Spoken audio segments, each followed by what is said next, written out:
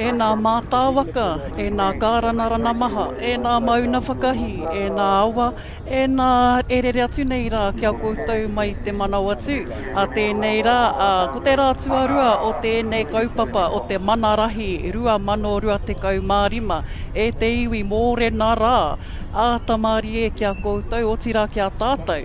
Iruna i tēnei rā tāhua, ki runa i te papa whenua nei ki te papa i oea. Ki konei ki roto o Ngāti me ki rani tāne, ki runa o manao atu i tēnei rā, i tēnei rā tuarua ko whakanui ara te taonga nei o te Kī-ō-Rahi. Kī-ō-Rahi 2025. Here we are celebrating our secondary schools, our national secondary schools who are here to compete for the title for the for te tohunatana mō tēnei kaupapa o te taonga tākaro.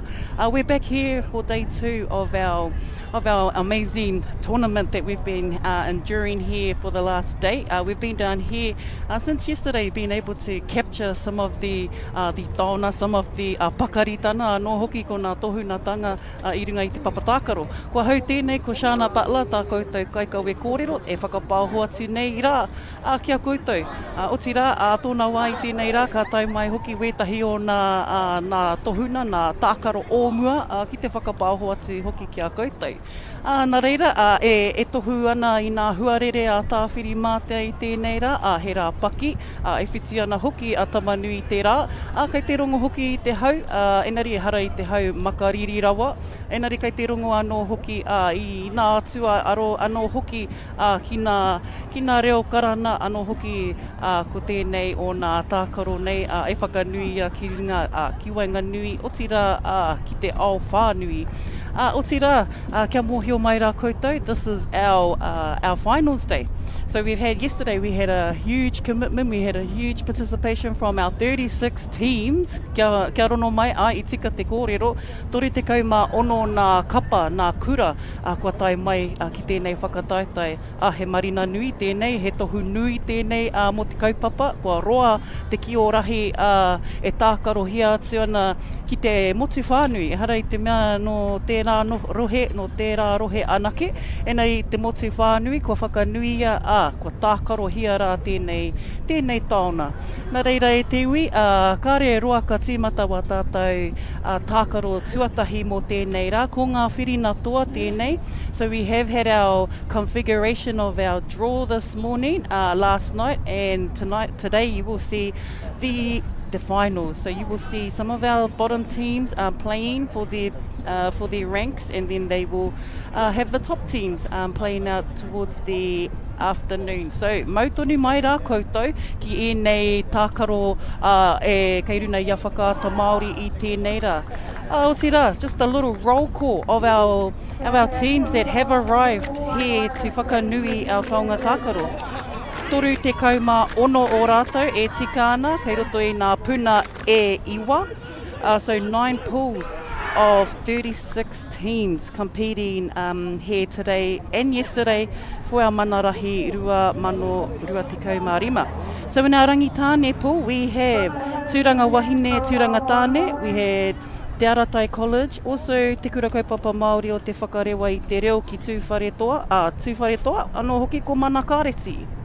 Hine au te pool, we have te kura o Manutuke, ki te atua, Hato Pita, ko Whanganui High School, ko Paia Violins College hoki rātou. Ki roto i te puna o te rangi te paia, we have Hamilton Boys and Girls High, we have te ara whānui kura kaupapa Māori, o nā kōhana reo ki te awa kairani. We also have te kura kaupapa Māori o te huruna te rani, and also Cullinane College from Manawatu here. In the Mairehau pool, we have te kura matua o Wainui o Mata, ko Tūtoa, ko te kura kaupapa Māori o Ngāti Ruanui, ko Mount Albert Grammar School hoki rātou.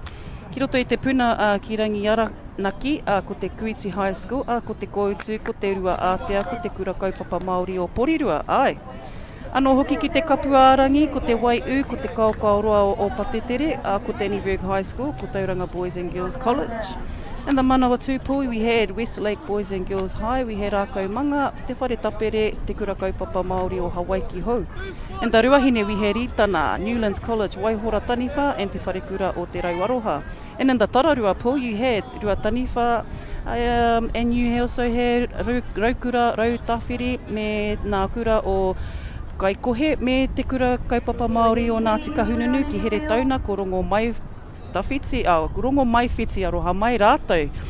Nā reira, e iwa nā puna, toru te kauma ono nā kura I tai mai, kua tai mai ki tēnei kaupapa. So on our field one today, filming live, coming to you live from here at our Central Trust Arena here in Te Papaioea. Taking our field is Bay of Islands versus te kura kaupapa Māori o te whakarewa I te reo ki tūwhare toa. Ana, kua rātou kai tākaro mō te whakarewa, ko Kalea Skini, ko Trey Quint, tūhau kin, aroha mai rā koutou e whakarongo mai ina, mēnai he tō ingoa, hara mai ki te iāhau, mā koe whakatika.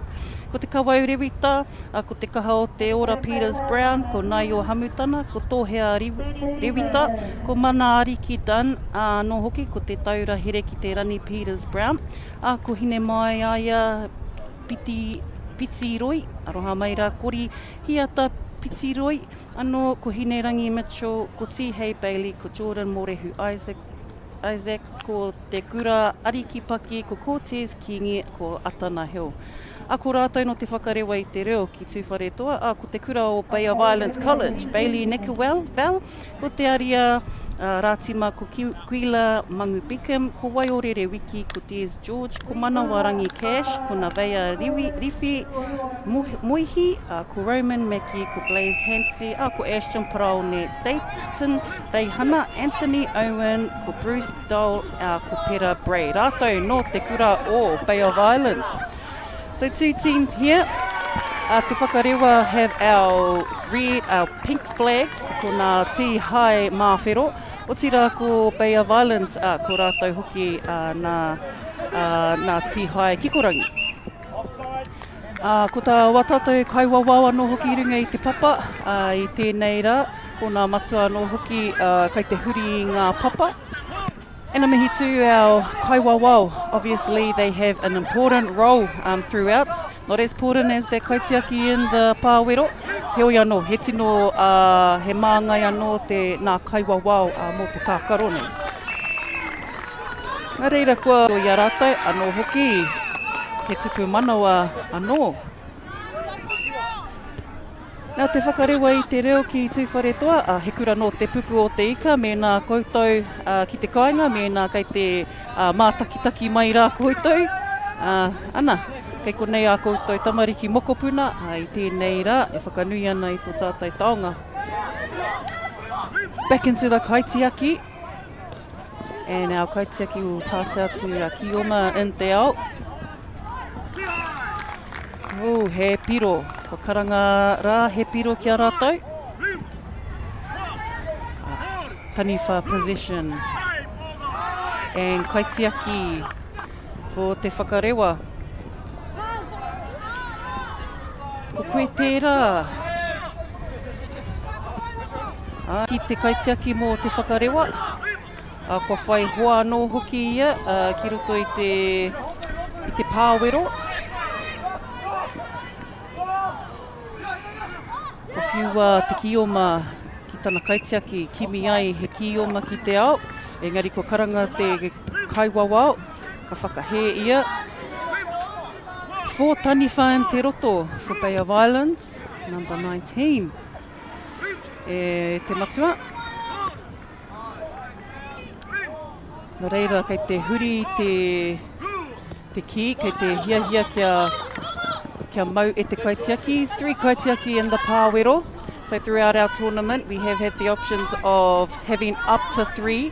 Koera tētahi tikanga mō tēnei tākaro. 3 kaitiaki in the pāwero. To pushing up on the tupu, ko tētahi ka tiaki te kaha ara iti. Just an overthrow there from the kaitiaki.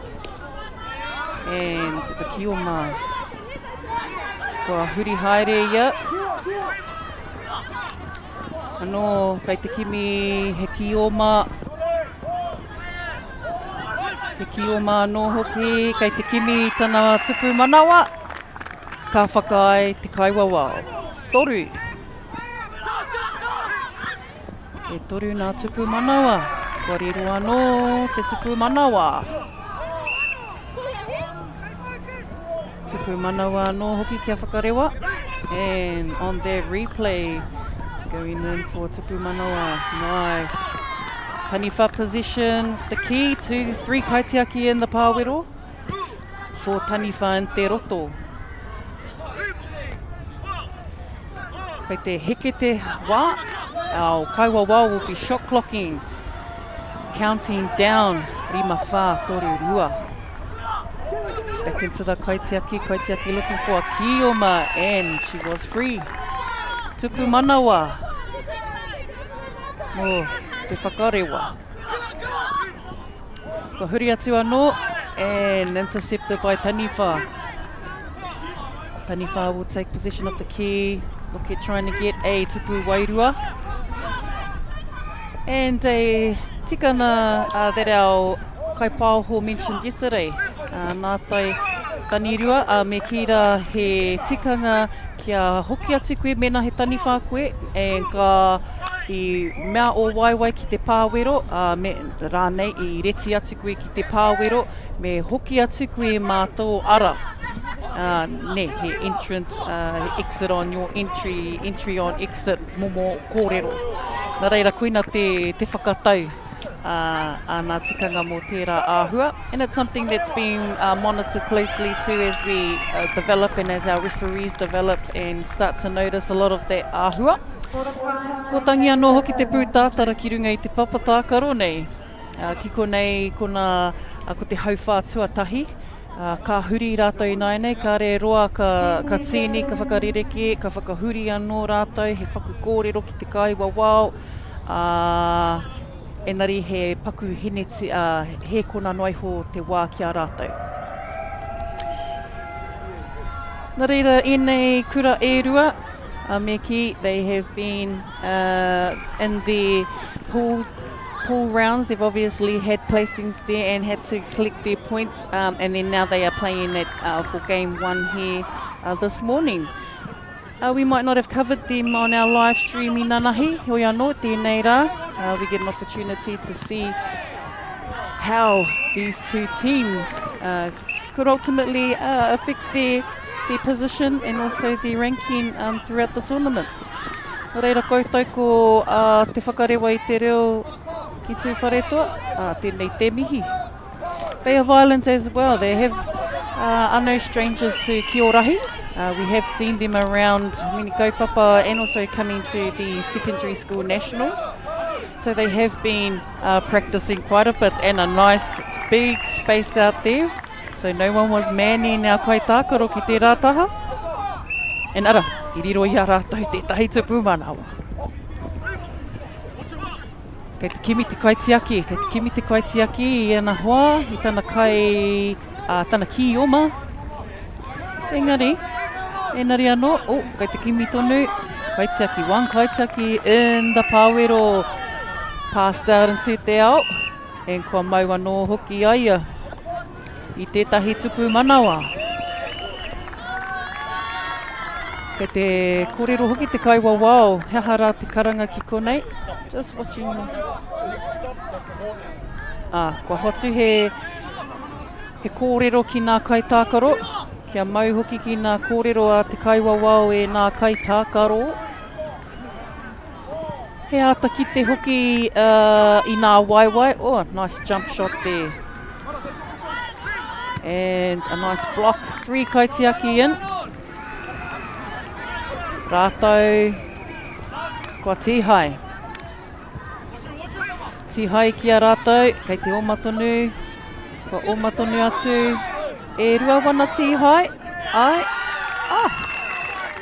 And she keeps her flags on. Kua hipa I te roto, kua pā te ki te pāwero. He piro e nā ki a rātou. Piro tere, engari kua tihai ki te roto. Ko tihai ki te roto, nā reira, ko handover. Me huri, ko huri te ki te huariri.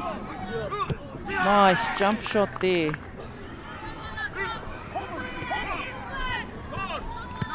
And another jump shot, and feet were behind the line. Koe ware ware, if your flags are not on your hope and you have possession of the key, you must release.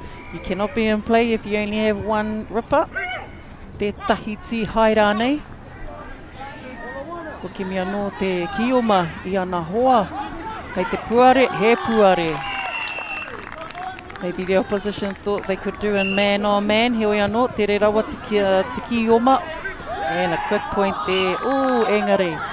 Wasn't able to hold possession of the key. And ka huri te ki nai nei. Kei tākoro, taniwha.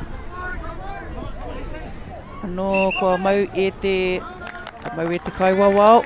Kia ora e te kaiwawao I ki te koe. They are violent. They are violent, and we have a... he aha tēnei karanga. Me aha tia. He aha tēnei āhua. Kua huri te ki. Haere tonu te Kī-ō-Ma. Ki te roto.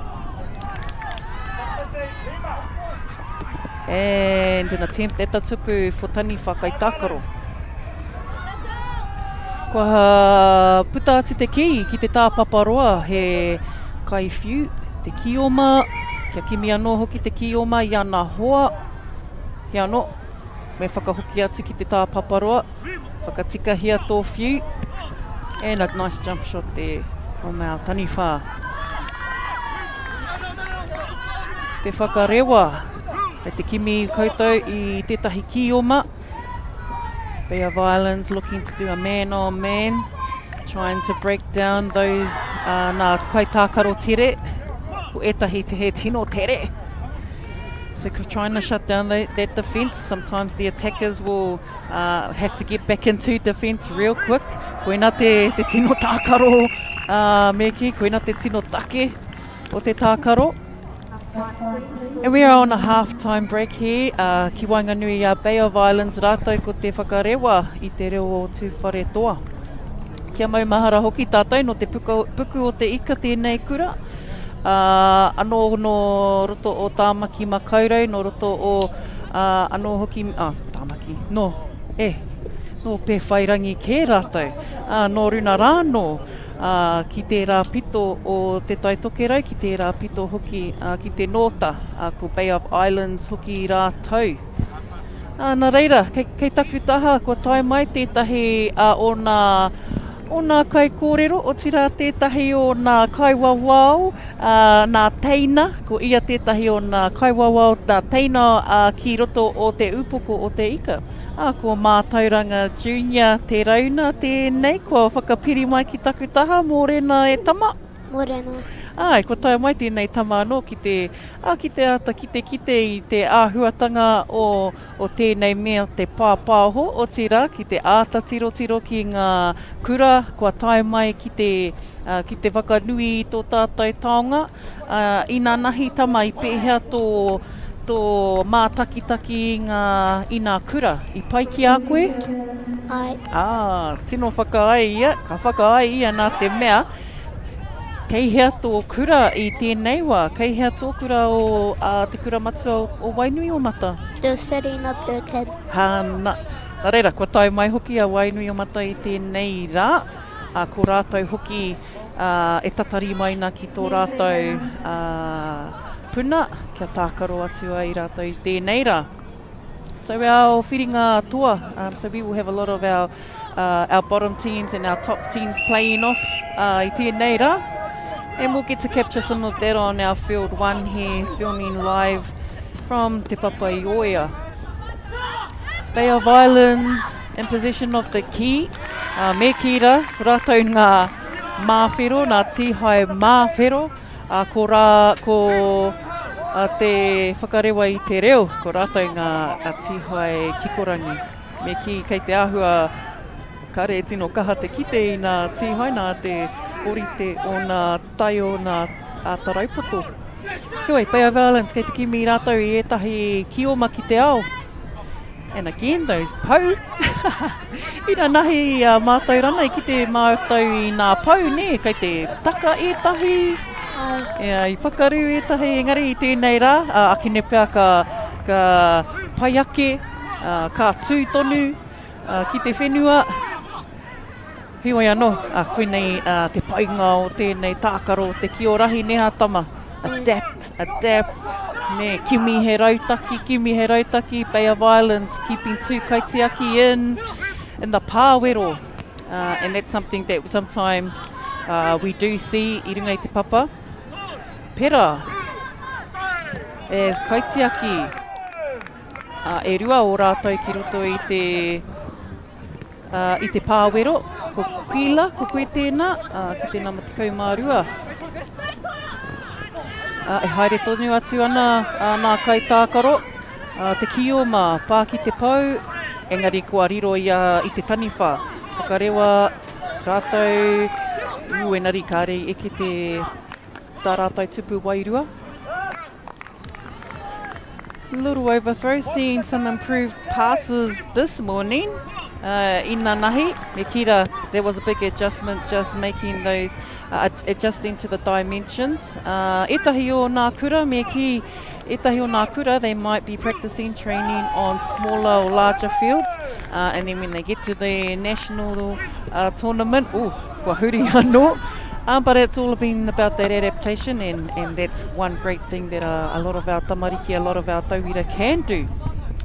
Me ki te iwi Māori whānui. Te whakarewa, kei roto I te tū nā taniwha. I pā tērā, he tupu wairua rā nei tērā.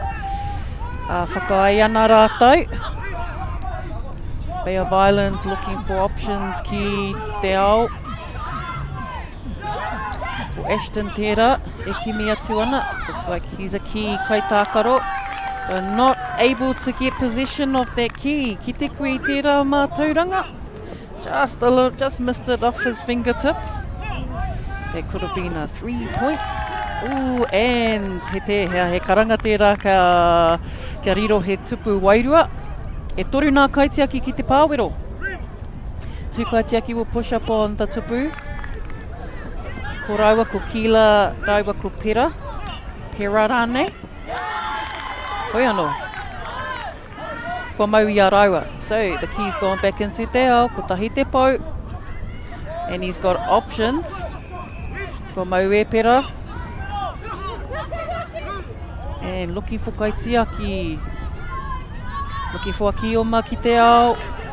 Kei te ko tahi te mati, kei te tū te mati a te kaiwawao. Not intercepted, but ripped in te roto. Number 8. Nevaeh was attempting a tupu manawa, engari, ko ti hai ki te roto. And a shot clock will begin. The key is being held by taniwha in te roto. And no one was out on the left side of the papatākaro, nā reira. Kua huri te ki ki Bay of Islands. He rima he kona hoki ki a rātou, so the kaitiaki also get a shot clock. So if they are holding the key longer, kia kaha rātou ki te kimi tō rātou ki oma ki te ao, mau taima ki te pupuri te ki, nā te mea kei te hiki te wā o tira me pāki ngā pau. And a wrap there. Double at that. Kua huri te ki roto I te roto. And there was an attempt from Tohea. Nice little drag jump shot. And picked up there. Kua rongo tātou I te pūtātara. Kei te tangi te pūtātara mātauranga, nā reira ko te hauwha tuatoru. Kua oti I enei kura e rua. Te whakarewa I te reo ki tūwhare toa, oti rā kua tai mai etahi o nā kura, o tēnei kura tonu ki te tautoko, oti rā kua kaha rātou ki te uru atu ki ngā whakataitai rohe. So the regional tournaments are also held in our respected rohe, so those areas obviously get some exposure to some of these local tournaments. Nā reira, e nei kura, right? Ko ka harato. Bay of Islands have also been strong contenders. They have a strong following up in the far north as well. And me kira, ko Matua Hako Brown tērā e whakanui ana. He rongo nui tērā reo ki rina I ngā papa o tira ki Wainganui o te Kī-ō-Rahi. Mai kore ko Matua Hako, tērā pēr ka kore rawa tēnei tākaro e puta. Engari I runga I te mano o wana kuia koraua, me wana kuia tonu, nā rātau I whakaako ki aia, iwe nei tākaro, nā reira, ko puta mai te Kī-ō-Rahi ki te ao. He taona tuku iho, o tira, anei ko nā mokopuna e tākaro hia atu nei ki mua I te aroaro o te ao. Mean! Te whakarewa, ko tērā kai tākaro o te kaumārua, mean tupu manawa. Nā ko te hau whā, tuawhā tēnei. And our hau whā will obviously be the last quarter for these two teams to get a placing. And our draw has been configured. Some of us are still understanding it, but as you will see, we will have the teams competing for their placings. Nā reira, e nei kaitiaki, kei te kimi, tēnei kaitiaki kei te kimi tana hoa ki te ao. And we had a Kī-ō-Rahi ripped and passed back into the kaitiaki. And a rip in te ao, nā reira, kua huri te ki. I kaka. Mean commitment from kaitiaki. Kaitiaki will then look for a Kī-ō-Rahi ki te ao. Kei hea rātou. Bay of Islands strongly on their mark player. Marking their kaitākaro, defence by Bay of Islands, looking for the gap. Engari anō, ka rohana ki te kaitiaki. Bay of Islands, jump shot, nice. Nice jump shot there. By Dayton, ko koe tēnā. He huri anō ki ngā Kī-ō-Rahi ki roto I te ao. Two Bay of Island players marking one of the whakarewa kaitākaro. Nice, and a rip from whakarewa. Closely on to the Bay of Islands, number 11. Koe tērā manawa ki Bay of Islands.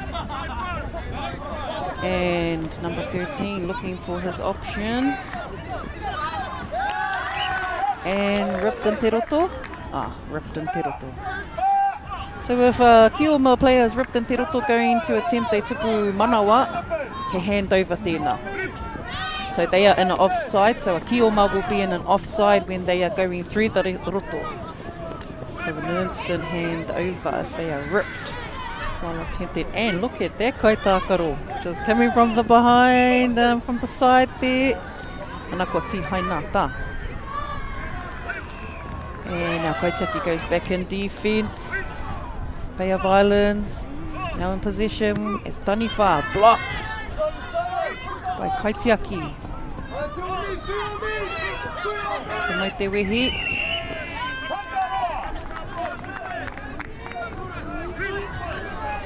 And a nice jump shot there with a bit of height. Get a little bit of hang time in there, te whānau, and you'll see that ki hit that top of the tupu. Koina te hia, koina te tino hia o when jump shots. He tika tēnā mātauranga, he tika kia tino teitei tō peke, kia taia te tuku I te ki runga I te tupu. Tata? Ai, tata. Oh, nice. Tupu manawa tēnā. He tupu manawa ki te kaiwawa, ka whakaia. Looking for a fast play, nare, kare pirotere ki Kura. We had the Bay of Islands player watching closely. E hara te karanga. And the kaiwawa. Kaiwawa has caught that. Bay of Islands will take a tupu wairua. And kua mutu. And kua mutu hoki tēnā wāhanga, tēnā hauwhā. Ki wainga nui i te whakarewa i te reo ki tū wharetoa, rātou ko Bay of Islands College. Ara ko nā whirina ko nā te kau te whakamutuna. Kia Bay of Islands he ruatkau nā piro kia TKKM o whakarewa tukau marua. Ko rongo rā koutou, anei rā nā piro. Nā reira, ko auru atu a Bay of Islands ki tētahi whirina. Anō hoki ko tā tātou hua o mua, ko Casey Maka, tēnā koe. Ko koe hoki tēnā tētahi o ngā māngai o mua. Nā reira e te iwi, mautonu mai rā nā te mea he ko ngā kura o te kura kaupapa Māori o te hurunga te rangi, rātou kia te kura kaupapa Māori o Porirua e whai ake nei. Nā reira, mautonu mai rā e te iwi. Ka kite.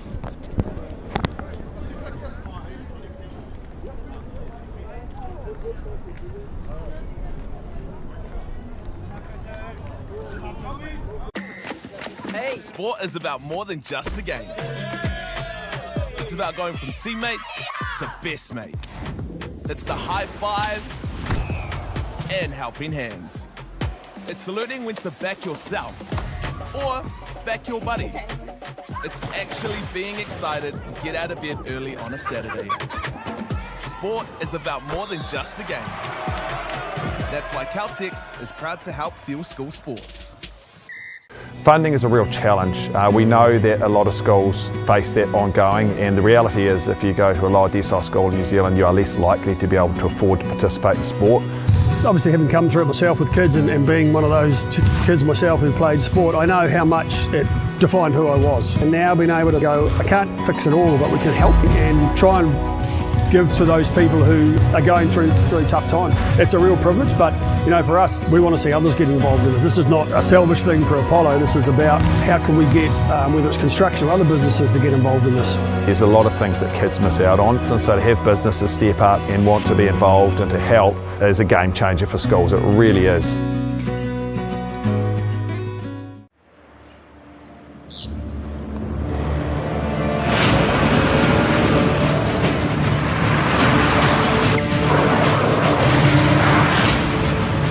This isn't an ad about four-wheel drives.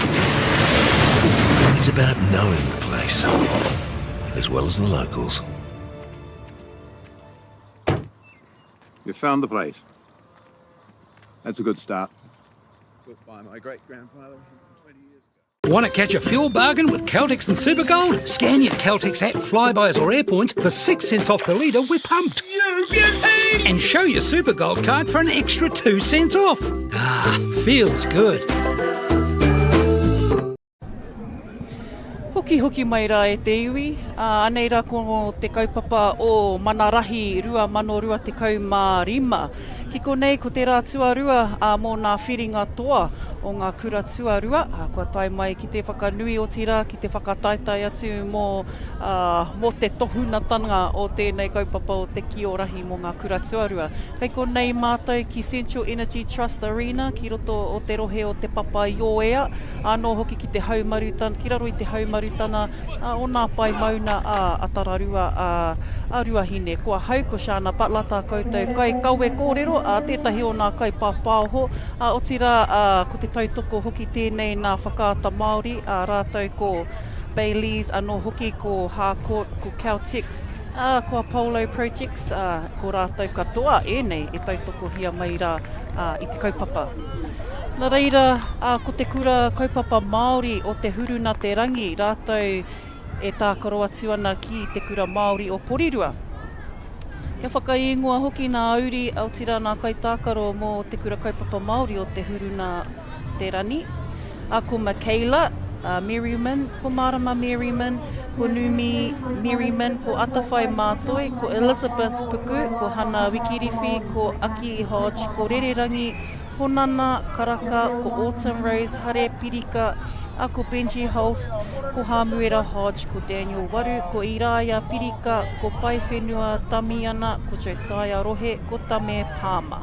Ki roto i te kura Māori o Porirua, ko te Rani Pearson, ko Milan Keelan, Ko te uaine mā reikura, ko wire muni kora, ko tawhiti roa raniwai, ko kauriwi mutu, ko tauwhiro puna, ko maia wai takaro, Hardin, ko Araroa Mitchell, ko Rangi Mārie Tūtahi Poroa, ko Manu Mitchell, ko te manea Te Riu Bell, ko Liam Neal, ko Winiata Howell, ko Fortes Bama Akavi, ko Kesari Karika. Tēnā rau ati koutou te nāuri oroto Ngāti Toa o tira ki te kura Māori o Porirua. He rawete ki te iwe nei kura e rua, he kura kaupapa Māori anō hoki we nei kura. Ko rātou anō hoki e whakanui ana i wā rātou ake rohe. Ko te huruna o te rani no roto o te arawa, ko te kura Māori anō hoki no roto o te upoko o te ika. Nā reira ko tīmatahia te hauwhā, ki wainga nui a rātou, ko Porirua nā tīhai Kī-ō-Rahi, ko te huruna o te rangi, ko te huruna o te rangi ko rātou ki ngā tīhai Māwhiro. Ko rātou hoki kei roto i tēnei taha o te kioma, mā Porirua e mau ki te taniwha. Nā reira kei te kite hoki rātou, e te kite i tētahi kioma ki te ao. Koriro i aia te tupu manawa, tere kea. Ahua tata tonu ai te mahu i aia. Piro tere anō. Ko whanahia anō te ki. Nice replay there, and te huruna o loki te ao. Ki mihi ai tana kioma. E tā, ko koe te rā hāmuera, ko riro he tupu manawa. Whanahia te ki, kei Elizabeth te whana. Tīhai ki te ao, kua whiua atu te ki, whakahoki atu ki te kioma, te kaitiaki. Kei te tiro haere tonu a kura Māori. Ārai atu i te ki, kau e tukuna ki te, he tuku wairua. E whānā taniwha ki te roto. Nice jump shot there and a jump block from the kaitiaki. Kua o mātu anō, kua karanga atu te kaiwa wao. Ko ngā kaiwa wao hoki, ko rātou e noho nei ki runga i ngā papa tākaro. Matua kaia i runga i tēnei papa. E rua nā kaiwa wao i runga i a papa tākaro, nea. Tēnei wā kai te huri haere nā tauira, kai te huri hoki te ki te ao. Kua waiho mā te kura Māori e kawe. Kua ārai atu e te huruna. Nice block there, and e tāia tonu. So koina tētahi mea e tāia e ngā kaitiaki, so they are allowed to block the taniwha as long as the kaitiaki is in the pāwiro blocking. Koina pia tētahi o ngā paina. Te huruna. Ka riro he tupu manawa. Piro tere anō hoki kia rātou. Piro tere, ko hāmuera anō hoki tēnā. Engari, looking for the piro tere engari kāre eke. I ki te akauri iaia. Kaha rā te whiu, kaha te whiu ki te tāpaparoa. Ko waiho mā Porirua e whiu ki tana kaitiaki ki hea rānei. Te nuina o te wā ka whiua ki te kaitiaki. Ki tana pērā. Kaitiaki, kai te kimi i tana kioma. So, kai tākaro must have possession of the ki to touch the pote. Tīhai. Ko tīhai hoki ki te roto. Ka pai. Ka pai Rangi Mārie e ki te koe i te kioma. Kei te rongo tātou i te puehu. Kei te rongo kaha, kei te rongo pai runga i nā papatakaro i tēnei ata. Pai nā huarere, kei te āhua hau ako nei. I rongo hoki i tērā pao i runga i te tupu. Kei te kaute hoki, kei te heke te kaute, ia wā ka pupuri te kī ki te roto. Ana ka rongo koutou i te karanga kaiwawa, kei te heke tana wā.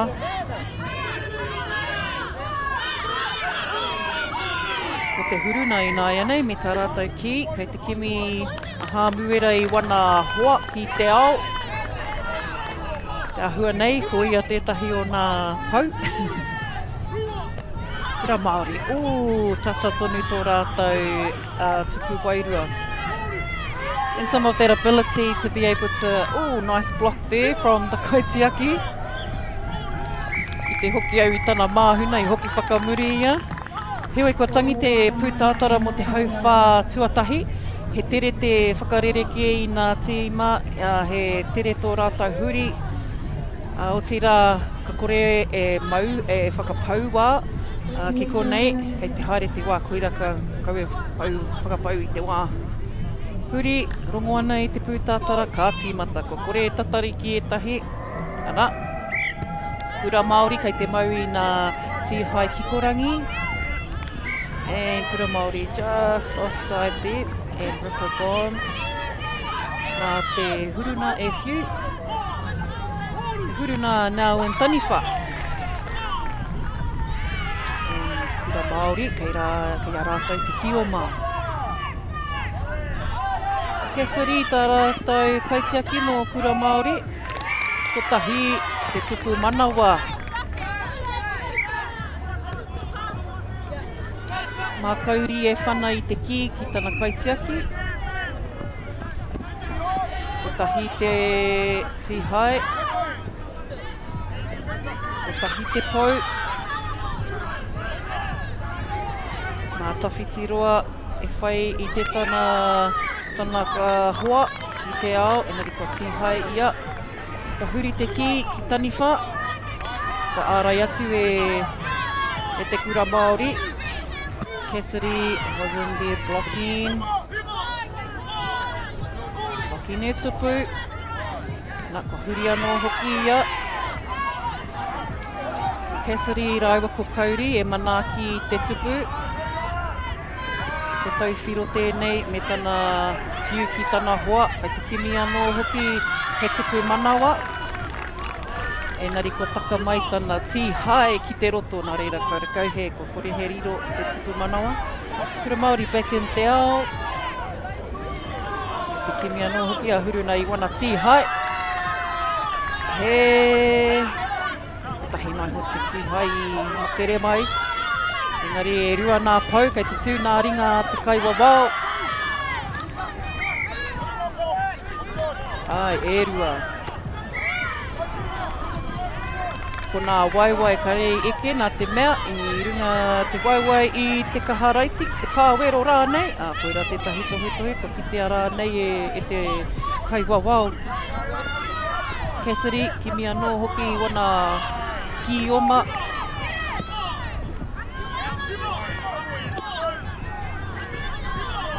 Ko te huruna. Ko hāmuera anō hoki tēnā. Kei te taniwha, tere tērā. Kei te rongo ia, kei te rongo ana ia. Ka mau te kaha. Cassidy looking for Kī-ō-Mā. Kua hipatana waiwai, kua hapa te waiwai a porirua.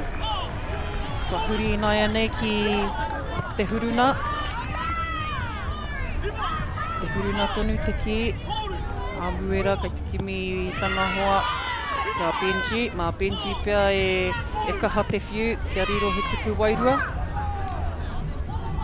Engari anō, ka hoki atu. Ki te roto anō. Kei te heke te wā. Heke haere anō te wā. Benji with that arm of doom. Kura Māori, paku fake pass rā hoki a winiata. Koe tērā anō e hāmuera. Koe tērā o ngā tākaro neha. Tērā o ngā kai tākaro. Kei wi, kei wā, kei konei, kei kura. And you get those players e te whānau. You get them. Koera te paina, ka huri, ko rahi tētahi, ko utu mai tētahi, ko namu tētahi. Oh, kaha. Ko te kaumā whā tērā. Ko koe tērā e nuni. Kura Māori. Anō. Ko winiata i kimi i tētahi pou. E rua nā pou. Tata tonu te tuki te kai tākaro. Hoi anō. Kāre eke ai, kai te whakahoki atu a matua.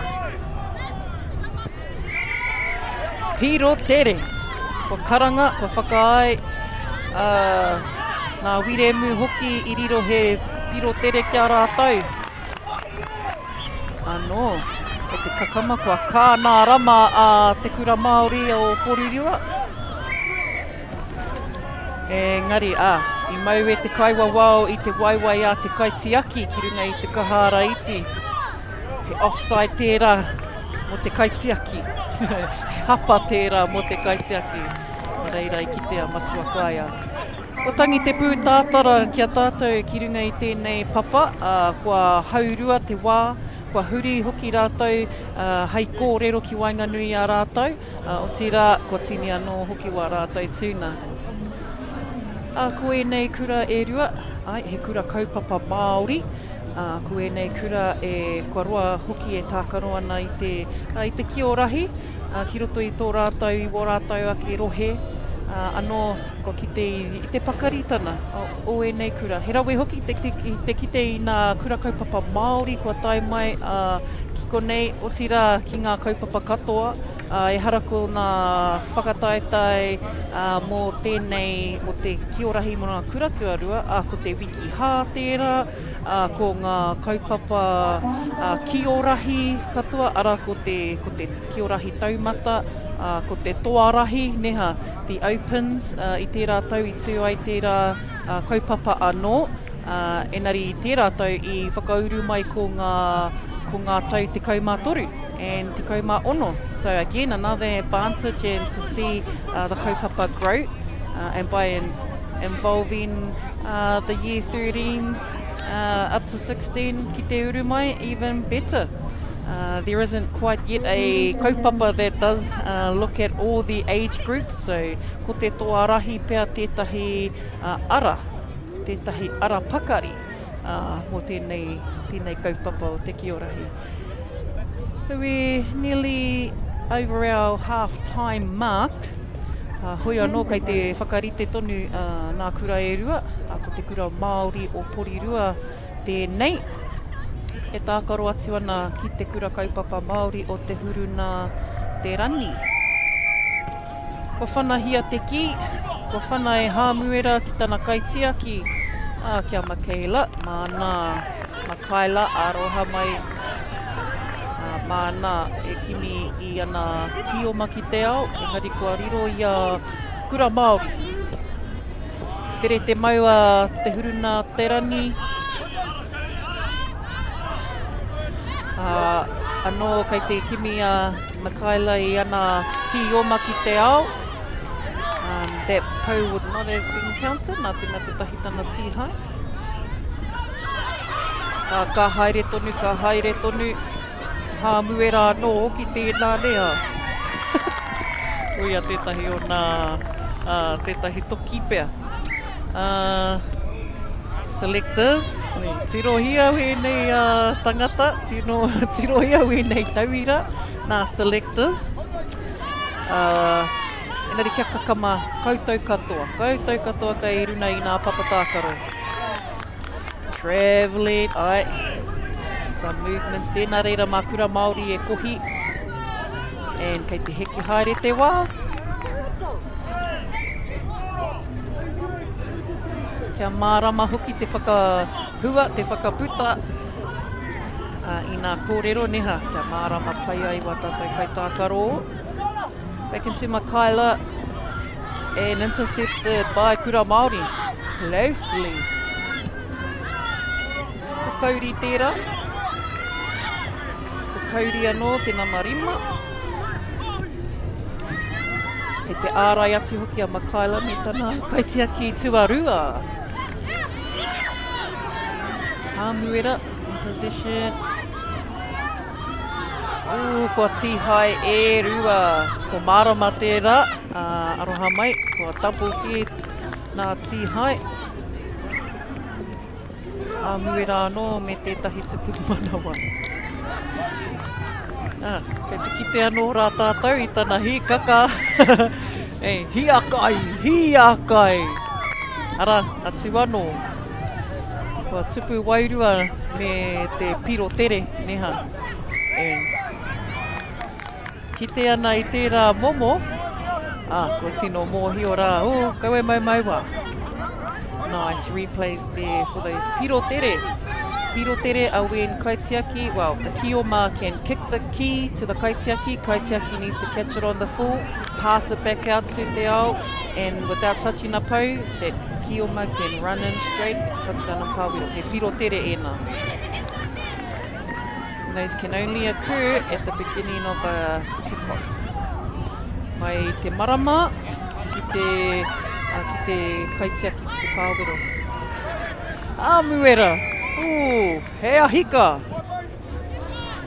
He paku karanga, kei te tai hoa, te kaiwawau, kia haumaru nā kaitākaro. Makaila, kimi atu ana I tana hoa. Nari ka rei mau I rā ia tana ki. Toru nā kaitiaki nāia nei, ko auru atu he hoa. Ko auru atu a Numi rawa ko Elizabeth ki te taitoku I a Makaila. Tihai a Kura Māori. And kutahi te tihai.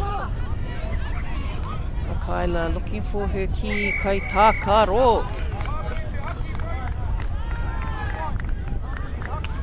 Me tetahi kōrero mai I te kaiwawau.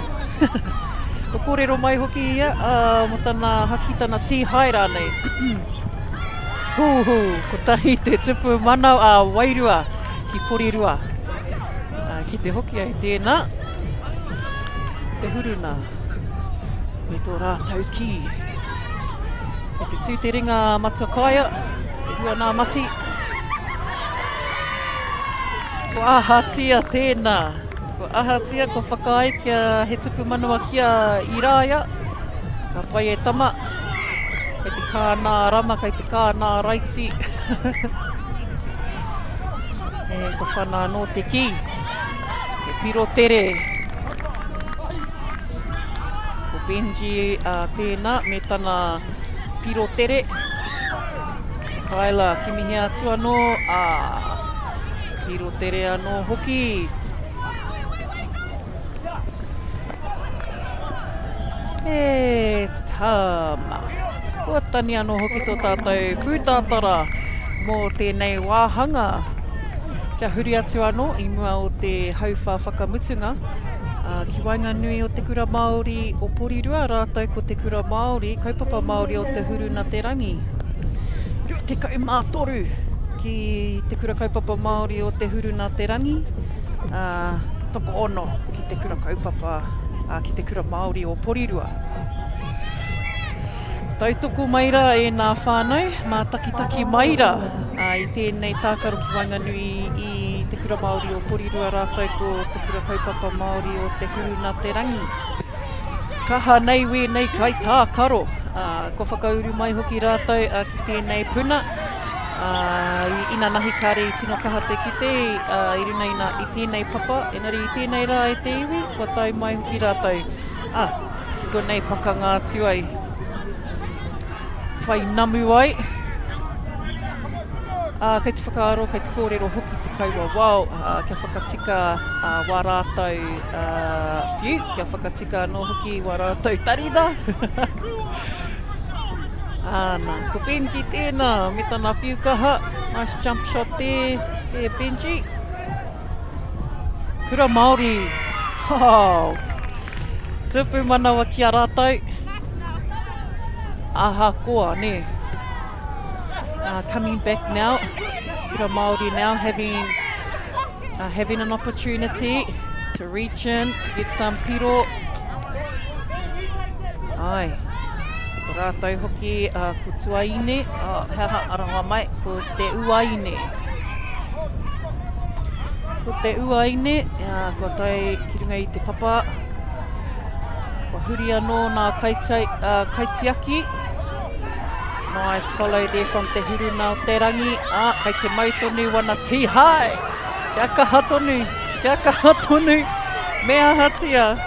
Ko koe te rā kauri, tata tonu tō riro i tō tupu manawa e tama. I hipa koe i nā ehia nā kai tākaro i hipa atu koe.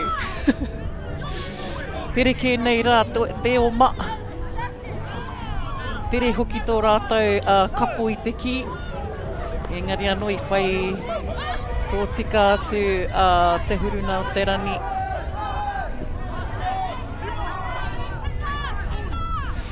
Tākaro pai atu ana, ko Benji tērā anō nā mā waru, me tana whiu ki te tupu.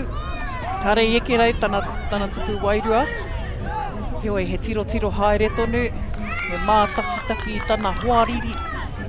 Kua tihai. I tihai hoki a te manea ki roto i te roto, koina I huri atu ai te ki. Kura Māori anō e mautonu i te ki. Kua whiua atu ki a winiata. Ki me atu a winiata I tētahi hoa, nari kua mau e te huru nā te rani. And a little fake and a shot.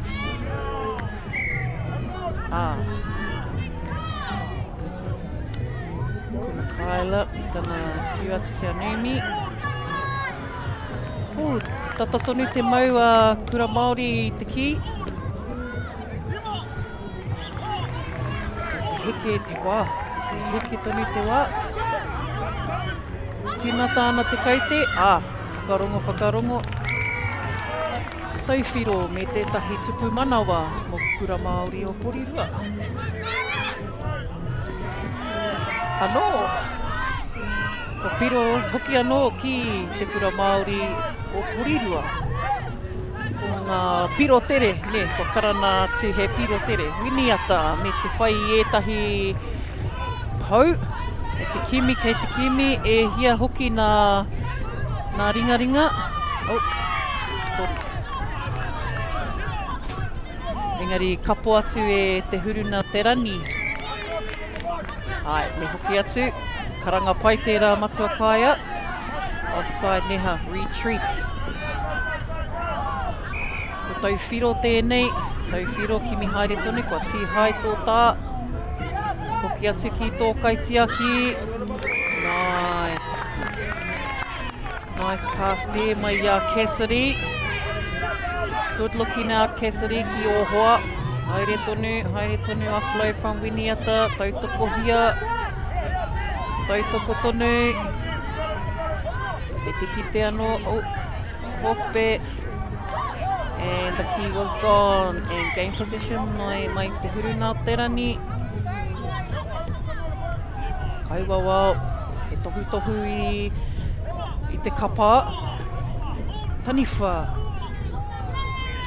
Tino kahara a Numi ko ia tērā e whakapakari atu ana. Reira ko tangi te pūtātara ki ēnei kura ērua kia whakamihia o tira ko nā piro, ko nā kaute whakamutuna mō rātou. Mā rātou tonu e whakanui I a rātou anō. Nā reira ko tūpea he tūnga mā rātou.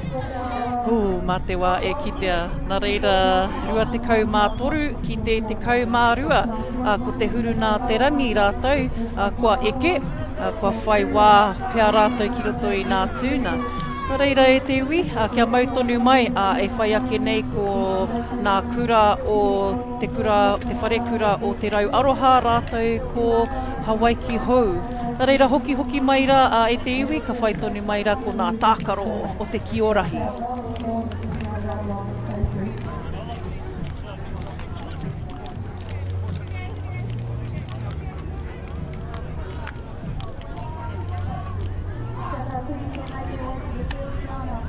I'm Jason Bill and we farm around the mid-north. We took a review of our business a couple of years ago, sort of identified challenges that we had. One was profitability, and we'd noticed on our steep hill country we're getting more and more erosion. We looked around to diversify, looked at forestry to plant on our steeper country. For us, it really addressed those concerns. By doing the forest farm model, we feel like we're getting the best of both worlds. And I'm really excited and I really do believe in this model. I think it's the way of the future. Funding is a real challenge. We know that a lot of schools face that ongoing, and the reality is if you go to a lower decile school in New Zealand, you are less likely to be able to afford to participate in sport.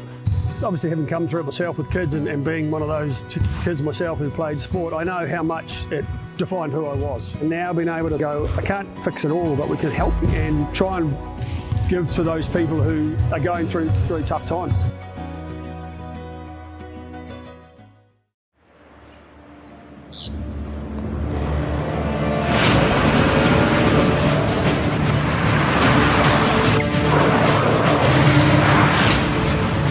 This isn't an ad about four-wheel drives. It's about knowing the place, as well as the locals.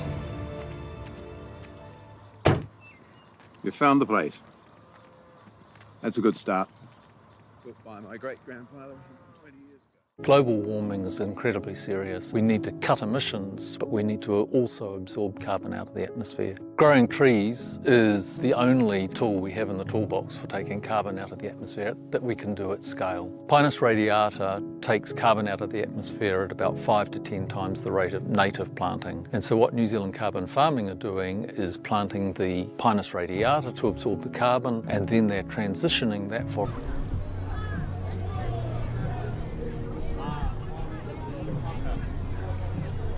Hoki mai rā e te iwi kei konei mātai kei runa I ngā papatākaro ki roto o te Central Trust Arena, ki konei ki te papa I oea. Ko te rā Tuarua tēnei mō ngā whakataitai Kī-ō-Rahi mō ngā kura Tuarua ki Aotearoa. He whakataitai ā-motu tēnei, oti rā kua tai mai ngā kura 36. Ai, he tika te rākau te. 36 ngā kura Tuarua kua tai mai ki tēnei whakataitai I tēnei tau.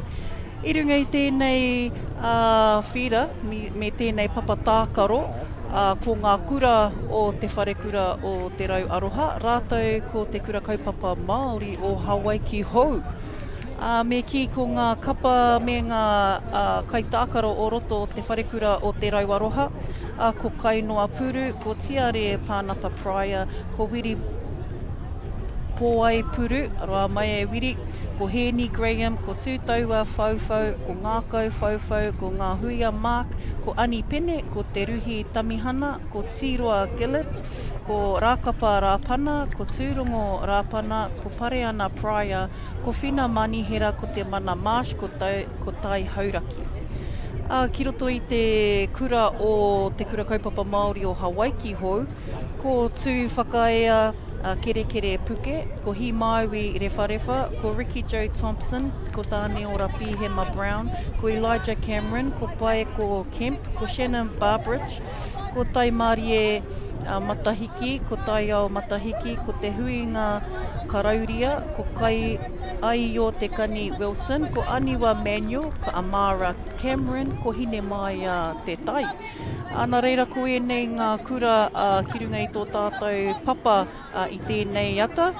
Ko tēnei te tākaro, me ki he tākaro iwa tēnei, he Game 9 tēnei, engari he tākaro tuatoru ki runga I tēnei papa o tātou.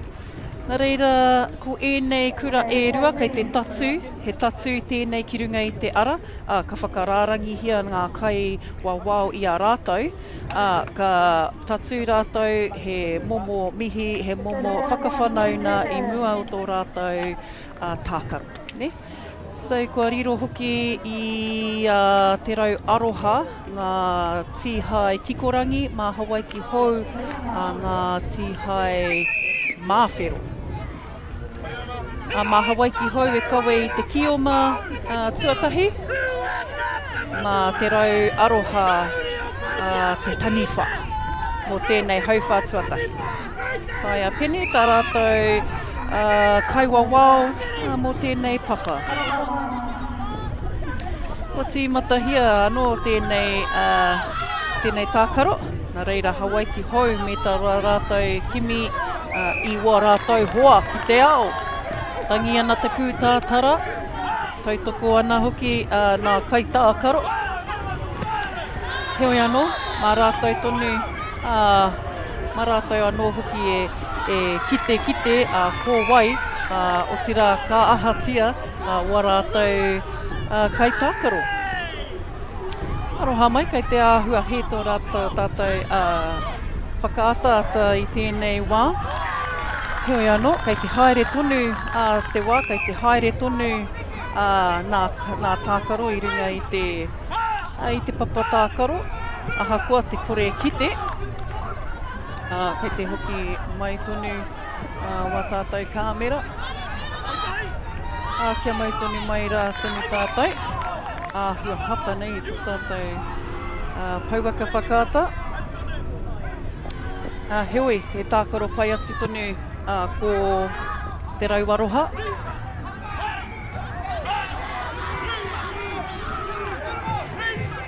Ko te rauaroha hoki kei a rātou te ki. E noho tonu ana ko te rauaroha me te mau I whō rātou ki.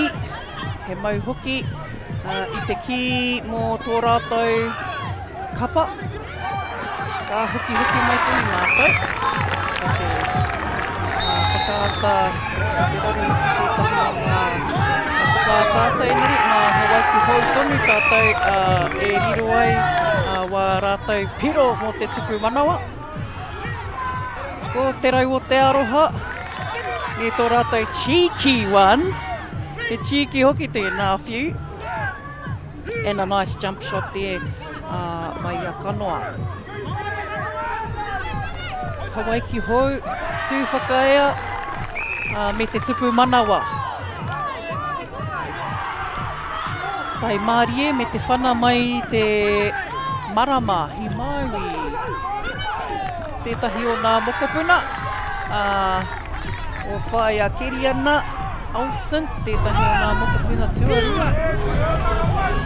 Otira, tētahi o nā kai me kira he tino nā kai humari e tērā tama. Hawaii ki hou.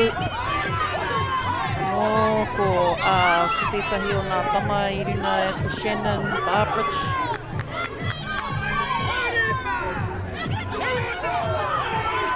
Haere tonu ki te kimi e tahi pou. And te rau o te aroha. Reset. A reset has occurred. Nā reira ko kore Hawaii ki hou e riro e tahi piro nui. Ai, haere pou. Ko hoki atu ki te rauaroha engari tereke te hoki ki Hawaii ki hou. Ai, kei te whakatika ia tētahi o nā pau. Ara, ko pita mai anō tētahi. Hawaii ki hou, kei hea rātō ki oma, engari te rauaroha tereke te tī hai. Tereke. So kei te tatari hoki tētahi o nā kai tākaro. And whai a pene down there on our field 1. Monitoring the play, kei reira hoki tana kai āwhina Tuarua. And a little bounce shot there. Now, those are some cool stuff, seeing those bounce shots. Ko te mana tērā mō te tō rātou kura. And an attempt at a jump shot. Attempt at the tupu wairua. Wai ki hou, kei te tū te ringa kai wawao. Wai ki hou, kei hea he puare. And gathered by Kanoa. Bounce shot there. And a tupu wairua te karanga. E ko heke te ringa o te kaiwawao. Hawaii ki hou. I Maui. Maui anō. He uri anō hoki tēnā no te tai rā whiti. Whānau a Panui.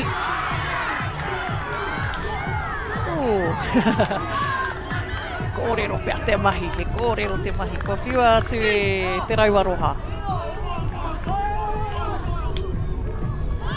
Tai ao, looking for kaitiaki, looking for some kioma ki te ao. Tū whakaea. E tō rātou tupou manawa, engari, he hata kōrero. Kareko he tupu manawa ki a rātou. Engari, ko tangi te tupu tātara mo te hau whā tuatahi, kia huri atu tātou inaene ki te hau whā Tuarua. Inaene ka tū ko te rau aroha hei Kī-ō-Rahi, ma Hawaii ki hau e kawe i te taniwha. Mo te hau whā Tuarua. Te rau o te aroha, te wharekura o te rau o te aroha, tēnei ka mihi. Noroto te rohe o Mania Poto. He kura ho matua.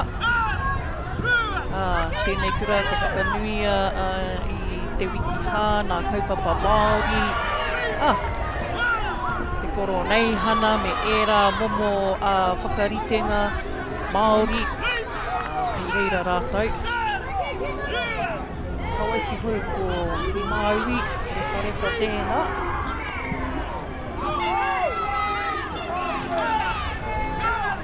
Hawaii ki hoi ki mea noa hi Māui, waiwhiti ki. Te reo pearoha. Ki ia tūtaua. Engari kua puta atu ki te tā paparoa. Tai mari e whiu atu. Ki mea atu i atu whakaea. Nice block there. Blocked by Ani. Tu whakaea anō. Kia kaha anō. Kia haere te wā. Ko ārai atu e pene. E Ani. Te reo te aroha. E ngā hope.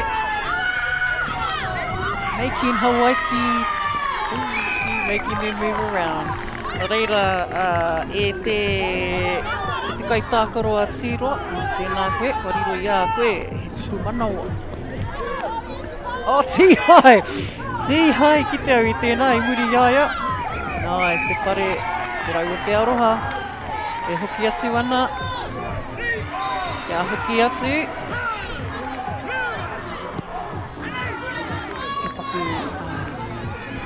Tērā nā hi Māui ki te tupu. Nice. Hawaii ki hau, closely watching those rebounds. And that's another thing e te whānau having to quickly retreat, as mentioned then, retreating back. Te rau o te aroha, kai tākaro tūrono rāpana. He piro tere, kare kona go for some pou. And going for pou, haere tonu, kei te haere tonu. And offside, have we? Nope, we've just had a loss ripper. Ko heke mai, ko taka mai tana tīhai. Huri haere tonu, kai a te rau o te aroha nā te ki. Kai a rātou hoki, ko tūrongo.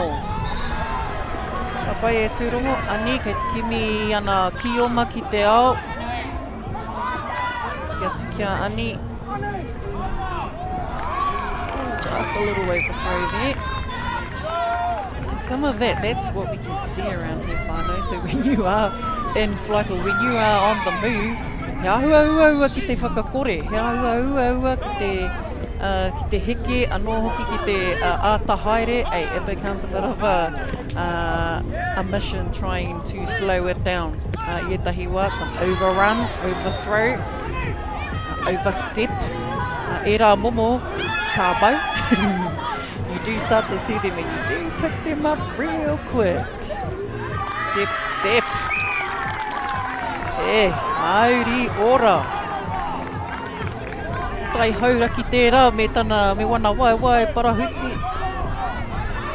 Kau, Tīroa Gilbert tērā. Whia tiki te kaitiaki kia ani. But we have we've got a change over.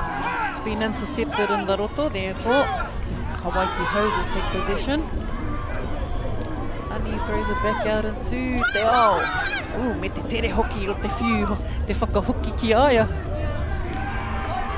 Whakahoki atu ana, engari, just off the tip of number 10. Aroha mai Tīroa, just off your fingertips into te tāpaparoa, Hawaii Ki-2. Mahi maui e whana. Ko ārai atu e ani. Good work there, Ani, in the pāwero. Raweto mahi. And at times, they might even only need one kaitiake. Tere ke te haere o te wā. Nā reira, kua huri te taina ia nei, kua haurua tā tātou wā.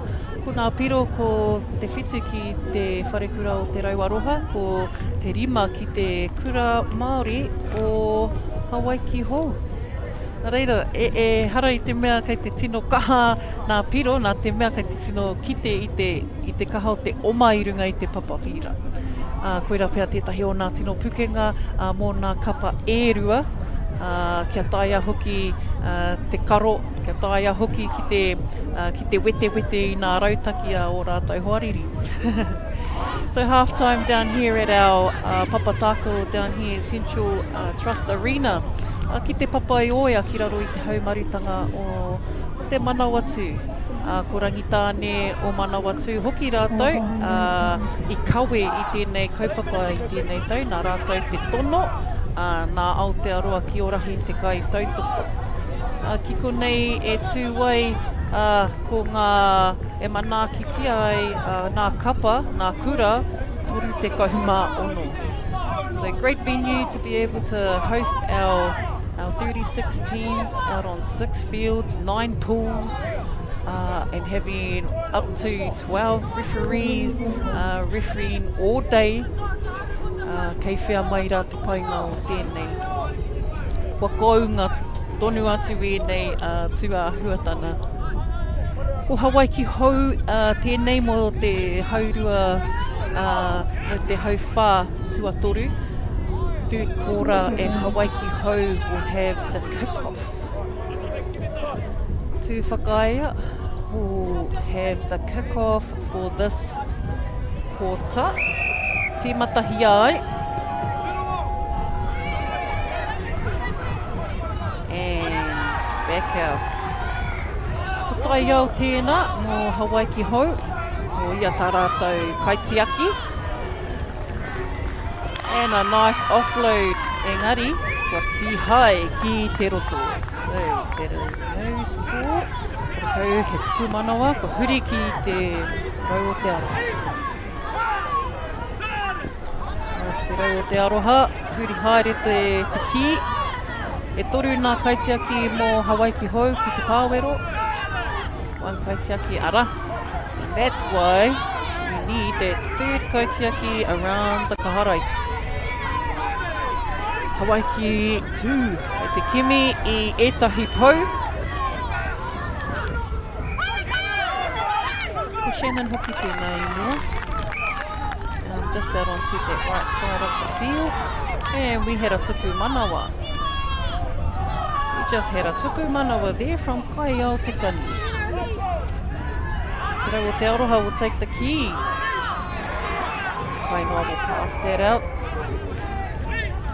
Pass that off to te mana, see if he wants to have a shot at the tupu. And Hawaii Ki-Ho will get that possession. Tai Mārie looking into te ao.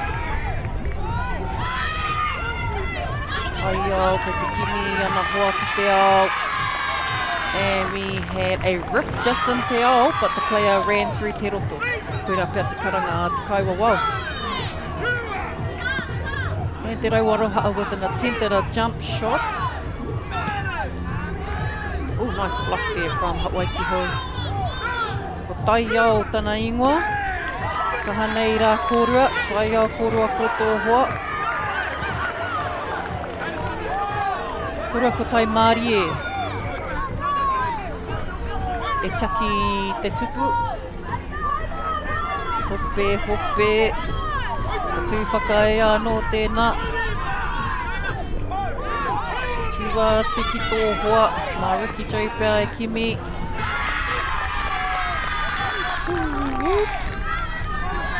Tū whakae a I eke tērā. E he kua huri ki te rau o te ao. Oh, that's a bit of a toss-up. Oh, ki te hoki au I tērā. Engari mā te, ko te kupu whakamutunga, te kōrero whakamutunga ki te kaiwawao. So, koina nā, koe ahakoa ka ki te mātau I te hapa. Mā te kaiwawao e whakatika. Ka mōhio mai he ua tērā mahi. Mēnā e māma, ka tai atu mātou katoa ki reira. And te rau o te aroha. Ahakoa toru nā kaitiaki e tiaki te tupu. E rua ki te tupu, ko tahi ki te kahara iti. Kai ao. Kai aio. Aroha mai ko kai aio tana ingoa I puta asu e te pāwero.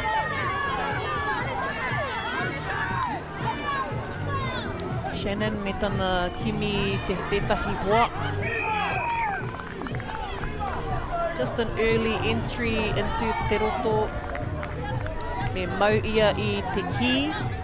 Me mau ia I te ki. So no early rips. Oh, that's actually something that hasn't been too noticeable. Early or late rips. Ko tū whakae anō tērā. E ahua ori te tira ki a hamuera. Te rau o te aroha, kai a rātou tonu te ki. Mā kanoa e kimi he puare. Toko whānga taniwha ki roto ki te roto.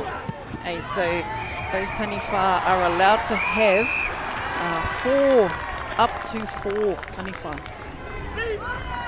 The day when we can have 5. Engari, te entry, exit on entry, koira tētahi kōrero, kua kōrero hia I nā nahi. Nice jump shot. Engari, ko puta atu te ki te tāpaparoa mā Hawaii ki tū e whiu, mā Himaui e kimi tana kaitiaki. Mā te kaitiaki e kimi I a tū whakaea. Mauri ora e tama. Tū whakaea, kua riro he tupu manawa. Koe anō, ko te hauwha tuatoru tēnā, ko tai ki te pito. Kia hoki atu, kia hoki mai anō, mo te hauwha tuawha. He hēkona noiho, ka huri rātau, ka whakawhiti. Ko te rau o te aroha, ko rātau te Kī-ō-Mahi nei. Rātou te Kī-ō-Ma ko Hawaii ki tū, ki te tūna taniwha. Ko haere te wā, mā kainoa e whana I te ki, pima hēkona, te wā mo te kaitiaki, pima hēkona. Te rau o te aroha, inga I te tūna Kī-ō-Ma, e kimi atu ana I a rātou. Oh! Lost control in te roto. Ka roha kainoa. E tū. Nice kōrero whaia. Now you can enter. Now entry, exit on entry. Koira pia te kōrero tika. And encore there. Ei, koina tētahi āhua o te tefa. I roto I tēnei kēmu, tēnei tākaro, ko tētahi tikanga he tefa. Ko te tefa tētahi momo kai wawao, kai tākaro, so it's like a player referee type of āhua, but it can also be a āhua that your whole team plays. So he momo whakarite I a koe, it keeps you accountable. So mena ka mōhio koe, I hapa koe, I hapa tō neke ahara nei, e hara I te mea ka whakahe. Mena, mōhio ana koe, mōhio ana koe. So koira tētahi momo o te tefa. Kei mā toru. Tuahine. Ki te ana tō puare e pare ana. Nice. Tupu manawa ki te rau o te aroha. Te rau aroha nei. Hope. Nice. Tiroa tēnā. Kimi tana kaitiaki. Just a little bit on that angle, neha. Ki te au I tana angle. Ki te au I tana tītaha. Engari kāre tino tata atu ki te rārangi o te kahara nui. Kia Hawaii ki tui nai nei. Little jump shot there. Ko te tangata atu whakaea. He toki. Elijah. No Hawaii ki tū. Ko te rau aroha. Kei a rātou. Eish. Kia koe te wā e tai. Tai hauraki mō te rau aroha.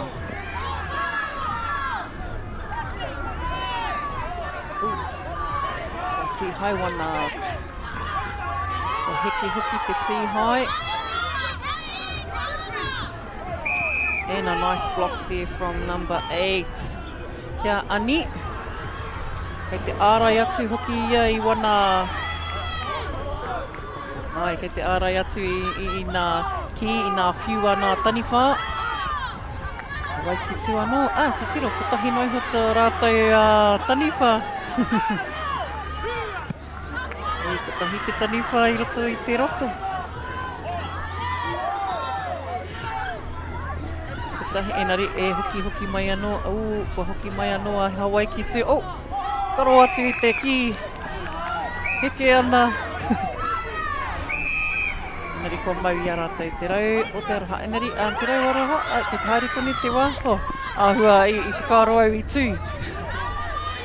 I pōhi rānei rā. Nice.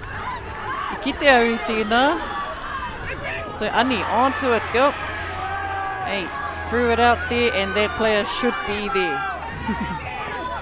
Throw it over to that po, he should have been there. Me pēhea ai tēnā. Ki te koe tama. Kai noa. Just that little entry there. Hawaii ki tū. Back on defense. Attacking now ko te rau aroha. Kei te kimi kei te rapu. Kei te kimi a Ani ana hoa. Nei hoki, ko tai mai atu rongo ki te āwhina. Nei e Ani, ngari anō. Kua tīhai ki te roto. Kahara koutou Hawaii ki tū. And back on defense. Ko tai whakaea. Ko tū whakaea tēnā. Mau tonu. Reira e hariko ana nei kura kaupapa e rua. Nā te mea, ahakoa te piki, te heke. Ko tai mai rā ki tēnei mura. Ko tai mai ki te whakaahi I a rātou. Ko nā piro whakamutunga mō tēnei tākaro. Ko te 13 ki te rau aroha. Ko te 16 ki Hawaii ki hou. Nā reira e nā whānau, kai mā takitaki puta noa, kei ko neira ko ngā kapa e rua kua mutu I tēnei tākaro. Noho tonu mai, ei whai ake nei ko etahi tākaro. Ko e nei kapa ki Wainganui a te kuiti rātou ko kirikiri roa. Kia mau tonu mai.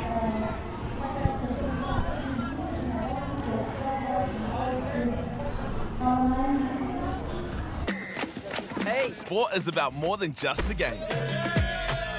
It's about going from teammates to best mates. It's the high fives and helping hands.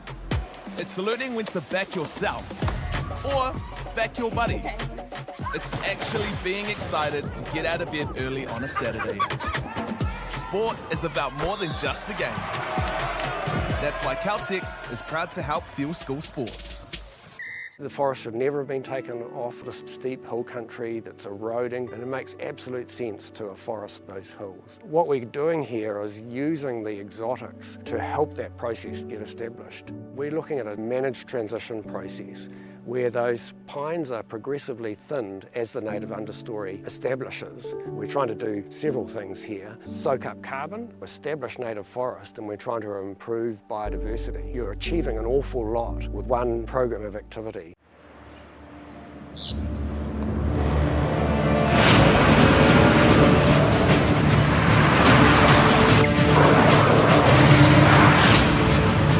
This isn't an ad about four-wheel drives. It's about knowing the place, as well as the locals. You found the place. That's a good start. Built by my great-grandfather 20 years ago. Global warming is incredibly serious. We need to cut emissions, but we need to also absorb carbon out of the atmosphere. Growing trees is the only tool we have in the toolbox for taking carbon out of the atmosphere that we can do at scale. Pinus radiata takes carbon out of the atmosphere at about 5 to 10 times the rate of native planting. And so what New Zealand Carbon Farming are doing is planting the Pinus radiata to absorb the carbon, and then they're transitioning that forest into native forest so that we get the biodiversity benefit. Hoki mai rā e te iwi e ngā kaimātaki pūta noa I te ao, e hara I te mea no Aotearoa anake, engari ko whānui ake tēnei pāpāho ki te ao. Kai konei ahau, ko Shana Balata koutou kai pāpāho, tira he kai kaue reo mō te Kī-ō-Rahi. Kai konei ahau ki runa I te papatākaro o Central Energy Trust Arena, ki te papa I Oea, ki raro hoki I ngā pai maunga o Ruahine, o Tararua ki konei manaaki ai ngā iwi, ngā mātāwaka katoa kua tai mai ki tēnei whakataitai. Tā reira ko au tētahi miki, he kuia ōmua, kua roa hau ki runga I tēnei kaupapa o te Kī-ō-Rahi, kua roa hoki au e whakahōha ana I wakuhoa I runga I ngā papatākaro. O tira haikawe tonu I te reo mō tēnei taonga o tātou. Te Kī-ō-Rahi. Ko te Kī-ō-Rahi, tēnei o ngā taonga kua roa ki roto I ngā kete o ngā kura. I roto hoki anō I ngā kura o te rohe o te upoko o te ika, I reira tonu ahau I kite ai nei tēnei tākaro. O tira, kua whānui ake mai I te rāpito, ki ngā motu, ki ngā wharekura, ki ngā kaitākaro, ngā whānau hoki. I kite au I tēnei tākaro e tākaro ana ki roto I ngā pāwars, ki roto anō hoki I ngā kura, ngā whakataitai ākura. And that's how this has all come about. Mōku, o tira, that's where a lot of the passion stems from when we're having a lot of these exposures around the motu for Kī-ō-Rahi. And speaking of exposure, we've had quite the exposure for our kaiwawau. So a lot of our kaiwawau have been in the regional tournaments and I tēnei taukua hoki mai ki, not hoki mai, but kei konei rātou mō ngā whakataitai motu. How cool is that? So our next lot of teams that are playing on our field is Te Kuiti College, Te Kuiti High School, rātou ko Hamilton Boys, Hamilton Girls. Hamilton Boys and Girls College, no strangers to this event.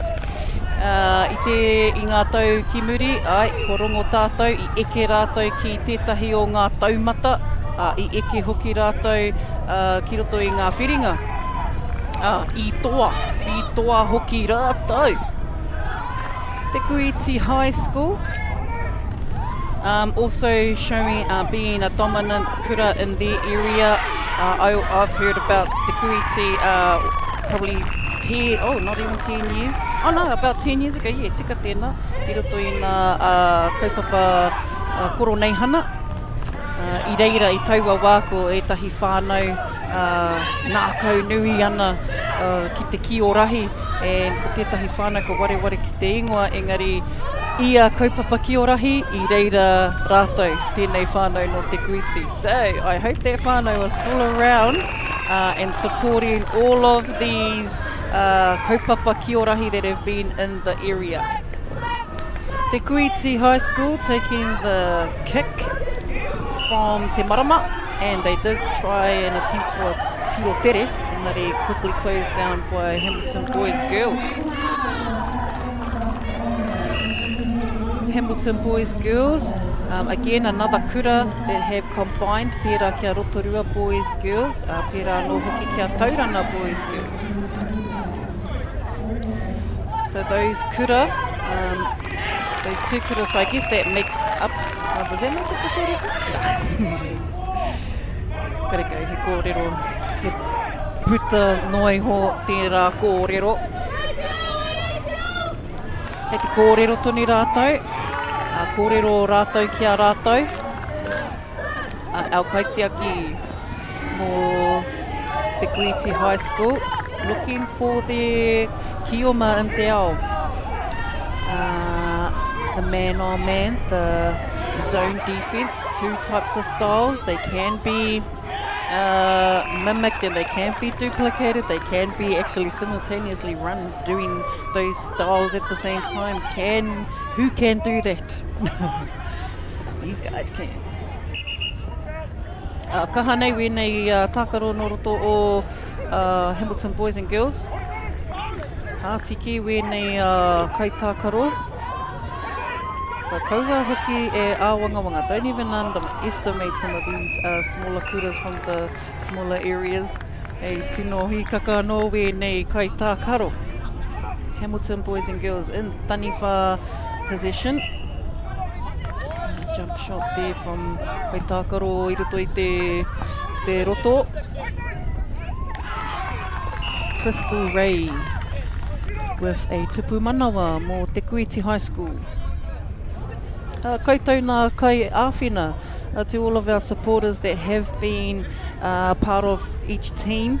There are many of you. No doubt you make up the reason why a lot of them have made it here today. Me mihi kia koutou. The job doesn't end when these ones finish off the field. E mōhio pai rā tātou ki tēnā, kia hoki rā no rātou ki wā rātou kāinga. Ka mutua ki tā koutou mahi.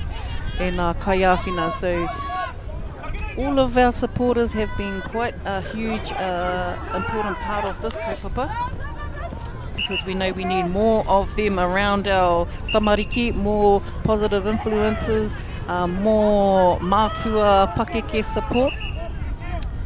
And probably when you get to our era, you'll end up being the kaumātua supporters.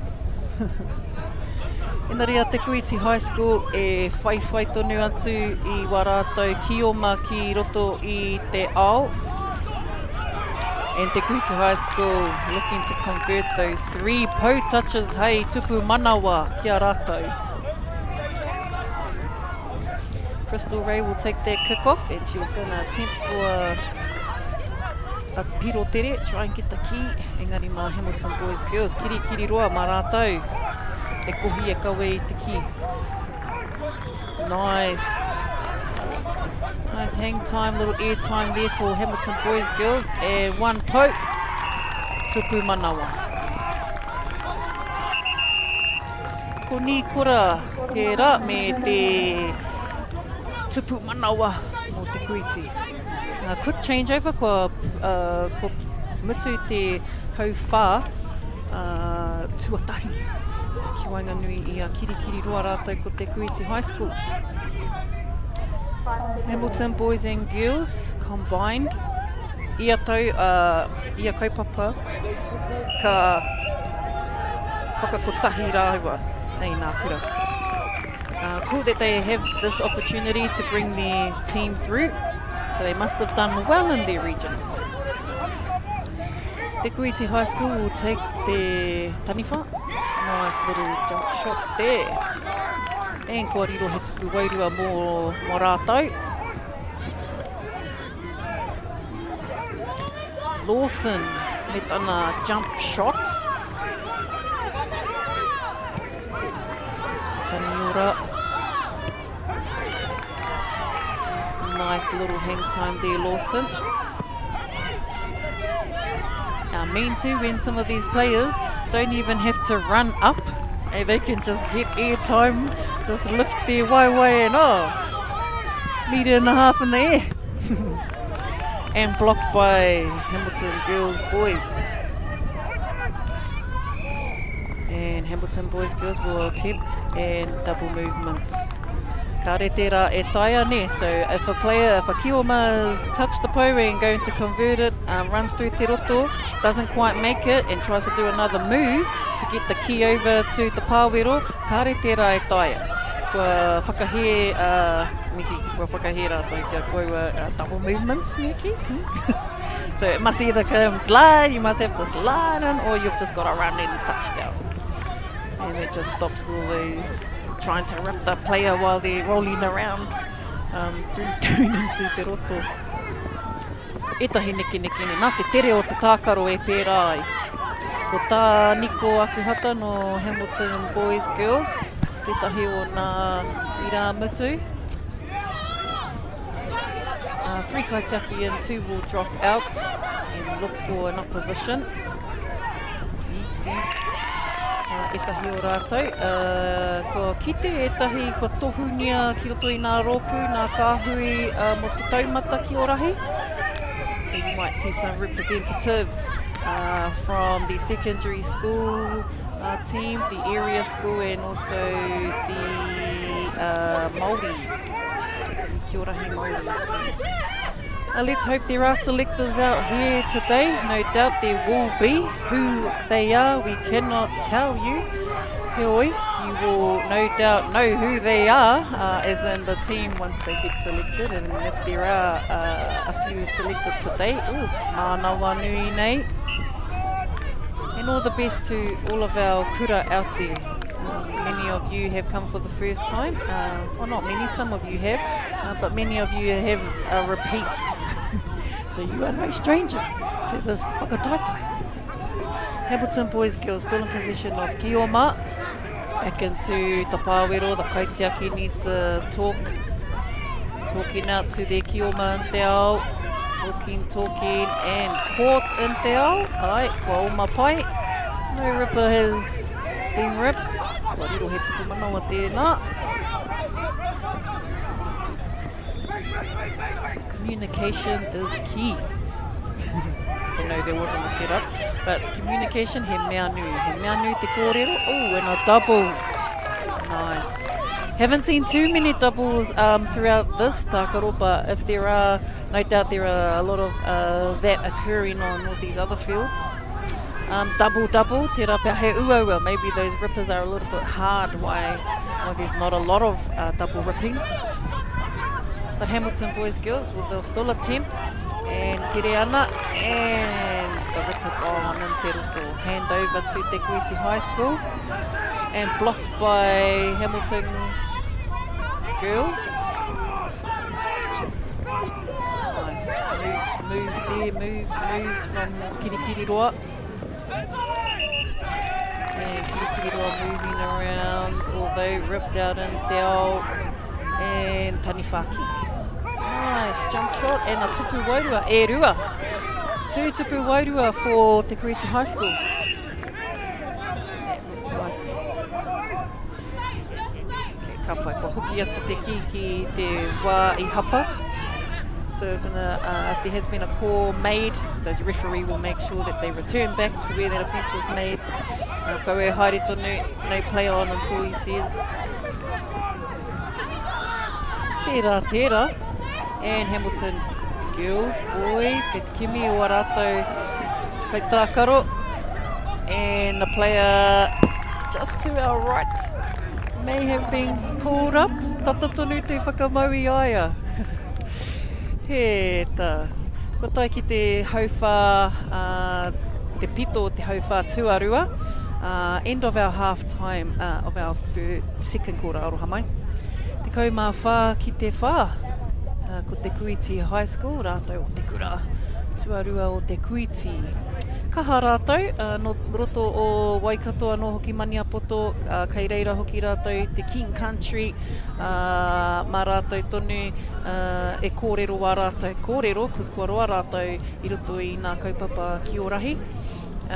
O tira Ka kite mātou i a rātou I roto I te kaupapa koro neihana I etahi wā, me etahi o nā kaupapa taonga tākaro.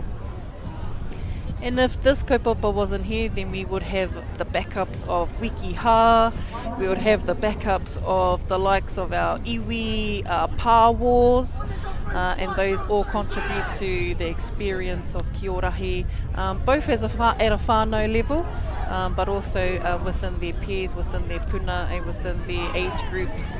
Koera, kei reira hoki te wā, e kiti ai tēnei momo tipu o te Kī-ō-Rahi. Ai.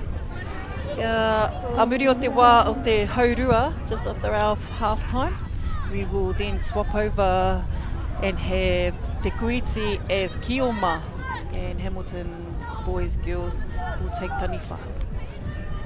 Ko te nama iwa Crystal Ray, mana e whana te ki roto I te pāwero.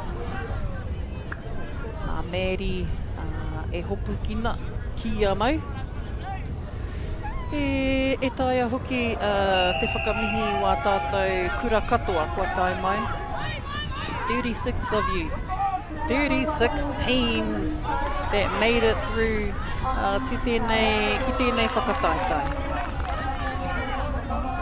And Hamilton boys and girls will take their taniwha, but the kuiti will not let that in. But two kaitiaki will fall back and leave Maddie in there. Haitiaki tana tupu and boom. Caught in the air. Hea te kōrero, hea te whakatau e te kaiwawao. And no, not gonna award that. Ka haere tonu kia kirikiri roa. And kirikiri roa will just... And he kai te karanga te kaiwawao. And sometimes there might be calls made that maybe we did not hear or didn't see. But kei te pai. Ko te tōna o te rā, kia are ngā kai tākaro ki ngā kaiwawao I runga I te papa. Oh, te kuiti! Oh, ko whanahia te pau. And Hamilton boys, girls will get possession. Gaining possession and caught by Kaitiaki.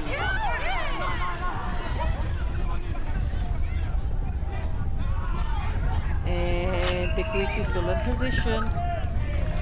Moving a little bit too fast there from Te Ao into Te Roto. Sometimes that can happen. These fellas are just too swift. And when you are moving at speed and getting momentum coming through, and then your kaitiaki is passing you the key, you've got to run that on them at force. You've got to catch, run through, don't get ripped, swing your hips, boom, pā ki te pāwero. So some of those little manoeuvres, I need some of these kids can pull it off. Oh, if some of us pakekis te te pawhati te hope. Ko te Kuiti High School, ko rātou tonu e maupakari I tō rātou tū. Ahakoa taniwha, ahakoa Kī-ō-Rahi mai. Sometimes it's obvious to see when kai tākaro are hehara te kōrero, they just good at one team, one position. Engari, ki te koe o te kai tākaro I te painga o te Kī-ō-Rahi me te taniwha, well, pūkena no atua. Ka hatonu, so marking, manning, ke kaua e tino tata, ina nahi kōrero mai tētahi o ngā kai pāpāho. Te ahua nei me mārena rātou, koera te kōrero. Te ahua nei me mārena rātou, nā te mea he piri tata no rātou. Kei roto nā ringa I ngā pūkoro, he tata te mai o nā ringa ki ngā pūkoro. Like, oh, ne, pērā te tata. Te koera e tahi o ngā kōrero I ngā nahi. So, and just that marking, a man-on-man marking, gets a bit much. Te rapeaka ki te ai te finals. Ngā whiringa toa, tino ki te ai te man-on-man. But Hamilton boys and girls still making an effort to try and get some tupu wairua. Oh, nice block by Te Kuiti. Mean, brother. Ko Thomas there. Thomas saw that, blocked that, and quickly retreated out. And Te Kuiti High School will gain 3 tupu manawa. Nice. Nicely done, ka whana mai te marama. Ko Thomas there. He piro tere tēnā. Choice. Whai. And another piro tere, engari kare, oh, ko hapa. But nice effort there to attempt that piro tere. Shayla. Hamilton boys, girls. Oh, yeah, nice little jump shot, but blocked. The hand, arm and arm action. Koira tētahi momo. Mō nā kaitiaki, to see the arm and arm action. He, tangi ana te pūtātara, kei te tere te haere o te wā. Ko taiki te pito te hauwha tuatoru, ki ko nei e huri atu anō rātou, ko te kuiti kātū ki te taniwha, ko huri a kirikiri roa hai Kī-ō-Ma. Te kaumāwaru ki te kuiti, e whitu tonu ki kirikiri roa. E kore whakapaua, tangi te pūtātara, e te kimi Hamilton boys, e nari kua karo atu e te kuiti. Te kuiti anō with 2 efforts at the tupu, and caught by Hamilton boys girls. Kia mōhio mai hoki, there's no ripping, no early rips, e kore e taia. No early rips and no late rips. He aha te tikana o ēnā, while they're not in play. And me mau rātou I te key. So every player must have possession of the key for any player to be able to rip them. And with these types of rippers, ko ki te au, and I've played with these types, he uaua nā te mea he nāwari. Engari, e hara ko au kei te tākaro I atau. But knowing very well they're not easy, but as well it makes it easier for the referee inside. O tira kua whakakore ngā tātua, kua standard nei nā tarau poto tihai. Nice! Tupu manawa ki a kirikiri roa.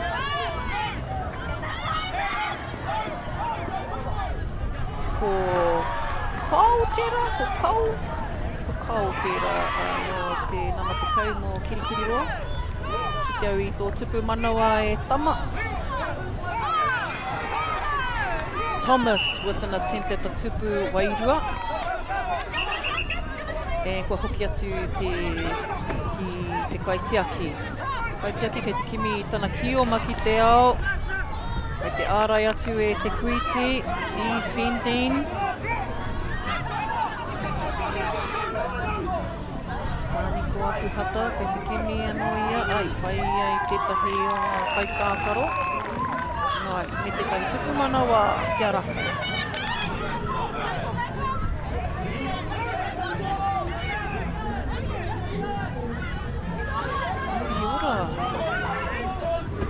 Ki te oma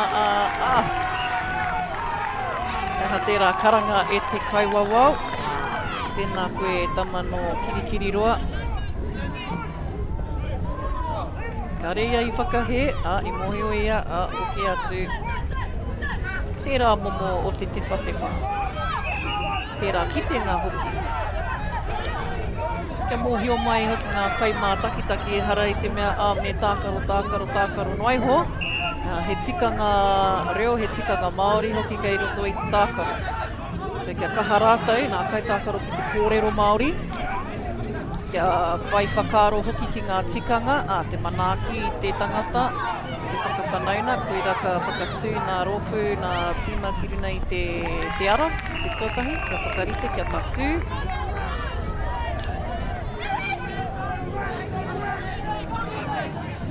Whana te ki.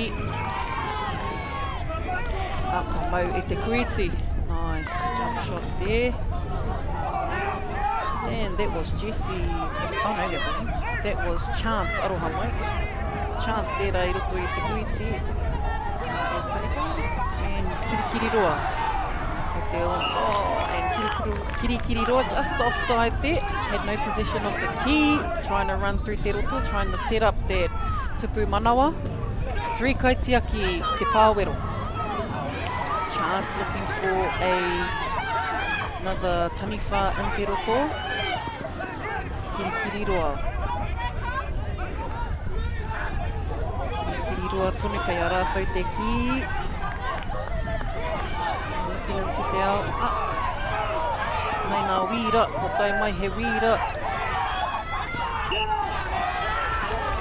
And I mōhioia. So just that little hapa there from Kirikiriroa, and he knew it. Koira te paina, when you know that you are offside, oh, well, e hara i te mea me pukuriri. Nari mōhio e nei tamariki e nei tauira ki tērā āhua. It's just I te wā ka tino whakataetai. Tai ana te whakataetai me nā whiringa toa. Ka piki ake te taumata. Kirikiriroa still in possession. No one's had any flags ripped yet. So kei te mautonu I nā tīhai. Oh, heoi anō. Oh, and ka hatia tēnā nā te mea. Was a loose key. Ah, e haere tonu, e haere tonu. Haere tonu. E, me te pau o te wā. Kua pau te wā. Ki tēnei tākaro ki Wanganui a te Kuiti High School rātai ko Hamilton Boys, Hamilton Girls. Tēnei te mihi ki wēnei kapa e rua. Ko nā piro, te kaumā toru. Ki Kirikiriroa ko te kaumā iwa. Ki te Kura Tuarua o te Kuiti. Reira e nei kapa e rua. Kua uruati tētahi o ngā kura, ki roto I ngā whā, nā whiringa, kia kite ai me nā ka tākaro anō rātou. Reira, kei te whakawhiri anō I nā kapa, kua riro me ki ka hoki mai ki runga I tēnei papatākaro. Reira, kia mautonu mai rā e te iwi, ka hoki mai rā tātou āmuri nei, āmuri hoki I ngā whakatairanga. Hoki mai anō.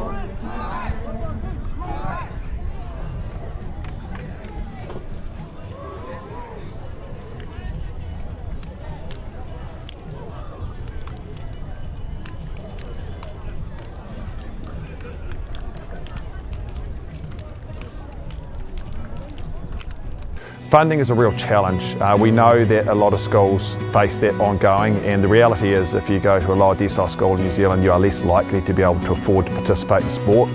Obviously, having come through it myself with kids and being one of those kids myself who played sport, I know how much it defined who I was. And now being able to go, I can't fix it all, but we can help and try and give to those people who are going through really tough times. It's a real privilege, but you know, for us, we want to see others get involved in this. This is not a selfish thing for Apollo. This is about how can we get, whether it's construction or other businesses, to get involved in this.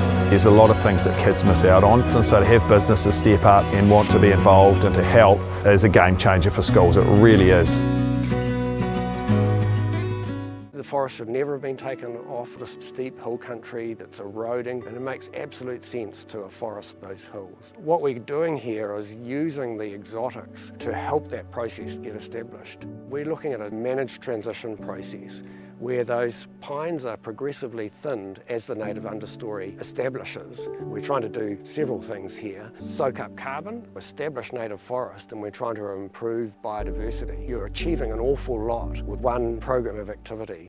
And go! Just fill up at a participating Caltex, stack your pump discounts, and you could collect more savings on your next visit. Oh, there's another one. Getting quite good at this. Filling and saving. Feels good.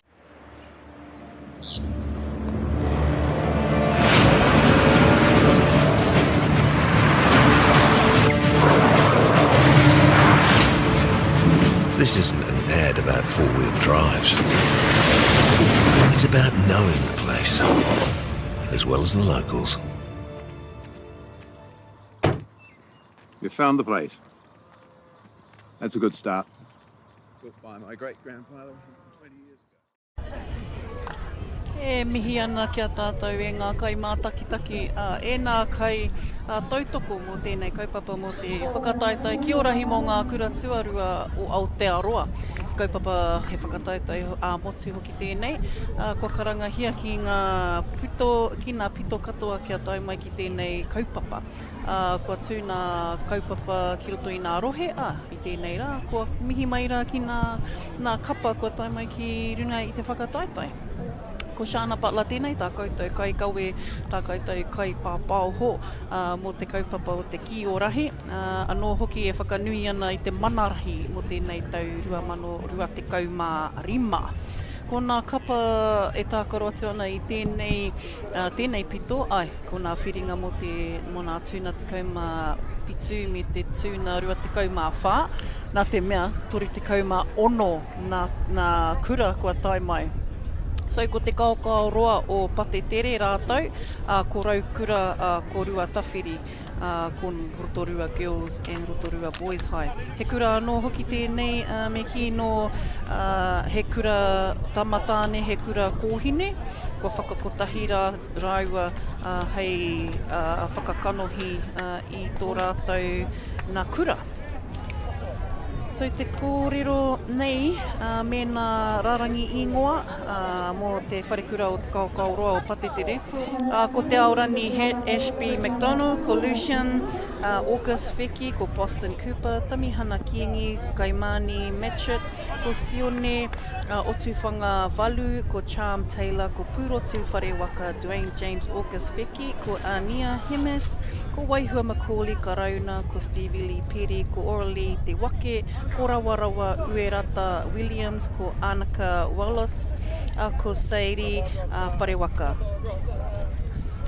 Otira ki te kura anō hoki ki tēnei kura o rautawhiri, ko Kahurani Kolia, ko Neila Harris, ko Nevaeh Harris, ko Mason Playo, ko Chloe Hatchariwi, ko Ella Cudby, ko Rosa Hingston, ko Reia Painga Morgan, ko te Kahurangi George, ko Nicholas Te Ware, ko Cooper Symes, hopefully I got that ingoa right e tama. Otira ko Richmond Moses, ko Hemi Ariki George, ko Hemi Hohepa, ko Temuera Tapso, ko te Whaitaua Howden.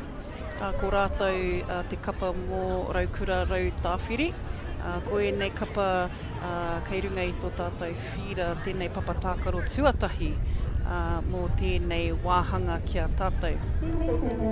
Nā reira i te iwi mautonu mai nā te mea, anei rā ko e nei kura tokorua, kua roa te kaukau roa Patetere e whakawhiriaki whirinaki atu ki tēnei kaupapa. See them quite a bit too around the other kaupapa wiki hā, me wera kaupapa taonga tākaro, nā mahi kapahaka, e hara rātou i te huna, e huna ana. So they're not hiding anywhere, tēnei kura o te kaukau roa. Ko kura tāwhiri hoki rātou.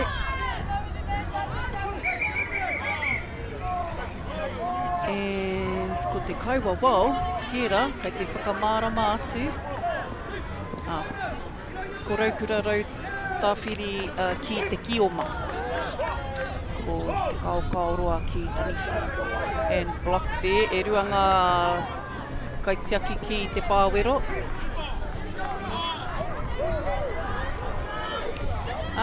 Te aorangi i reira hoki ia, mō te tekaumārua, te nama tekaumārua mō te kaukau roa. Raukura, now on defence, protecting the tupu. Little jump shot there. Mō Dwayne James, nāna tērā jump shots mō te kaukau roa. And caught by te Kahurani, by Cooper. Pai Cooper, ko ia tētahi kaitiaki mō raukura. Ko Rosa hoki, rāua ko Rosa kai roto I te pāwero. Ko te pāwero, te wāhi tiaki ai te kaitiaki I te tupu. So that's usually a kaitiaki zone there. Now they don't have to have anyone in there. You don't have to have a kaitiaki in there in terms of they can run in and out whenever. Engari, kia toru o rātou ki reira. They can have up to 3 in there at any time. Just think if you didn't have a kaitiaki. So e kimi tonu a rau tawhiri I tētahi puare. Kia pai ai te kimi I te o rātou kioma. A little bit of bunching down on that left-hand side of the papatākaro. Kia kite rātou, whānui, me whakawhānui ake rātou I a rātou. Nā, ko te karanga o te kaiwawao mō tērā, I mau te kaiwawao I te kaitiaki nā te mea I hiki wana waiwai. Okay, so when your feet come up off the whenua, kare tērā e tāia. Kare tērā kare I te whakaai. Te kaukauroa, kei a rātou te mana inoa nei, kei a rātou hoki te wā ki te taniwha, te kaumātoru. Ko koe tērā Dwayne James, kua ārai atu e kupa. Back out into the oh, nice, swerved past there. But Kaukauroa was fast, nā te mea ko tī hai a nama waru. Ko tī hai a reia. Nice jump shot from Kaukauroa. Ko te aorani Ashby McDonald tērā mō te nama te kaumārua mō te Kaukauroa. Nice. And a replay from this jump shot. And collected by Te Kaukauroa. And no, she's not going to go for it. She's going to give it up to the incoming player. See if he's got some momentum to pick him up off the ground. To pick him up, to elevate him. Kia eke ai mo tana jump shot. And a quick swift plant for Rautawhiri kai tākaro reia by Ngā Morgan. Kī-ō-Rahi will collect the key, look at their options. Attempted the tupu and just bounced over it and just out into the tāpaparoa. And usually if the key has gone out into te ao, the option is to throw it back into their kaitiaki. Ki te kore, over the papatākaro it goes.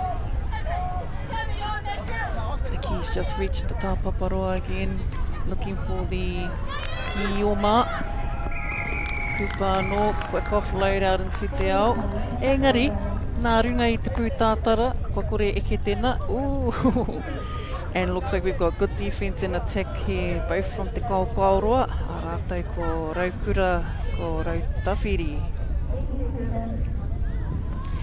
E nei kura, e rua no roto I te rohe o te puku, no te arawa arotorua, no roto o te Kī-ō-Rahi hoki nā uri o te patetere.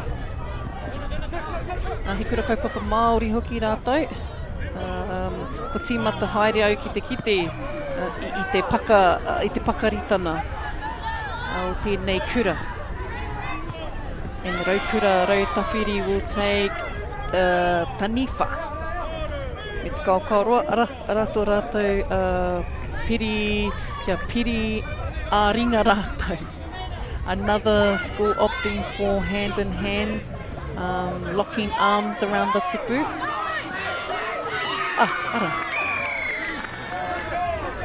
Korero te piro.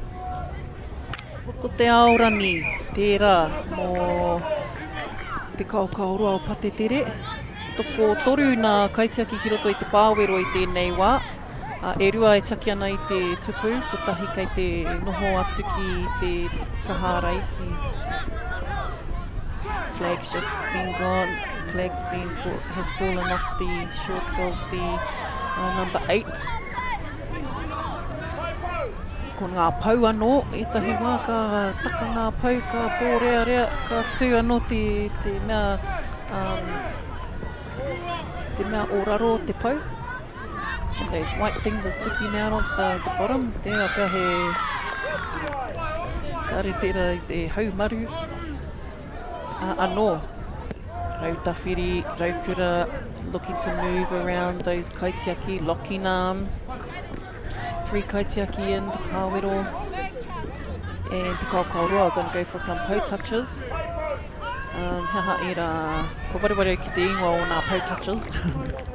Ngari kia pā ki ngā pau, ki ngā whetū. I riro hoki I a rātou e rā tupu manawa.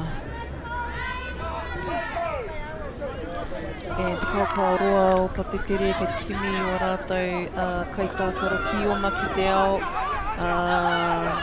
Ke te kōpāpā rātou ki te rā pito. Kī-ō-Rahi saw it. Saw that space. And ana, tupu manawa hia. Whana anō mai te marama. Ooh, attempt for a quick point. And Reia was right there behind, making sure, karakau, go e riro he piro tere. Raukura, now in possession with the key for Taniwha. Looking at moving them around. Reia, ko koe anō tēnā. Some kaha and a double. So hoki atu, mōhio a te Kī-ō-Rahi. And they will go back to the place where the call was made. Ana, ko whiua mai te ki. Ko mau e te Kī-ō-Rahi.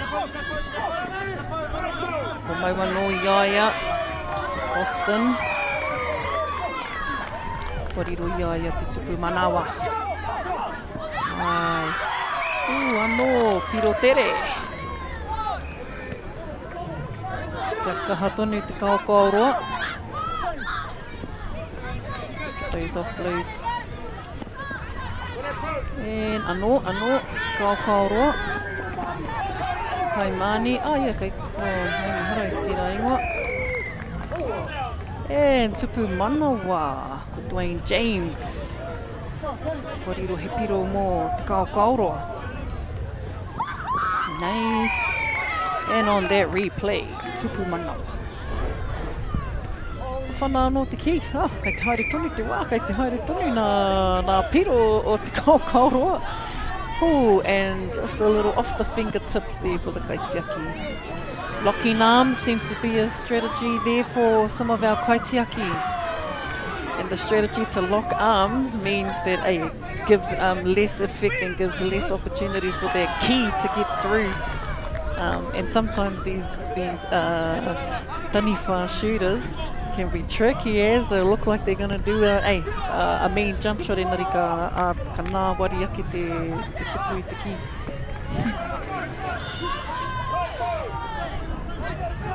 But anei ko nā ko enei kapa ki Wainganui. Oh, Kī-ō-Rahi o patetere. Nice little swing. Ooh. Ko ahatia tēnā. I runga I te karanga o te pūtātara, ko te haurua tēnei. Kua hipa te wā ki a tātou mō te hauwhā Tuarua.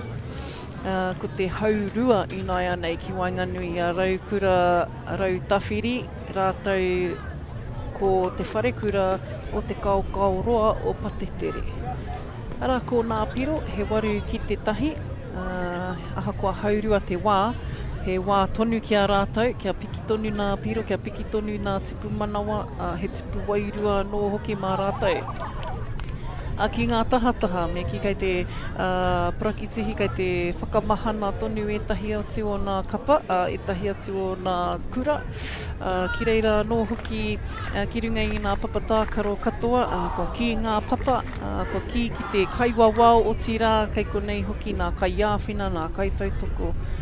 Tēnei hoki te mihi kia whakaata Māori, rātou ko Baileys, ko Caltex anō hoki tēnā, ko Apollo Projects, me rātou no carbon, nā NZ carbon credits ko rātou katoa, kai te he puna tautoko mō tēnei kaupapa o tātou. Tēnei ka mihi hoki kia local Gecko Productions, ko rātou kei runga i nā pāpāohotana, te oro reo, anō hoki ko nā oro whakaatata, tēnei te mihi kia rātou.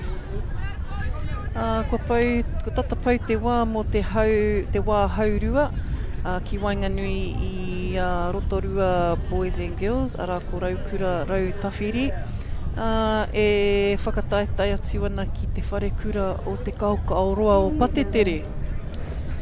Mean.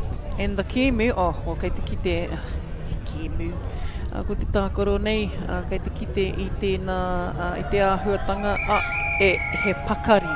Kei te pakari rātou, rai te mea, he easy rātou. E karekai. Ko sione tēnā no te kaukauroa.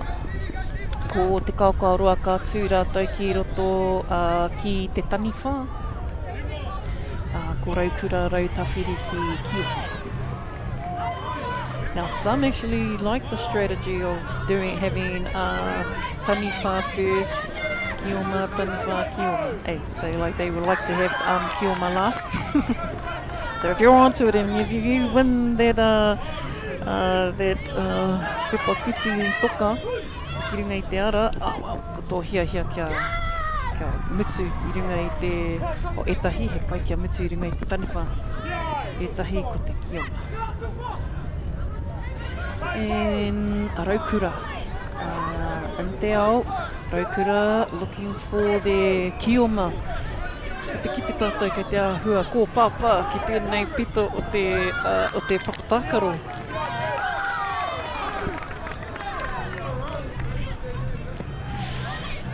Kei te kite hoki i te pakaritanga o ngā kōtiro. Titiro. And we're seeing some really close monitoring, so kei te tino tata, kei te piri tata rātou, man-on-man action is in display. So that's very obvious, me etahi o rātou. And ka tino hia kai rātou, it gets a little bit handy, because etahi o rātou kei te whai haere me wa rātou ringa, kua reri ki te kapo i ngā tihoi. Kura tētahi ngā that man-on-man action, they just can't help it. You just can't help it. You need those rippers. Te aorangi ki te roto, hei taniwha. Now, i rungo i te wihara, te kaua wauhea hai wihara ai. I hapa pia te waiwai. And Raukura will still pass it out. I mau i te kaitiaki, hāsina arutu te ao, kei te kimi te ia i tētahi o ngā kaitākaro, ko Mason tērā, nā mawhā. Ko whana te ki e Raukura. He me will kick that. Ka waiho hoki hei mana veia e ārai atu. And Raukura with a few toe touches. And slid in with and not going to be awarded. Nice jump shot there. And te aorangi again with one of those airtime jump shots. And the Kioma was ripped in te roto. He miho hepa with an attempt at a tupu manawa, but ripped in te roto. And now the key is still within te kaukaroa position. Blocked by Raukura. Cooper on e tama. Protecting your tupu. Hei te whakakōrero koe i tō ohu. Cooper looking to offload into te ao parakaha. But the key is still going to be in te ao.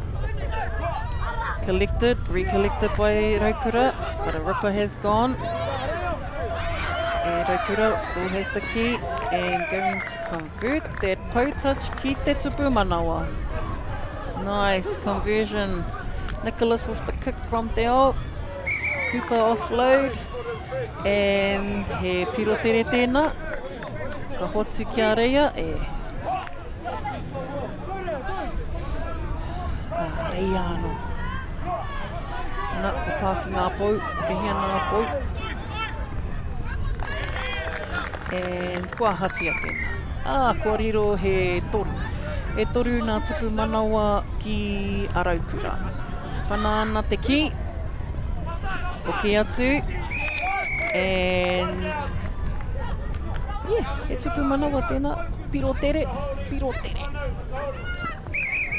Ala. Me tana whana ki te kaitiaki, ko kore eke, and koe tērā, ko te aorangi neha, ko te aorangi tērā, ki te au I tana jump shot. Ko te pito o te hauwha tuatoru tēnei, ki waina nui a te kaukauroa o patetere rātou ko Raukura Rautawhiri, nā kura ērua, kai te pakanga atu, see, 9-11. Kaumātahi ki te iwa. E whai ake nei ko te hauwha tuawha, ko tēnei te whakamutunga mō tēnei tākaro. Kāre te kaitaki I mau I te ki, kāre hoki te ki I pā ki te tupu.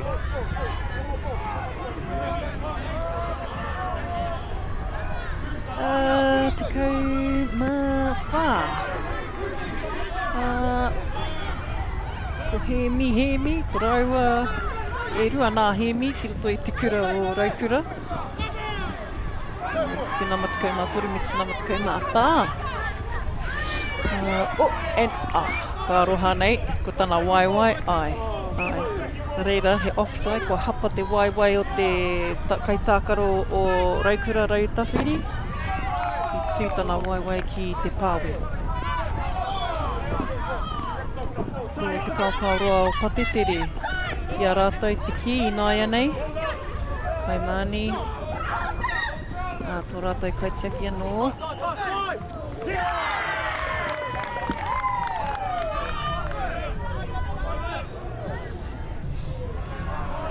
And Tatupu Manawa not awarded. Kua huri te ki Raukura Rautawhiri. Te kaukauroa. Ana, he kimi, kaukauroa, kua huri ki te ao, he pā ki nā pou, hia nā pou. Hatia, tūpu manawa. Tūpu manawa ki te kaukauroa o patetere. Kua whana te ki.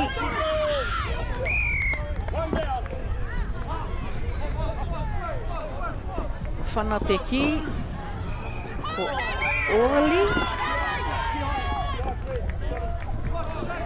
Kua huri ki Raukura. Raukura tirtene tupu wairua. In taniwha position, but te kaukauroa will gain position. Nā te mea, kua hapa pia tētahi kaitākaro. Charm in the kaitiaki. And tērā momo tērā. So there's no play in te ara. Koira te kōrero, so there should be no position or movement with the key through the ara or around the ara. He tika tērā kōrero. I think he tika tērā kōrero. Ai mo te, me tirohia ake au. Ka reroa, so kei te rongo au I te wihara. Ko rongo au I te karanga a te kauawau. Haha I pērā ai. Haha I pērā ai, ko te ko tana tīhai. So me mau, etahi wā ki te reti te Kī-ō-Ma, etahi wā ka makere mai tana tīhai. Etahi wā ka raru he hōhā tērā. And te kaukauroa ara. Double! It was a quick double. Tino tere rā tērā. Ko hemi I karo I nā tīhai a te kaukauroa. And the kaukauroa will throw in ki tō rātou kaitiaki.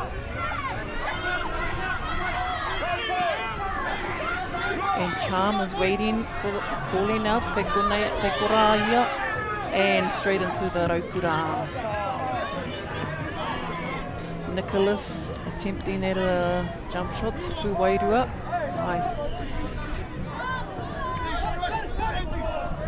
Te kaha o nā whiu, te kaukauroa, throw it in. Ka huri haere ki te kohi nā pou. Using Charm, kai tiaki, kai hia koe, and ara. Whoa, piro nā tupu manawa ki te kaukauroa. Kai Mani with those tupu manawa. Charm passing out. He's got eyes on his kaitiaki. Bunching down here, bunching down to the left. A move around, move your ohu over to the big open spaces. And a Raukura position. Oh, nice jump shot there. Ka pai he miariki. E rua nā he miki reira. E eke atu tātou ki te pito o tēnei hauwhā. Charm, kei te kimi. Mau wāpe.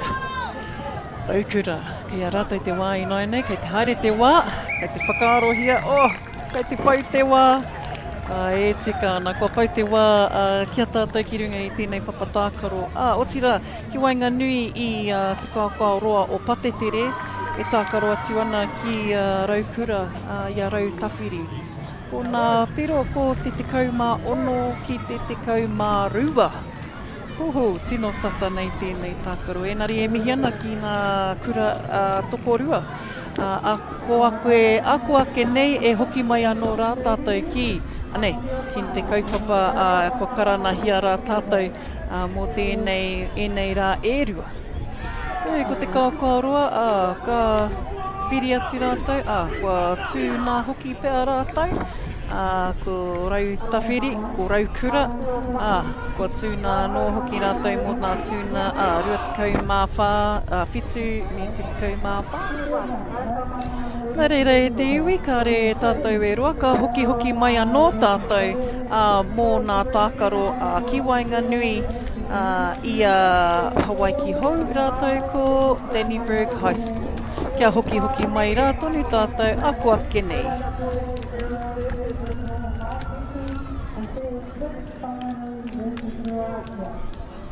Funding is a real challenge. We know that a lot of schools face that ongoing, and the reality is if you go to a lower decile school in New Zealand, you are less likely to be able to afford to participate in sport. Obviously, having come through it myself with kids and being one of those kids myself who played sport, I know how much it defined who I was. And now being able to go, I can't fix it all, but we can help and try and give to those people who are going through really tough times. It's a real privilege, but you know, for us, we want to see others get involved in this. This is not a selfish thing for Apollo. This is about how can we get, whether it's construction or other businesses, to get involved in this. There's a lot of things that kids miss out on, and so to have businesses step up and want to be involved and to help is a game changer for schools. It really is. The forest should never have been taken off this steep hill country that's eroding, and it makes absolute sense to afforest those hills. What we're doing here is using the exotics to help that process get established. We're looking at a managed transition process where those pines are progressively thinned as the native understory establishes. We're trying to do several things here. Soak up carbon, establish native forest, and we're trying to improve biodiversity. You're achieving an awful lot with one program of activity. And go! Just fill up at a participating Caltex, stack your pump discounts, and you could collect more savings on your next visit. Oh, there's another one. Getting quite good at this. Filling and saving. Feels good.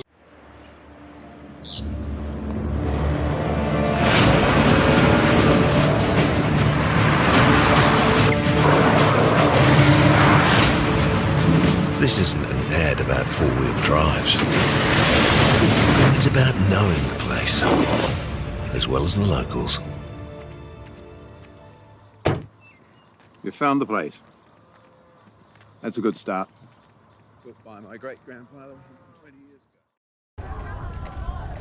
tauiti mai rā e nā iwi whānui o te motu. Anei rā mātou kei runa i nā papa whenua, kei runa i te papa tākaro o te Central Energy Trust Arena, ki raro nei ki roto o te papa i oea. Kei roro hoki nā haumaritanga o nā mau nā tararua, arua hine, a ki konei hoki e mana ki pai ai wēnei kura katoa kua tai mai ki tēnei whakataitai. Ko Shanapa la hau tā koutou kai kaue reo, nō roto o te whārua o Waiohau, nō nā hapu o Patu Hiauhiau Ngāti Haka tēnei rā, e mihi atu ana ki a koutou. I runa i tēnei papa tākaro i tēnei rā, e pāho atu ana ki a koutou, ko nā kura nei, ko Tāmaki Nui Iārua, ko Dannyberg High School, ā rātou ki te whare kura o te Rauaroha. Te ahua nei ko te Rauaroha, nā te mea kei te ki te au i nā kākāriki, nā kākāriki nei. Nā reira, i runa i tēnā, ko nā kapa i runga i roto ko nā kai tākaro i roto i te wharekura o te Rauaroha, ko Kainoa Puru, ko Tiare Pānapa Prior, ko Wiri Puai Puru, ko Henny Graham, ko Tūtaua Whauwhau, ko nā Kauwhauwhau, ko nā Huia Mark, ko Ani Pene, ko Te Ruhi Tamihana, ko Tiroa Gallets, ko Rākapa Rāpana, ko Tūrono Rāpana, ko Pareana Prior, ko Whina Manihera, ko Te Mana Marsh, ko Tai Hauraki. Ki roto hoki o Tāmaki Nui Iārua, ko Xavier Alexander, ko Suhaia Eagle, ko Riley Kane, via Caleb Gore, ko Zach Gore, ko Shayla Hape, ko Taia Hauraki, ko Eston Huata, ko Manaya Jensen Te Huki, ko Kaylee, ko Kali Ray, ko Pua Samuels, ko Darius Paiwai, ko Sally Prefers, ko Tasha Te Kuru Hānara, ko Harlem Young Dewa, ko Kanan Young Dewa. Let's hope I got your fellas ingoas right, eh? Engari, kia mautonu mai rā koutou, kia tātou. Ai, mō e to tēnei tākaro ki Wainganui o e nei kura. And our two kai wawao, it looks like we have two upoko o te ika Māui kai wawao, kei runga i tēnei papa mō tēnei rauna. Tēnei te mihi ki ngā kai tautoko katoa. Now, if you know any of these kura that have arrived here and you've been a part, you actually played a part in them before arriving to this whakataitai neha. So a lot's gone into it, a lot has been, a lot of prep work's been done just to get them to this whakataitai. So e tika ana, kei a koutou tērā momo manaaki ki runga i a rātou i mua o tō rātou taihana mai ki konei. So our whānau have had a lot of support around them, not only before they get here, but even when they are here, ka rongo rātou te manaaki, te whanaunatanga. Otira mai konei kare e kore ka whakapakari ake nā tū honotanga ki Wainganui i a rātou neha. So koera te painga o tēnei momo kaupapa Māori o tātou, te Kī-ō-Rahi. Ko te ingoaroa, he Kī-ō-Rahi tū takahina, neha. Kia kore e wareware ki tērā tipua o tātou, me ki te tipua I karanga ai, tēnei tākaro. Ko rahi tū takahina, me ki, me tana whai I tana ipo, tiara kura pakewai. So ko raua te tino tikanga o tēnei tākaro, neha. So ko tiara kura pakewai, te ingoa o te wahine rahi tū takahina. Tērā pēr. Me whai tākaro? Nā, me whai tākaro pēr tērā tiara kura. Engari ehe ko te taha ki te wahine pēr e mana ai a wahine mā ki runga I tēnei tākaro. Koira pēr he tāne he wahine kua kore e wehe he tāne anake. Nā reira, koira tētahi momo hua o te pūrākau. Ko ake nei pēr e whakamārama atu te roanga o te Kī-ō-Rahi tū takahina. Engari, ko Danny Berg, ka tū ki taniwha ko te rau aroha ki te Kioma. Ko tū taua tērā, ka whana i te ki, hei whai tetahi piro tere. Dannyburg High School, kei wai. Rip butts the kai wawa, I mea maia e he. Kei te he, me whakarongo ki aia. Aroha mai. Ko te rau o te aroha, te rau aroha. Hahara tāku me te rau o te aroha. Ko te rau aroha rātou e pakanga atu ana kia viro ai he tūnga. Ki tētahi whiringa. Kaha nei tēnei kōtiroa ani, ko ia tētahi o nā kaitiaki mānawa nei mo tana kura. Kei te rongo hoki a hau, kei te hahatira mo, kei te whakapono ana kioma ki aia. Tērā momo trust i roto i nā kai tākaro. Ani, kua tuku te ki, mana e karanga atu, mana e whakawaha i te neke, i te rautaki rānei. Ko nā kau whauwhau tēnā, i te whai āhua ki te whai i tētahi pau. Kua tīhai hoki, Dannyburg High. No strangers to Kī-ō-Rahi. Tēnei te mihi kia matua Troy tāwhai. Tētahi o nā kaumats o te tākaro. Whakatoi noi ho. Engari ko ia tētahi o nā māngai ki roto o Tāmaki Nui Ārua. He uri anō hoki a matua Troy no rangi tāne. Anei hoki tētahi o ana rohe. Engari DVK hard, toru whitu whā hard. Nā reira, whakanuia tō kapa, tō kura e matua Troy. And even those attempts at those tipu wairua. DVK High, proudly supported too by Te Hauora o Rangitāne. Rātou hoki ko 374, clothing, apparel. Ko tautoko hia no hoki rātou no roto o DVK, kāre e kore. The support out there is mean. And it probably most of it wouldn't have happened if Matua Troy wasn't so much of a māngai over there. Engari, to all of you who are underneath Matua Troy's ārahitanga, under his guidance, you're under atua guidance. Te rau aroha, heha tēnā. Ko karanga te kaiwawau, and he knows it. Koira te painga, ka pai DVK. Nā, te rau aroha. Ko huri te anā kau ki te whai mena he hua mo nā pau. E, nei rua ngā. Kai tākaro te rau aroha. Looking for their options, spreading the kai tākaro around. Tō tika tiki wainga nui nā kai tākaro o Tāmaki Nui Ārua.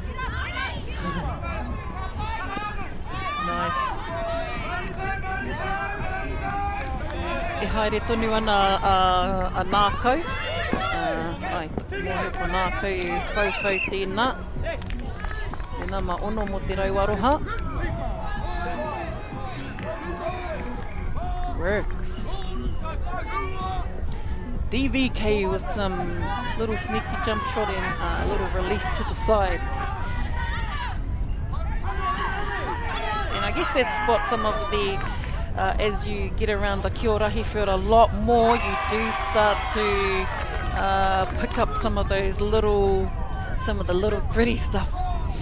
And I guess you would only really notice that when the more you play and the more you ref. Hey, oi! Me piki ake te hi. Kia mau ki tō hā. He paku he kona kia rātou potonoa te wā. Kia rātou kua huri. Hei ki te hauwha Tuarua. Ka tū ko DVK, ko Tāmaki Nui Ārua ki te kioma. Ma te rau aroha e kaue i te taniwha.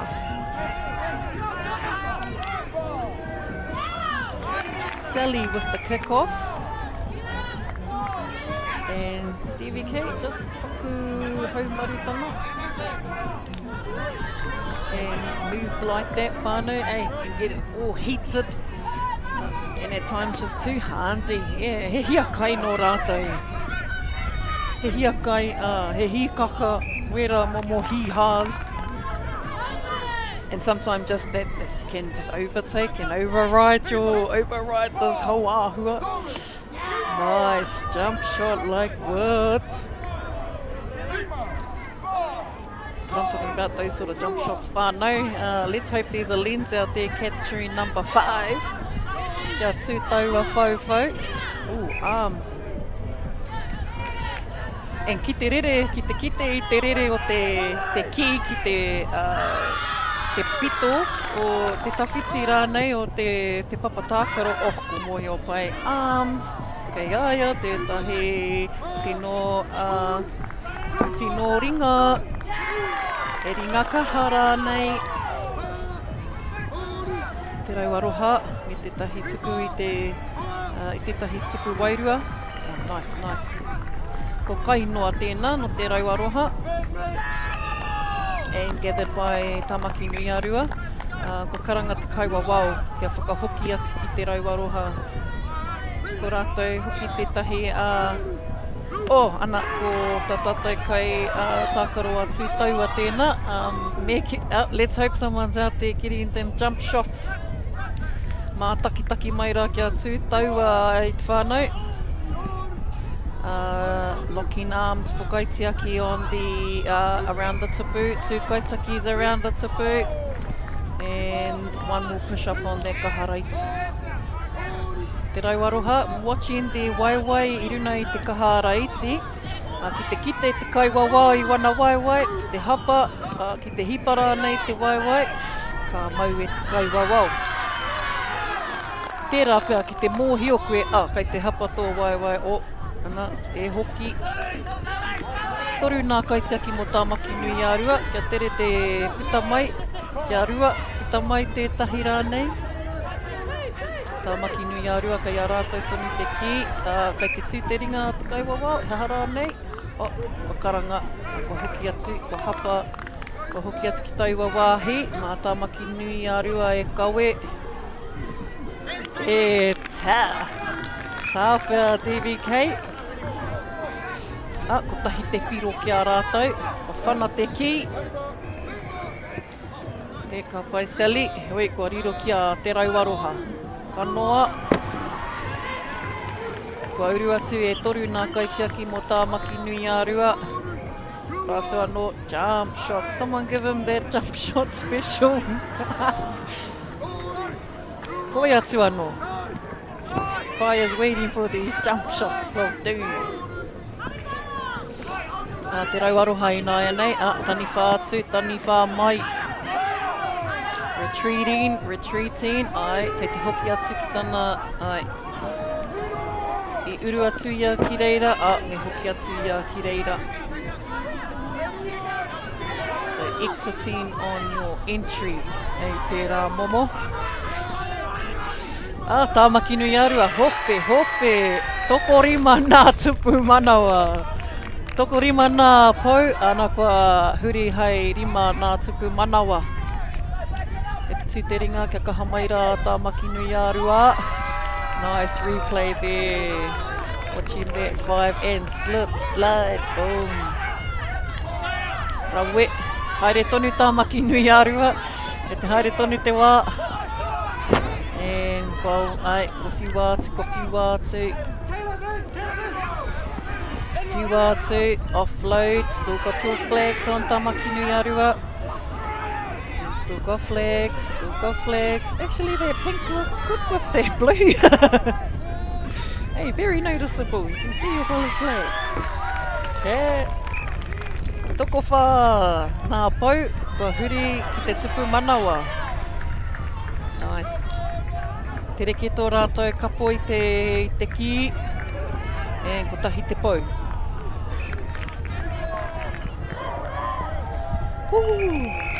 Ko haere te wā, kua tangi hoki te pūtātara.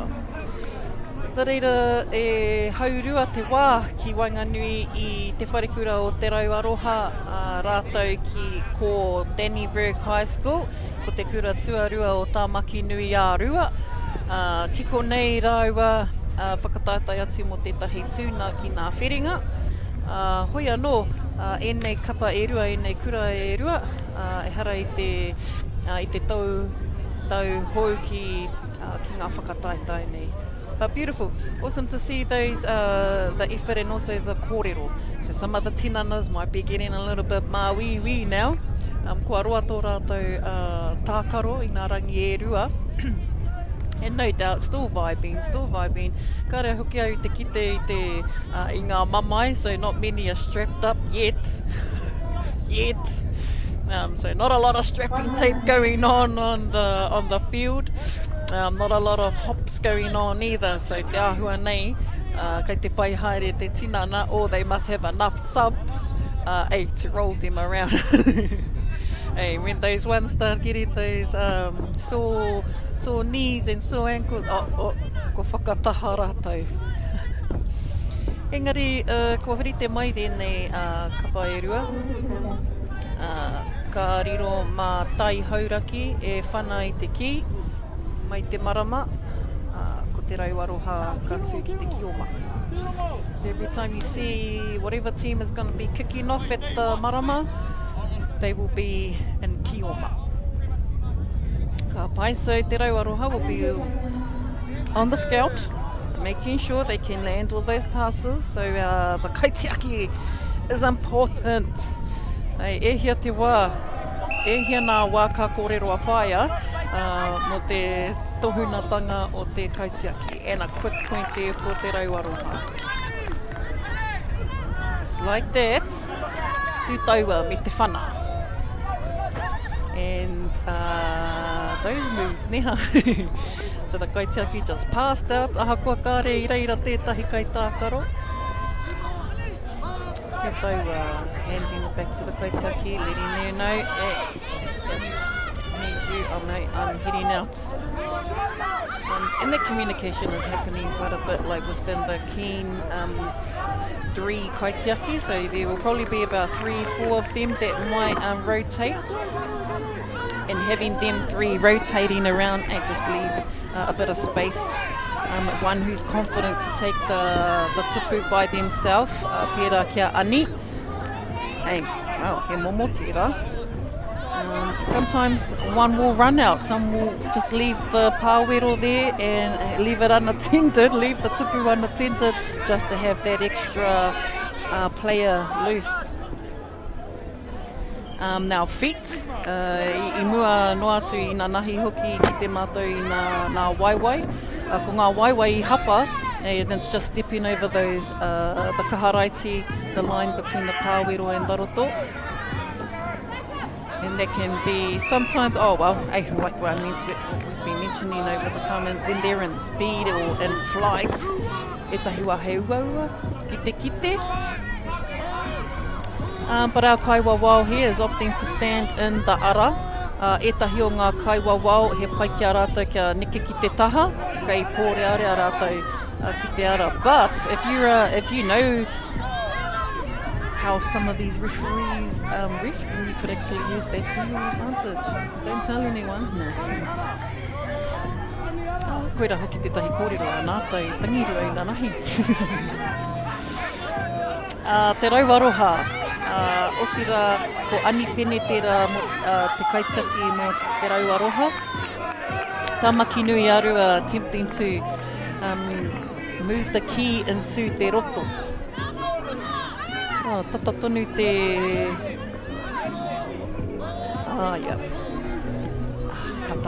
Tata tonu e tāmaki nui a rua. So 4 taniwha, koera te whakapai, te tikana. Koera te tikana mō tēnei whakataitai anyway, he whā nā taniwha. He momo up to 4. Mena e tai ai koe te toru. Tai atanu. Ko tahi te pau, kua huri tērā ki te tupu manawa mō te rau aroha. And te rauaroha showing some strong dedication. Ara. E kua riro hoki ia tērā tupu manawa. E whakaia ana te kaiwawao. Kia ora matua John. Kia ora matua Jono. Me te mana keia te rauaroha mō tēnei tākaro. Peke, teitei toni tana peke, kia rapu. And offloading it, and Tamaki Nui Arua will make a rip in te roto. Nicely witnessed there by Tamaki Nui Arua.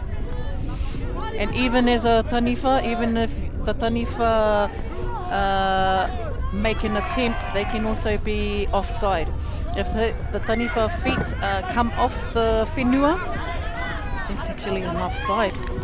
Because te tikana me whakawhenua rātou wa rātou waiwai. So once the feet come off the ground, and I kite mena, I kite te kaiwawao, ka mau koe. Ani pene, I runa kei roto I te kapa o Rauaroha, ko ia hoki te kai tiaki. Ko ia ko tātou kai tiaki mo te Rauaroha. And Tamaki Nui Arua, we'll take that, so no conversions there. And tere hoki te mau pare ana. And Danny Berg just closely behind, and that's good marking. Good marking there. E rongo atu ana tātou I te tangi o te pūtātara, kei te tohu te kaiwawao. E tini, change over, and the changeover will now be Tamaki Nui Arua ki te Kioma, ko te Rauaroha ki Taniwha. Kei te tata hoki, kei te tino tata te whai a Tamaki Nui Arua I te Rauaroha. Ko tēnei hoki te pito, te hauwhāra nei whakamutina. Rawe. Tēnei te mihi ki ngā kapa nei, ngā kura tuarua nei, kia Tamaki Nui Arua koutou ko te Rauaroha. I tai mai rā koutou, mai ewa koutou rohe. Ko te tū anō hoki koutou kikonei, e kite ai, I wā koutou pukena. And Tamaki Nui Rua, Tamaki Nui Arua, e engari ko tī hai ki te roto. Eyes like a hawk. Ke rāpea ko namu ke koe e kainoa. Tēnei tamanu ko tū taua me wana jump shots of doom. Whaia. Tamaki Nui Arua. Pehara nā waiwai a Tamaki Nui Arua. Oh, look, ko nā tīhai ke. Ko Rauaroha ke I tīhai iaia. Ko tai hauraki tēnā. Whakaaro ana. Kia tuku te ki, kia pāwara nei te ki. Iaia. Nice, see? Tērā momo. Whakaai mai e te iwi. Kei aia tētahi puke ngā jump shots. Kei te maua hau I tō ingoa tū taua. Kei whea mai anō, ko tahi te tuku wairua ki te Rauaroha. Tere whai atu a Tamaki Nui Arua, Danny Berg looking for that space. Engari anō. They almost look like a tupu manawa. They could have almost been converted. Enari, nā te kaha o nā whatua, nā namu. Someone's got namu eyes out there. Ko namu hoki tētahi o ngā, ko namu te manu I roto I te pūrākau o rahi tūtakahina. He mahi nui tā namu. O te rā ko te namu, te manu I ora ai a rahi tūtakahina ki runa I te motu. Iaia e raru ana I runga I te motu, te pāwero rānei. Ai. So me ki, ko namu te mea I whakaora I iaia. So who else has got namu eyes out there? Kare eke te tuku manawa o tā makinui ārua. Kua hoki atu ki te tāpapa roa, ki te taha matai o te papa. Kiko nei pia. Kia ora. Whakarongo ana nā tarina ana kai tā karo. Tā makinui ārua kei a rātou te wā ki Kī-ō-Ma. Puri, hope, whiua. Toru he kona te... Oh, I hope it's toru he kona. And a double. Ki te koutou I tēnā. Oh, ko te tangata anō ati taua. There was a double back there. Oh, I'm sure he knows kei te kōrero au mōna I nāenei nea. I nāenei kei te ki te katoa I wana jump shots. Mean atu taua. Tāmakinui ārua. Oh, nice. Yep, see, intercepted mai te rauaroha. Nice. Kanoa me tētahi jump shot teitei ake. Nice. And defense there by Tāmakinui ārua. Ko Tasha. Two defending. Two kaitiaki, one pushing up on the kaharaiti. And Tāmakinui ārua, stop it. Straight through to te rauaroha kai tākaro. Tūtani wha. And Tāmakinui ārua will look to try and convert these poo touches. Nā tunga kei te tū nā ringa nā matu e rua a matua Jono. Tū ana nā ringa. He whakahe ana. Ko kore e ke tērā. Ko huri ki te rauaroha. And tere ke te whiu. Pāua tonu atu ki te tupu. Pāua. Tupu wairua ki a rātai. Nā reira e te iwi tēnei te pito o tēnei hauwhā ki Wainganui I nā kura. Te whare kura o te rauaroha rātou ko... ka whakatika hea. Ko te Dannybrook High School ko rātou no Tāmakinui ārua. O tino tata nei hoki nā piro ki a rāua. Nā reira e te iwi koira nā whakatau whakamutina mihi ana ki nā kaiwa wao o tira nā kai tautoko, kai āwhina katoa, kai runa I tēnei papa. Nā reira e whai ake nei, āmuri e nā whakatairana ko te rauna tua whitu, ko te whare kura, ko te kura o tūrana wahine, tūrana tāne, rātou kia rua taniwha. Nā reira, mautonu mai rā e te iwi.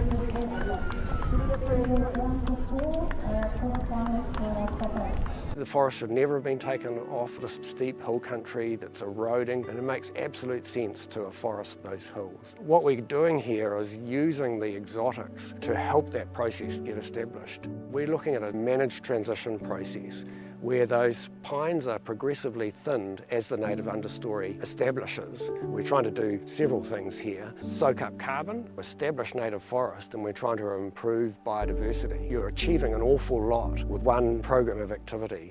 Funding is a real challenge. We know that a lot of schools face that ongoing, and the reality is if you go to a lower decile school in New Zealand, you are less likely to be able to afford to participate in sport. Obviously, having come through it myself with kids and being one of those kids myself who played sport, I know how much it defined who I was. And now being able to go, I can't fix it all, but we can help and try and give to those people who are going through really tough times.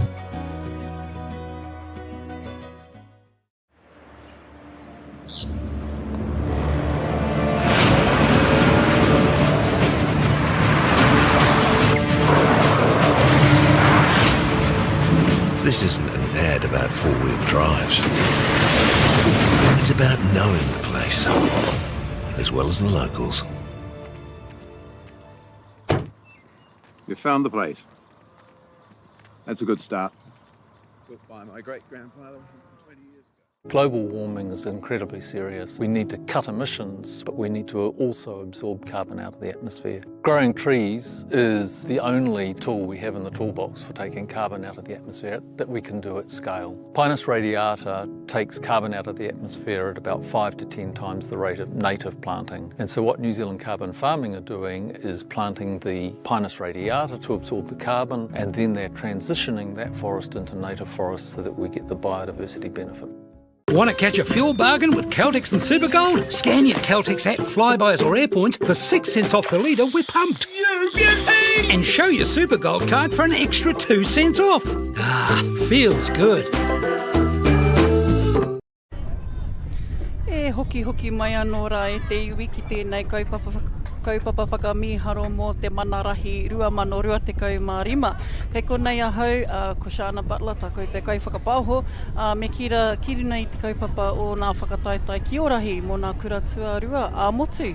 Kei konei nā kura putanoa i Aotearoa ki te whakanui i tēnei whakataitai. O tira i tūna kaupapa ki ngā rohe, ki konei e whakataitai atu mō te āmotu. I runa i tō tātou tākaro, tēnei papa ki Wainganui tūranga wahine tūranga tāne, no roto o tūranga Gisborne Girls and Boys High, rātou ko Rua Taniwha.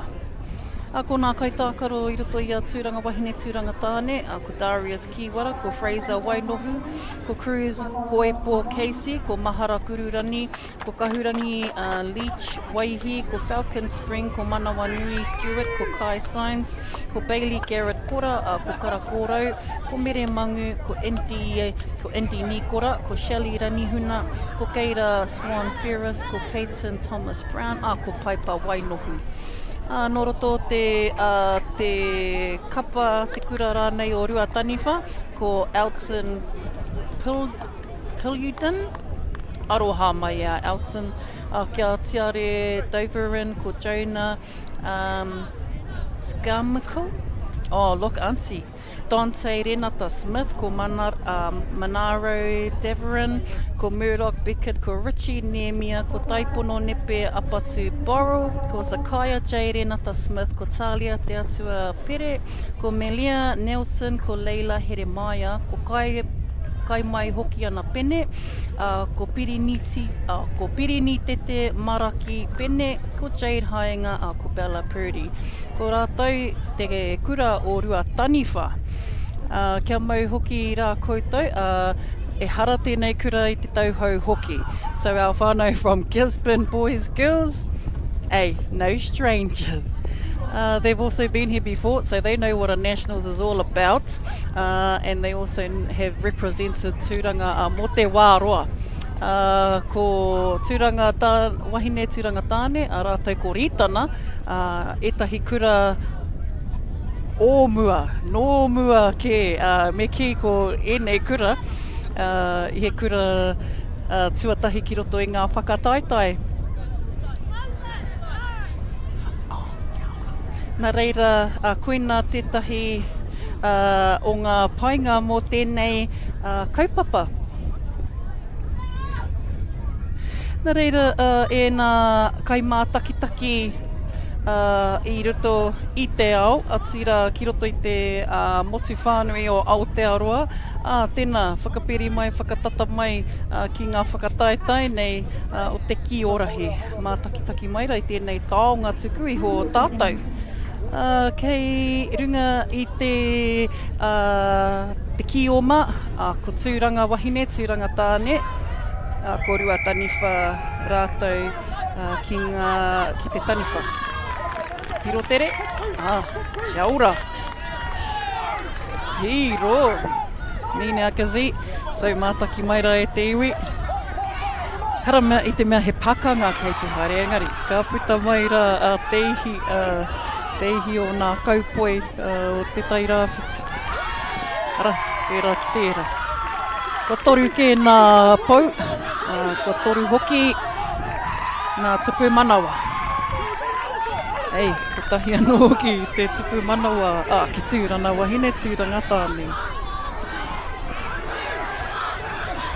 Ko Shelley rangihuna tēnā, no te whānau rangihuna, Ai.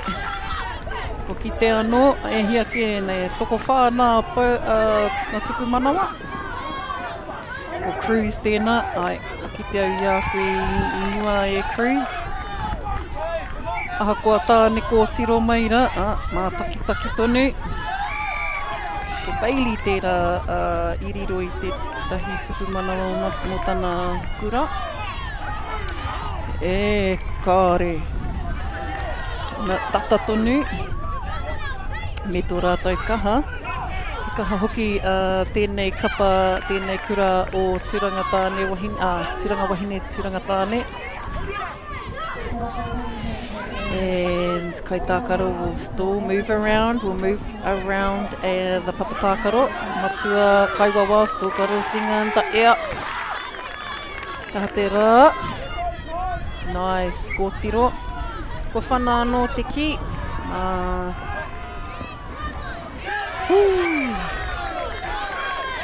Ai, nā reira, ko mere mangu?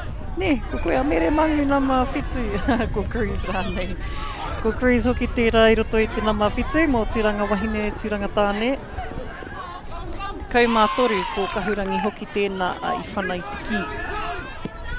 Kua huriki a rua taniwha, ko tahi te tupu wairua ki a rua taniwha.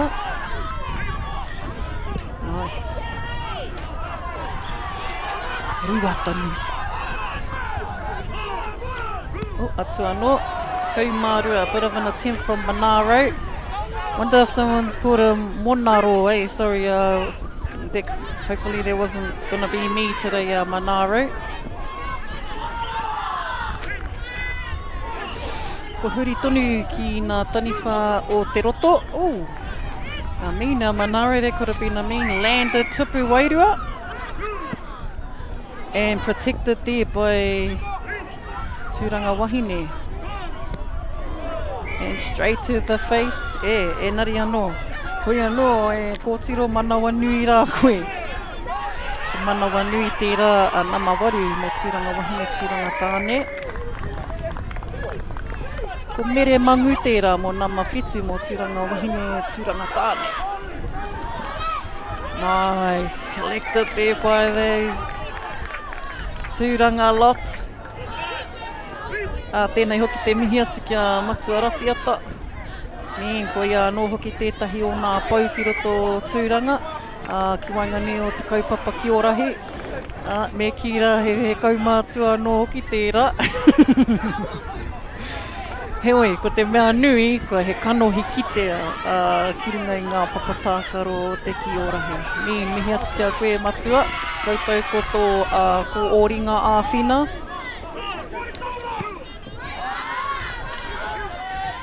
Monaro again with one of those jump shots and a nice arm to quickly move around those kaitiaki. Nice. Tahi rua toru. Turanga wahine, Turanga tāne and te ao looking to get some boat. And rua taniwha will then gain possession of the key. In possession still, Turanga wahine, Turanga tāne. Piki ake te puehu. Puehu ana. And Eperiga.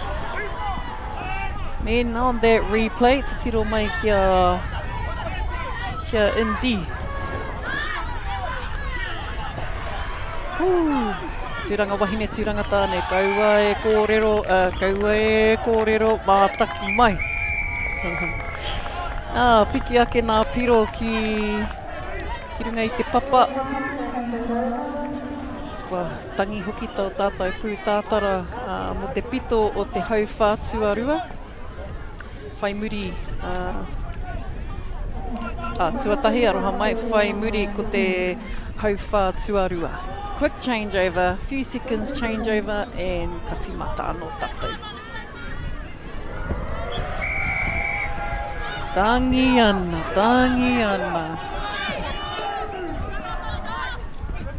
Tangi ana tō tātou pūtātara.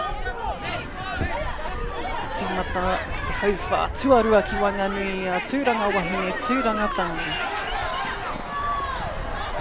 Always a good game to watch it there whānau.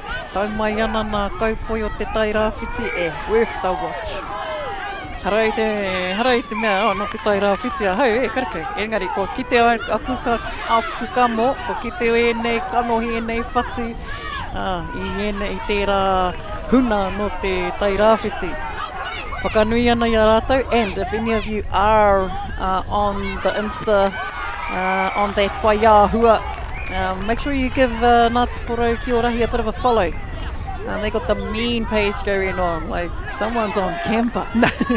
Someone's producing some really pretty mean content on their paiahua. So give them a follow, and if there are any other rōpū out there, make sure you give them a watch, give them a follow, because they're doing some mean mahi out there in Aotearoa. And Ruataniwha with a tupu manawa. Rau tā rātou ki te kaupapa. Ke maria tēnā i te kimi au i a koe ko Tālia, tēnā mātahi mō Ruataniwha.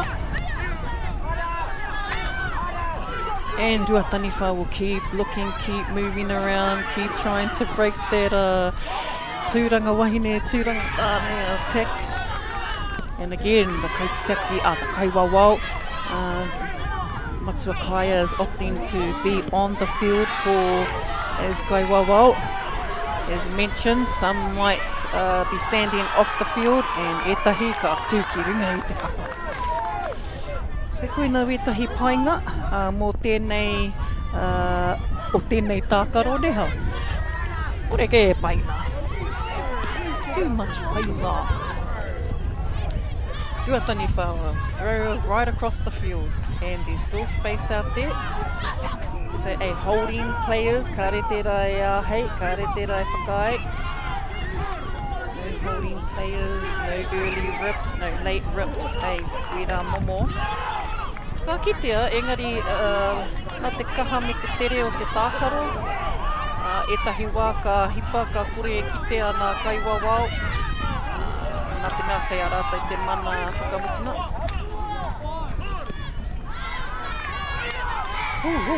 Te kite ana ko nā waiwai hoki a ngā kaitiaki, koera te kitenga.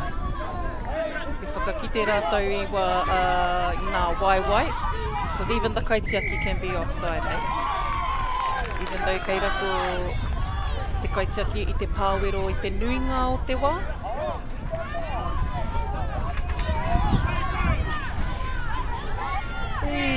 Hika mā. So kei te kimi Ruataniwha i ana Kioma, me te puare hoki ki te ao ki tana ki te roto.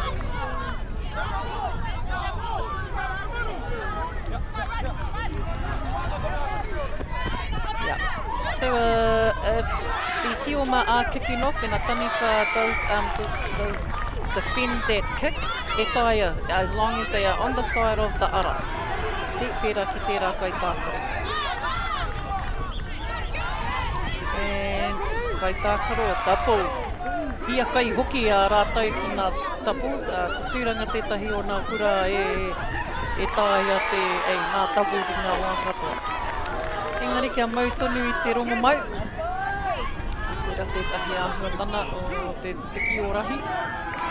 Hūmāri e ana te tākaro. Aha koa kaha, aha ko etahi wā ka piki ake te riri, piki ake te puehu.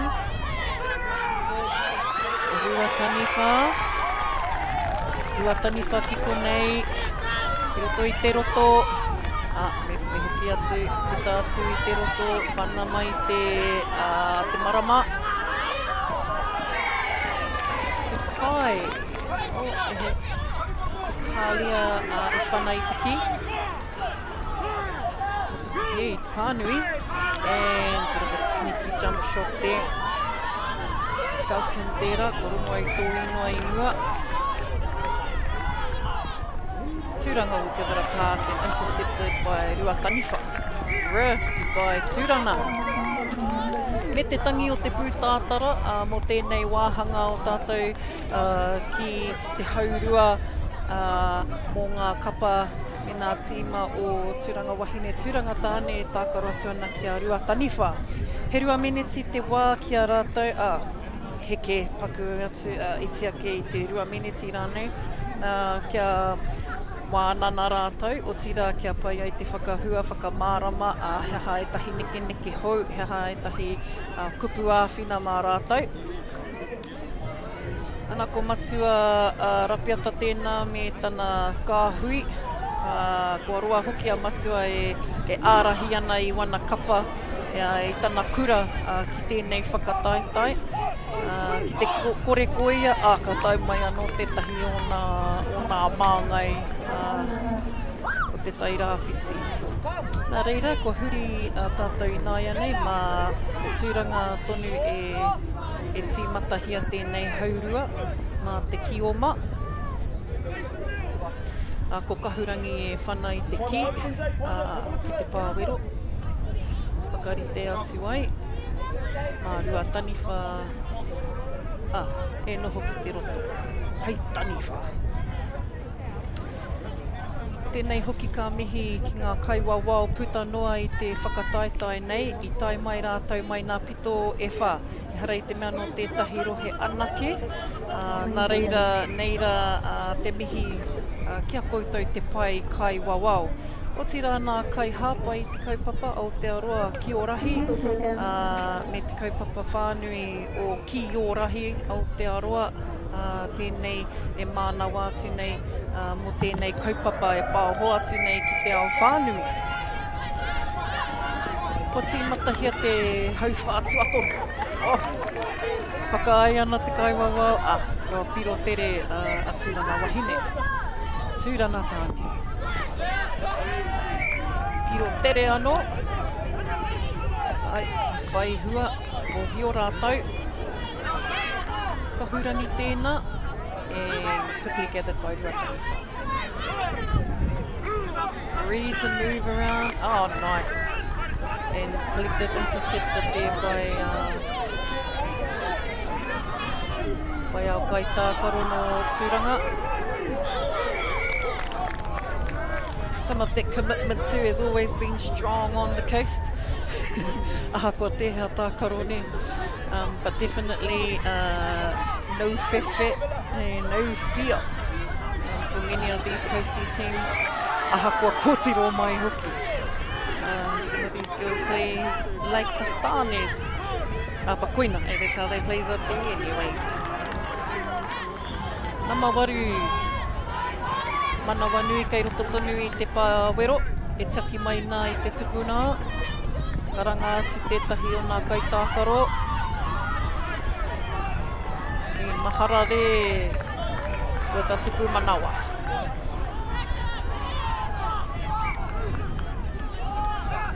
Manawa Stewart, tētahi o nā tau te kaumārua. And ripped.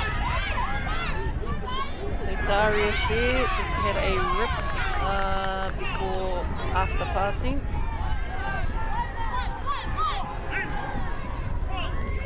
And rua taniwha, the little jump shot at the tupu. Rua taniwha anō.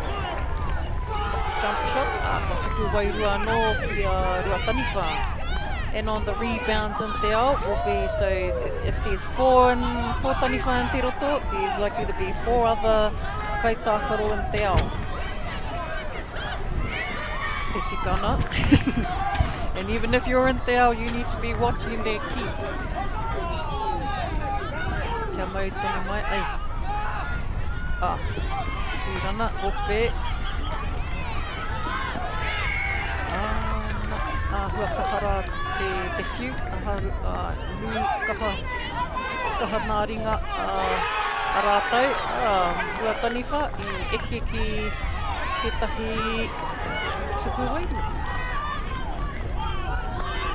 Kahurani with that off pass into te ao. And a tupu manawa. Ko mahara kahurangi tēnā. Kahurangi with the whana and defended by rua taniwha.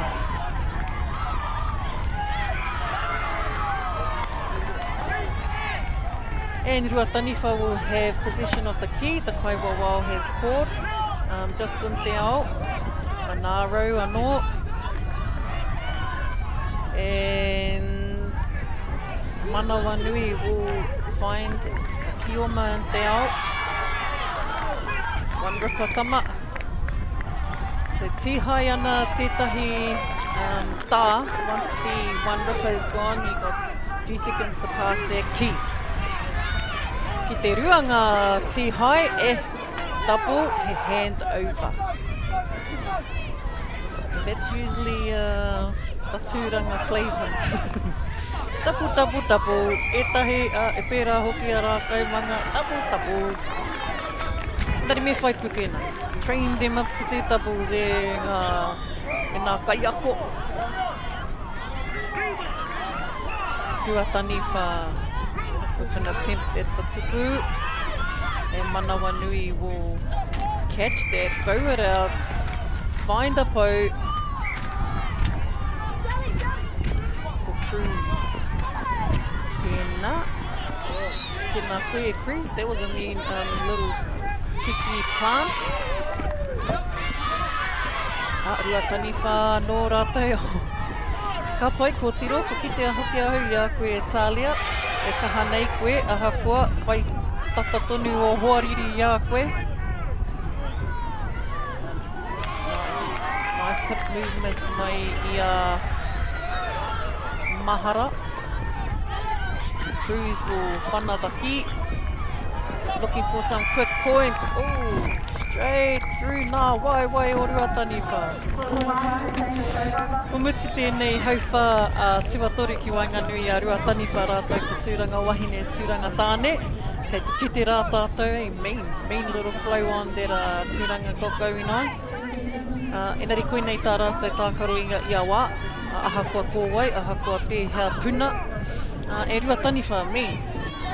Staying in the tākaro, not being intimidated by that coasty swag. E te Ruataniwha me tētahi pirotere. Ko Manaro anō tēnā, tētahi o ngā toki, he pau rānei. He pau hoki koe e tama i roto i tō kapa. Tū mai anō tūranga. He taniwha hoki a tūranga mō tēnei hauwha. And protected by Ruataniwha. Nalia o Kaitiaki and a tupu manawa. Ko tupu manawa hia hoki rā tērā kia Elton.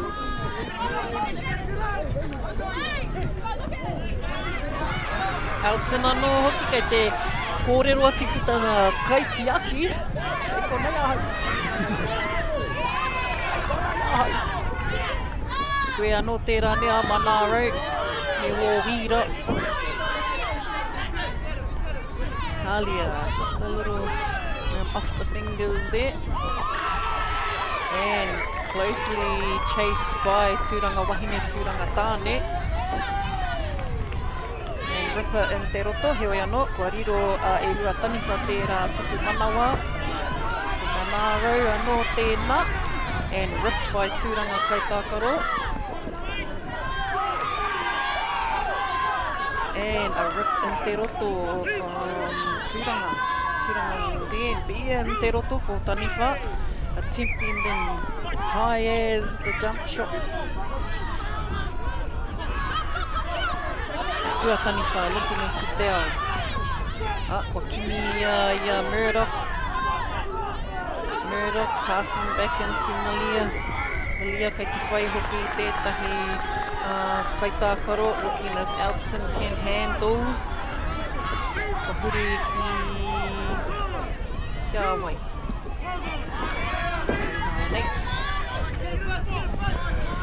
Kei a tūranga tonu te ki. Still in position for Taniwha. Toko whā ki te roto. Ruataniwha in te ao collecting po. Kei te tū ngā ringa, kei te tū ngā mati a ngā kauwawao. Ko Ka kaharua taniwha, and what a dive! Kare iai reti runga I te whenua. Little air time. E rua hoki e nā tupu manawa. Aumi. And matua kaya, ai, kei te woheo ia. Kei pōrea rea ia. E ko te kōrero, kei te karanga. Haka te kōrero a te kaiwawao, kia hoki atu. Kia hoki atu ki te roto. And a nice knee drop there from Kaitākaro. Milia Nelson, ka reira koe, e hine, e tiki pai ai tō tiki. Ko mura tērā, nama te kau. He hara tō hua, he ha te hua. And ko tī hai, tūranga on watch. E, kau e tukuna e tūrana.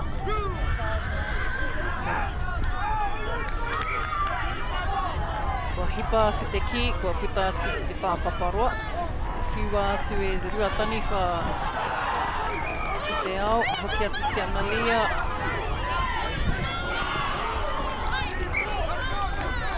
Kia hoki atu anō te ki.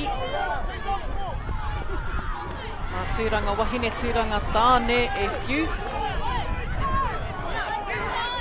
Tēnā kei te kimi, kai te rahu.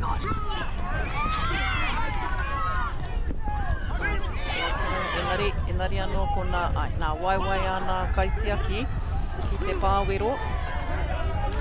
Kau e hiki nā waiwai.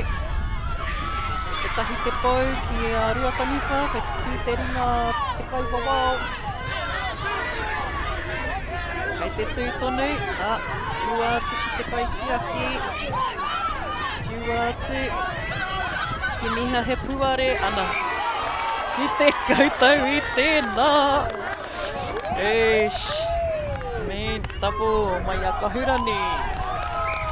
Ko tani hoki te pūtātara ki tēnei tākaro ki Wainganui a tūranga wahine, tūranga tāne, a rātou ko rua taniwha. Ki konei e ki te ai. Te kaha o te whaia tēnei kura.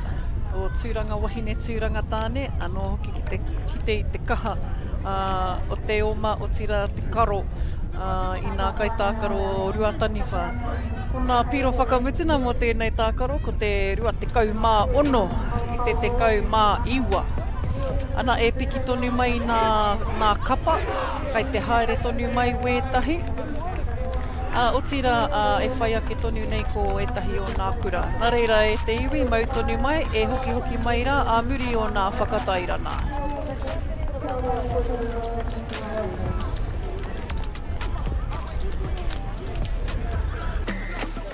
Sport is about more than just the game.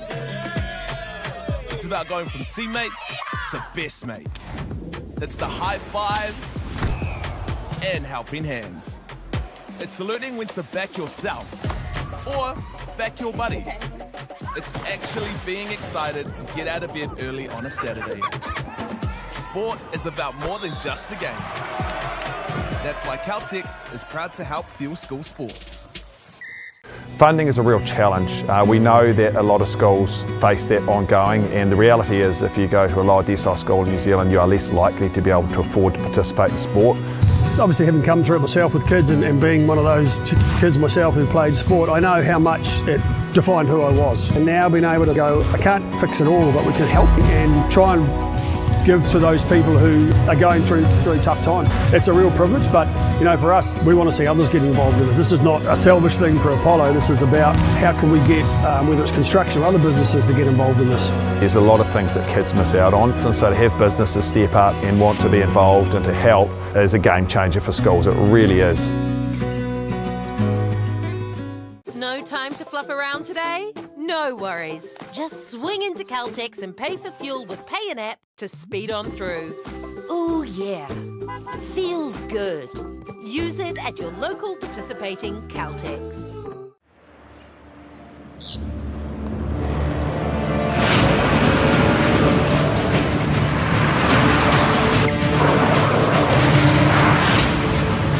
This isn't an ad about four-wheel drives. It's about knowing the place, as well as the locals. You found the place. That's a good start. Built by my great-grandfather 20 years ago. E mihi ana, anei rā kua whakahukia mai rā tātou i tēnei kaupapa o te manarahi 2025 kia koutou. Me ki ko tēnei te rā tuarua mō ngā whiringa toa, ko ngā whiringa toa hoki e nei e kawe nei ki runga i te pauaka whakaata i tēnei rangitonu. Nā reira e te iwi me ki ko tēnei kaupapa kua roa ki roto i wā tātou kura o tira kua roa e whakataitai ana mo te kaupapa nui nei.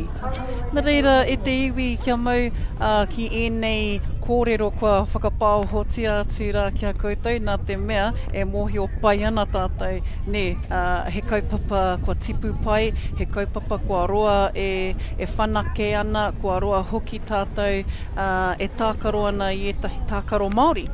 Kāre hoki he kaupapa, he kura, he tākaro tua atu i wēnei momo. Nā reira, i runga i tēnei papatākaro o tātou, e tākaro atu ana a te kaukauroa o patetere rātou ki mana kāreti. Ko ēnei kura e rua, me ki e hara i te mea e tauhau atu ana. Ko te kura o mana kāreti, me ki rā ko te kāreti o mana, kua roa rātou e whakauru atu ana ki ringa ki tēnei whakataetai. Te āhua nei kei te kahato rātou tū ki roto i ngā whakataetai ārohe, e tāi ai rātou te uru mai ki ngā whakataetai āmotu. He pērā hoki te kaukauroa o patetere, e hara i te mea e mataku ana rātou, kua roa rātou e whanake ana, kua roa hoki rātou e mārama pai ana ki te neke me nā whakawhanake o tēnei tākaro. So nā reira e te iwi, mautonu mai nā te mea, ka kite rā tātou i ēnei kura e rua e whakataitai atu ana mō tēnei o ēnei tūnga me ēnei whiringa o tātou. I mean, it's just a mihi over to our kaiwawao. Mēnā ka kore he kaiwawao, ko waiho pēr mā te tefa e whakawā i a rātou. I roto i tō tātou kapa o kura rānei o mana kāreti, anei rā ko nā te rārangi inoa, ko Patience Edmonds, ko Michaela Awhele, ko Priya Edmonds, ko Jalia Laumua, ko Kahukura Allison, ko te Paia Pōhatu. Hopefully kei te he tika tērā, ko Salim Edmonds, ko Elise Taurima, ko Nate Baker, ko Manaia Tanerau, ko te Maiohi Tua, ko Christian Fua Fui Moano, ko Royden Thompson, ko Ruben Trapp, ko tāne meo rātou, ko Locks Brown Risatu. Tēnā hoki koutou katoa. Kia kimi anō hoki ahau i tērā o ngā kura o roto o te kaukauroa o patetere. I mua no atu hoki rātou, e tākaro atu ana ki wā rātou hoariri i mua. Ko te kaukauroa o patetere i kei pūtāruru hoki rātou. He uri anō hoki no raukawa. E mānawa nei anō hoki rātou i ngā kōrero, ngā pūrākau te raukawa. Kiko nei anō hoki ko te kura, ko ngā kaitākaro hoki, ko te aorangi Ashby McDonald, ko Lucian August Feki, I hope I got your name right e tama, ko Boston Cooper, ko Tamihana Kiengi, ko Kaimani Matchett, ko Sione Otuwhanga Walu, ko Charm Taylor, ko Puro Tuwharewaka, ko Dwayne James August Feki, ko Ania Hemes, ko Waihuia Macaulay Karauna, ko Stevie Lee Perry, Oralee Te Wake, ko Rawarawa Uerata Williams, ko Annika Wallace, ko Sadie Wharewaka. hopefully I said your name right ko Tiro. Enari koinei nā kura e rua, kei te tākaro atu ki mua i a tātou. Tēnei hoki te mihi ki wā tātou puna tautoko, ko whakaata Māori tēnei e pāpāho atu nei ki a koutou. Whakapiri mai i ngā wā e hia ana, so you can watch this anytime you like. O ti rātou te puna tautoko mai i a Baileys, rātou ko Caltex, ara ko a Polo Projects, rātou hoki ko New Zealand Carbon Credits, rātou katoa kua whakauru mai ki te puna tautoko i tēnei kaupapa o te manarahi mo tēnei taurua mano rua te kaumārima. E mihi atu ana hoki ki ngā kai pāho, me Kiko Local Gecko Productions, he kamupene he Pākihi Māori, whānau Pākihi hoki Local Gecko Production. Anei te pukenga. All what you're viewing here today is all on behalf of our whānau from the local Gecko Production. Nei reira, tēnei te mihi hoki ki a koutou i te whānau. So just on our field too, we have our two kaiwawao. It looks like we have a te kuiti kaiwawao on our papatākaro. And again, every other field has two kaiwawao and two scorers. So koina tētahi tikanga, kua whakarite hia e nā kai hāpai, that your team must provide a referee. So that's a given. Me tai mai he kaiwawao ki te taha tōkapa. Another thing that maybe some teams need to suggest or recommend is a physio. O a kai mirimiri.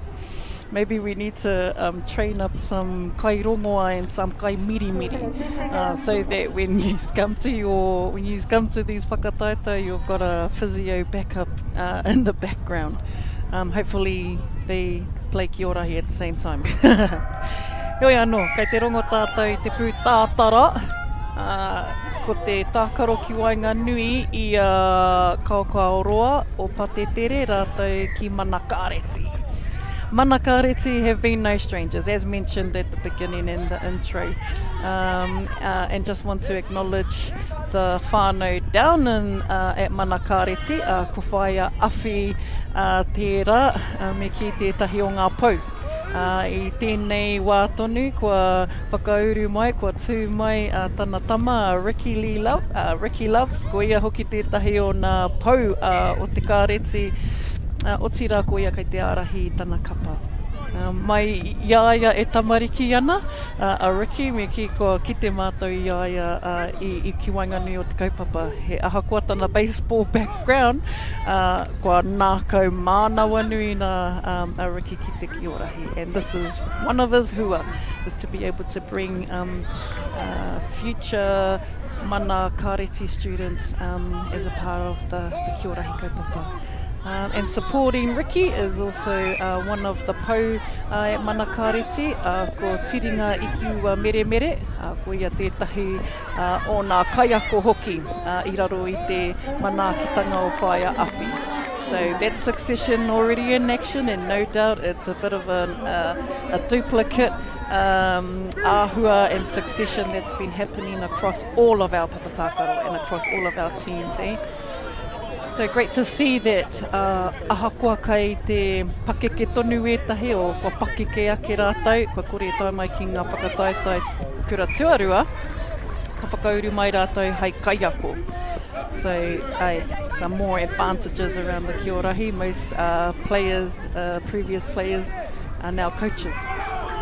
So awesome succession happening there naturally amongst our Kī-ō-Rahi whānau. And Manakareti, they've been able to secure that Kī-ō-Rahi. So two different styles, and he pai tēnā. You sort of know when you're dealing with the coastie team, and you know when you're dealing with the Waikato team, and then you know when you've got a Waikato, a Upoko team. Just nā te ki te hana atu o te rerekētanga o nā tākaro, te kai tākaro hoki. Ahakoa te hea pito, ko tērā te painga kia puta mai wera pukenga mai tō takiwa. Nosh! Ki te rā tērā I te jump shots. Ki te jump shot hoki kai tākaro Lucian. Oh, let's hope ko te Lucian tonu tō inoa tika e tama. Kia hoki atu hau ki te kura, kia ako ki te pānui. Engari anō, manaka reti kei roto I te Kī-ō-Ma, kei te mau rātou I te ki. Me te tata whai atu I te tupu manawa, nearly there. Uncle Tori might be able to get him some tupu manawa. Nice jump shot there. And I'm sure we've seen Te Aorangi. Do a few of those jump shots in these previous games. Mana kāreti. Ko Christian tērā I roto I te... Ko Christian hoki rā tērā I roto I te... me kira kei runga I te... Kī-ō-Ma neha. Yeah. He kaitiaki anō hoki a Christian. So mana e noho atu pia. Oh, double. Nice. Rawi tā koutou mahi te Kī-ō-Rahi. So Christian, kōrua ko Michaela, ko Raua nā kaitiaki. And right there. Ana, ki te hoki tērā kaitiaki, tērā kaitākaro. Michaela will kick from te marama. Christian looks into te ao. And Kī-ō-Rahi patetere. So, regathered. Christian again with the ki, looking for some Kī-ō-Ma in te ao, ko wai kei te wātea. Huri atu huri mai. Ko tāne meo te nama 21 mo mana kāreti. Slower pace out on the field today. Hopefully kāre I te heke te ngāwa ētahi. Nice jump shot there from Porutu. Pūrotu, aroha mai. Me te tangi o te pūtātara mo te hauwhā tuatahi. Whai ake nei ko te hauwhā Tuarua. Ki Wanganui a mana kāreti rātou ko te Kī-ō-Rahi o patetere. Toru ki te tahi. Anō, ka kore makarauna, ko kore e mau wā. Tangi ana, tīmata ana. Aha kua kāre koe I reira, mena kāre koe I te tatari, hei ahanoa, ka haere tonu te wā. Kī-ō-Rahi o patetere ko rātou a Kī-ō-Ma I tēnei wā. It's mean unks, mean. Ko te aorangi tērā, me tana paukotahi, kua huri ki te tupu manawa. Nice. Ko kai māni tēnā. Oh, actually, e rua ko Ania, ko kai māni rānei. E rua ngāri makiru nei te ia te Kī-ō-Rahi. Ko Charm tēnā, I toi te pāwero.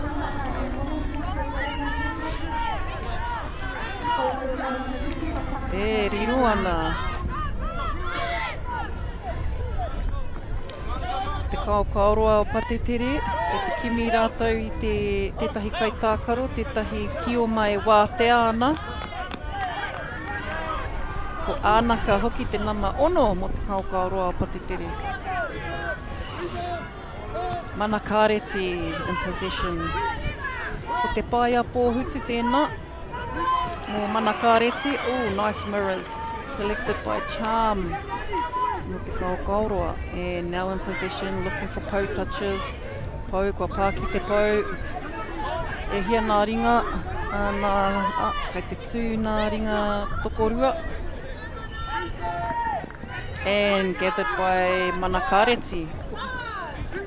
Ko Royden tēnā. Ki Taniwha. Kai muri anō hoki, kua puta atu te ki te tāpaparoa. Charm anō, kei te kimi Charm I wana Kī-ō-Ma ki te ao. Engari kua hipa atu te ki te tāpaparoa. Nice. A little bit of a hang time, air time. Ki roto I te hau. Royden just hanging in te roto. Raiwa ko te Maiohi. Just hanging in te roto, seeing if the Kī might swing over to their side. Ko te paia no hoki tēnā kai roto I te roto. And having that extra kaitiaki in there neha just breaks down the defence, breaks down the attacks from the taniwha. And by now I'm sure we know why we have taniwha in Kioma. And taniwha obviously mimicking the act of the taniwha utumai. I roto I te pūrākau, utumai started out as a lizard, but then it got stuck. He got stuck in a canyon. Nā tana te rāriri, huri katoa, huri rauna, te lizard, te nārara, engari I pāua tana whiore I tētahi mea wai. And then that's how the water came up. Mea rawa ke I toremi te nārara ka huri hei taniwha. Koira te taniwha tapaina ko utumai. Oh, nice.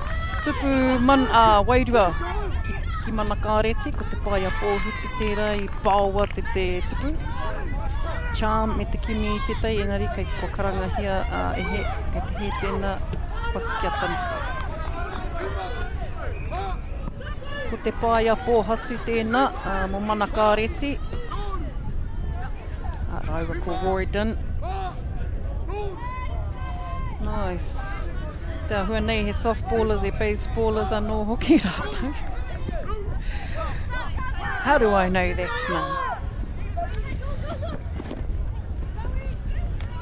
Kau kei te kimi rātou I tētahi kioma ki te ao. Engari mana kareti whiua te tana tihai, charm will look for kioma ki te ao. Etahi wā ka tino pukuriri o ka hi kakarawa, te kaitiaki, kei te kimi I tētahi kioma, engari ka rete etahi te wātea. And etahi wā ka pukuriri, ka waha atu ia, kai hea koe! O nā mea e waha papa ana. And we have now last position was mana.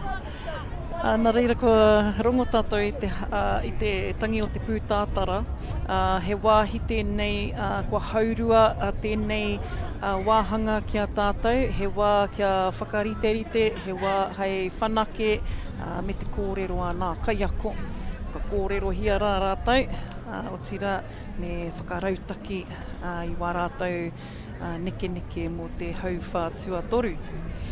Tēnei te mihi hoki ki wā tātou me ki te huna tautoko I te kaupapa nei ki roto o Manawatu, ki rangitāne o Manawatu.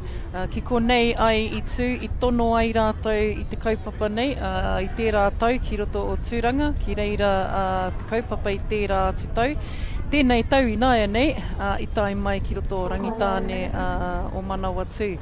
Nā reira, tēnei ka mihi atu kia koutou, nā koutou I manaaki, nā koutou hoki te reo karanga kia tau mai nā mātā waka ki runga I tā koutou papawhenua, ne?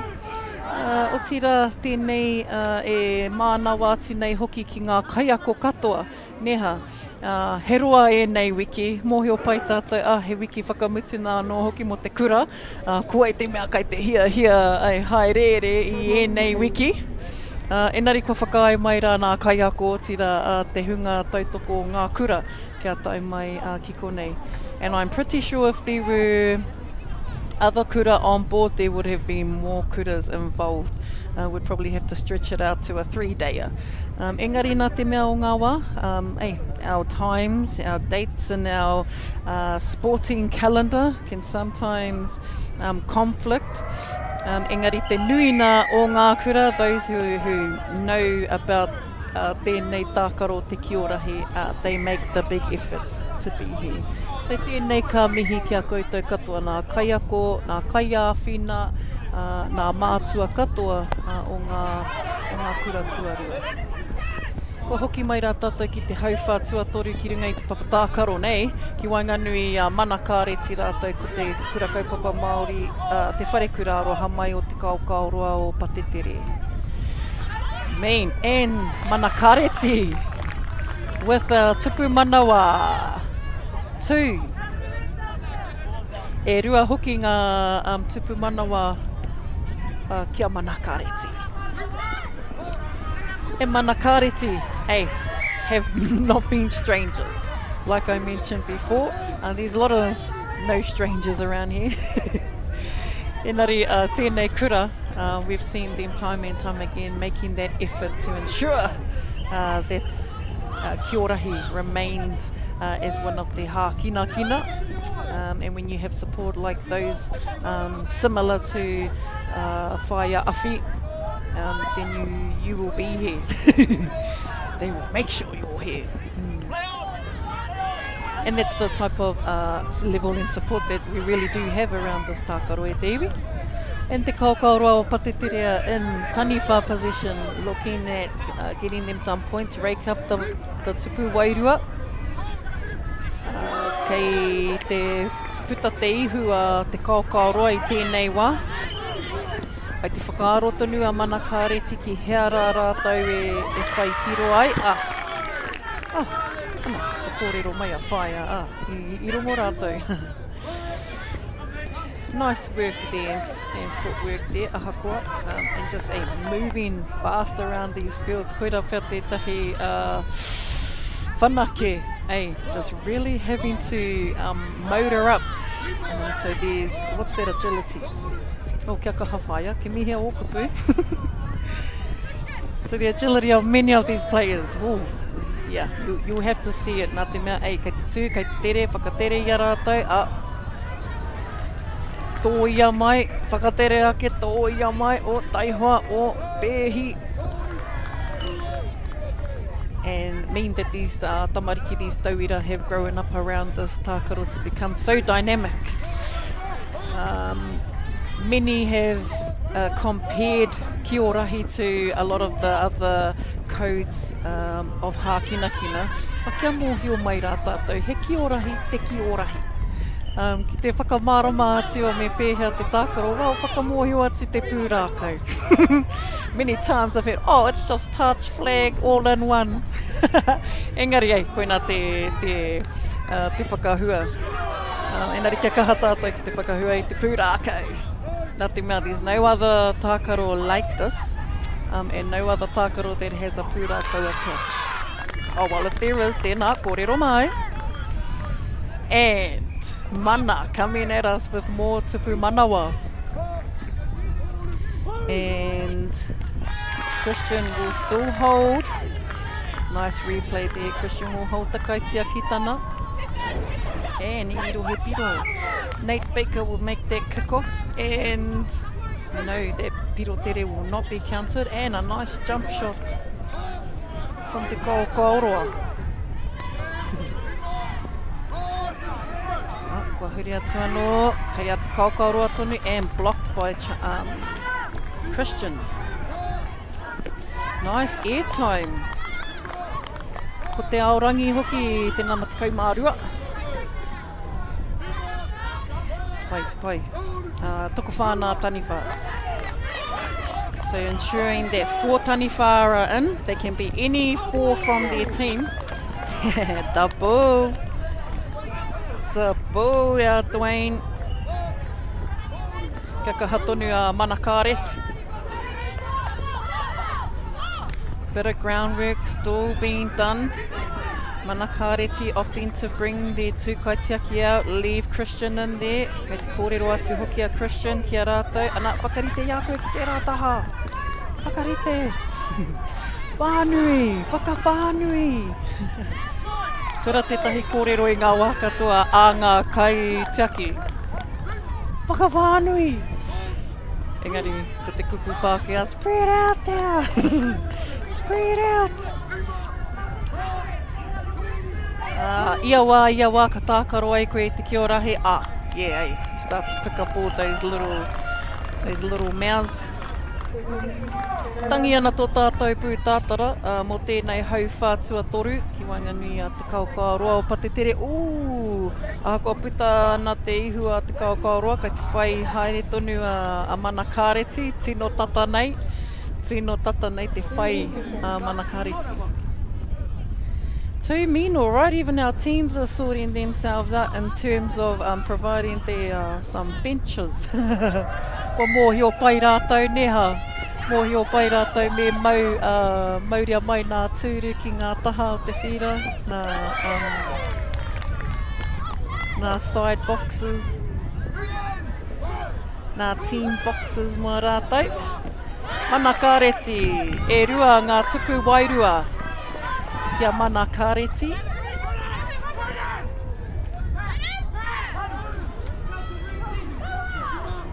Kia mana kāreti anō te ki, kia taniwha. Kaha rā tērā whiu. Tata tonu ki nā whiu ana poiuka. Little overthrow there, but it didn't go into the tāpaparoa. The Kī-ō-Rahi o Patetere. Kei whea mai. Boston Cooper. Ripped by mana. We have a little ripper. Koe tērā Ruben, nama whā. Mō mana kāreti. We'll swap over there. Kī-ō-Rahi o Patetere. E koe tīhae. Tīhae e mana kāreti. And Charm with a throw into our back to Kaitiaki. And ko tīhae te Kī-ō-Rahi ki te roto. Mana kāreti lost possession, quickly gained it. And Charm will pass out into Dale, but gathered by, intercepted by Mana kāreti. Jump shot. Ko koe tērā te paia. Nice. And a back block from Charm. And another back block. Mani tēnā, Mani a rānei. Kakai Mani, ko tahi te tupu wairua kia Mana kāreti. So feet neha nā waiwai. Ko ngā waiwai. Koe rā tētahi mea e whakamātauria. E mātakina e ngā kaiwawau. Dwayne, e hia ngā pau, Dwayne. Ko te tupu wairua, ko ngaro hoki ngā pau. So, ko tīmata anō ki te kohi pau. Ko kore he pau re. Ko kore ngā pau. I whakapau ana te mea i pā te ki ki te tupu. I whiua te kaitākaro i pā te ki runga i te tupu ana i puta atu. So just a touch, even though the Kī-ō-Rahi had possession, and if their ki touched the tupu, it's pretty much a recount. Well, I hope so. Koe hanga anō hau i nā ture nia. Nice rip there. And a Mana kāreti has just ripped the Kī-ō-Rahi kaitākaro. Nice. And that mirror shot, throwing one to each side, just to throw the kaitiaki off. Toko whā, nā taniwha ki te roto, nā kaitiaki, kei te ārai i te tupuna, opting for the arm lock. Ko te arm lock, te tāku tā maiwa ko ngātai tanirua i nanahi. Kaumārua, ko te aorangi tērā Kī-ō-Rahi o Patetere, ko ki te kei te rongo koutou i tāna ingoa, tērā pia he tākaro whaikaha ia. And the arms up even. And you've got to give it up to these taniwha kaitākaro neha. like mena ko mātai i runga i te rina papatākaro. Ko kore hiki nā wai. Engari wēnei nā. Aha kua, nice flight. Ko Dwayne James i riro i tētahi tupu manawa. E whai piro tonu ana rāua kei te haere te wā, te kaumā ono. Aha kua tēnā, kua hatia ko whakaai ki te Kī-ō-Rahi patatiri. Aha rānei, aha kua tangi ana tātai pūtātara. Me te karanga hoki ki e ngā kaiwawao. Kua pau hoki te wā ki ēnei kura e rua, ki Wainganui a te Kī-ō-Rahi o patetire ki mana kāreti. Ara ko ngā piro whakamutina te kaumāpitu ki te kaumā-ono kia te Kī-ō-Rahi o patetire. Tareira e te iwi, e whakarite atu anō i tētahi atu puna, anō hoki kai te whakawhipiri mai anō e tahi kura ki runga i tēnei papatākaro o tātou. Tareira ko ake nei e hoki mai anō a mātou kia koutou a muri o ngā whakatairanga. I'm Jason Bill and we farm around the mid-north. We took a review of our business a couple of years ago, sort of identified challenges that we had. One was profitability, and we'd noticed on our steep hill country we're getting more and more erosion. We looked around to diversify, looked at forestry to plant on our steeper country. For us, it really addressed those concerns. By doing the forest farm model, we feel like we're getting the best of both worlds. And I'm really excited and I really do believe in this model. I think it's the way of the future. Funding is a real challenge. We know that a lot of schools face that ongoing, and the reality is if you go to a lower decile school in New Zealand, you are less likely to be able to afford to participate in sport. Obviously, having come through it myself with kids and being one of those kids myself who played sport, I know how much it defined who I was. And now being able to go, I can't fix it all, but we can help and try and give to those people who are going through really tough times.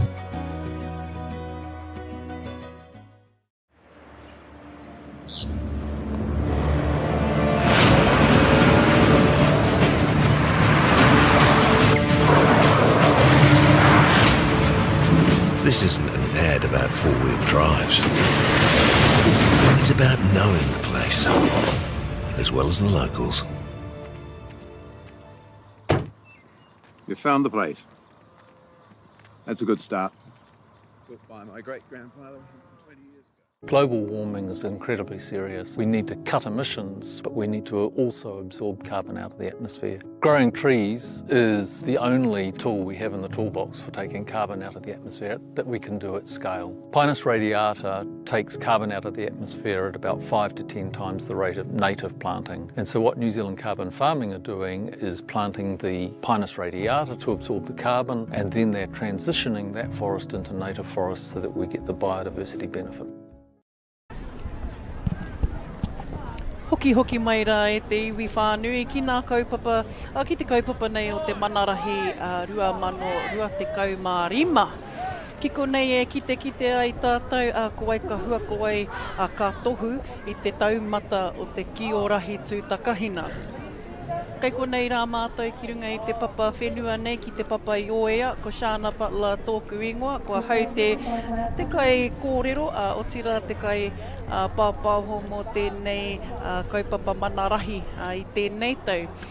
O tira ko tēnei tētahi o ngā whakataitai nui ki Wainganui o tēnei, ki Wainganui anō hoki o ngā tini āhuatanga Māori o tātou neha. Nā reira, i runga i tēnei papatākaro o tātou, kei te kite i ngā tai whero, te ahua nei ko te wharekura o rākau manga. He kura no roto o te rohe o Waikato. Rātou e tākaro atu ana ki te rauaroha.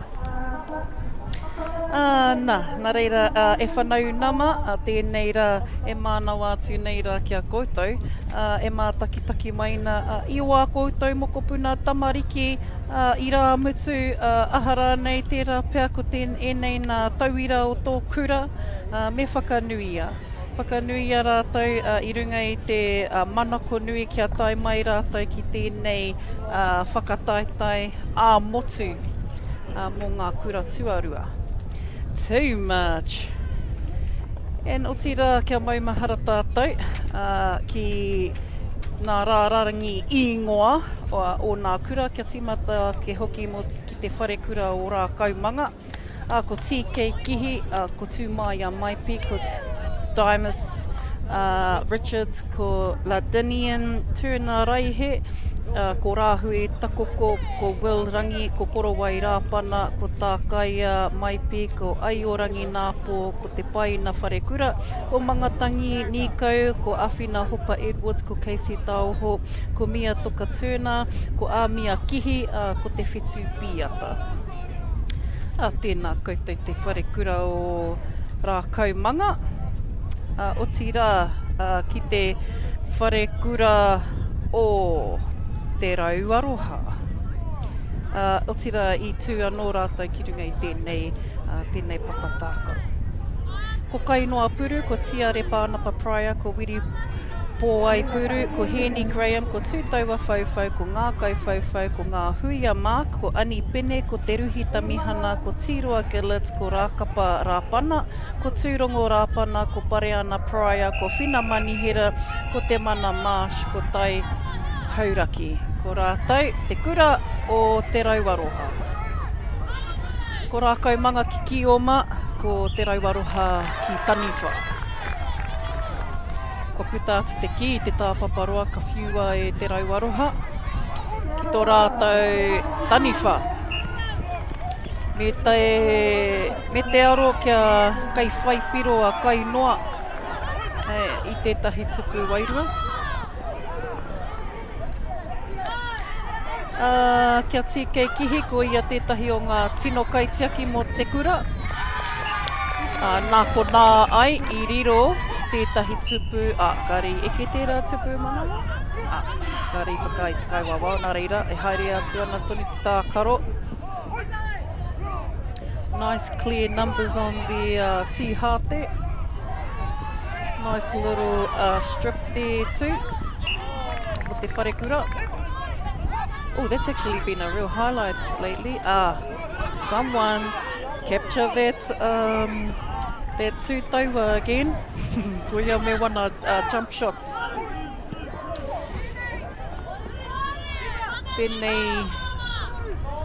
Tēnei ka kitea me nā kataia e nei kaitiaki ki te ārai i nā whiu a tūtaua.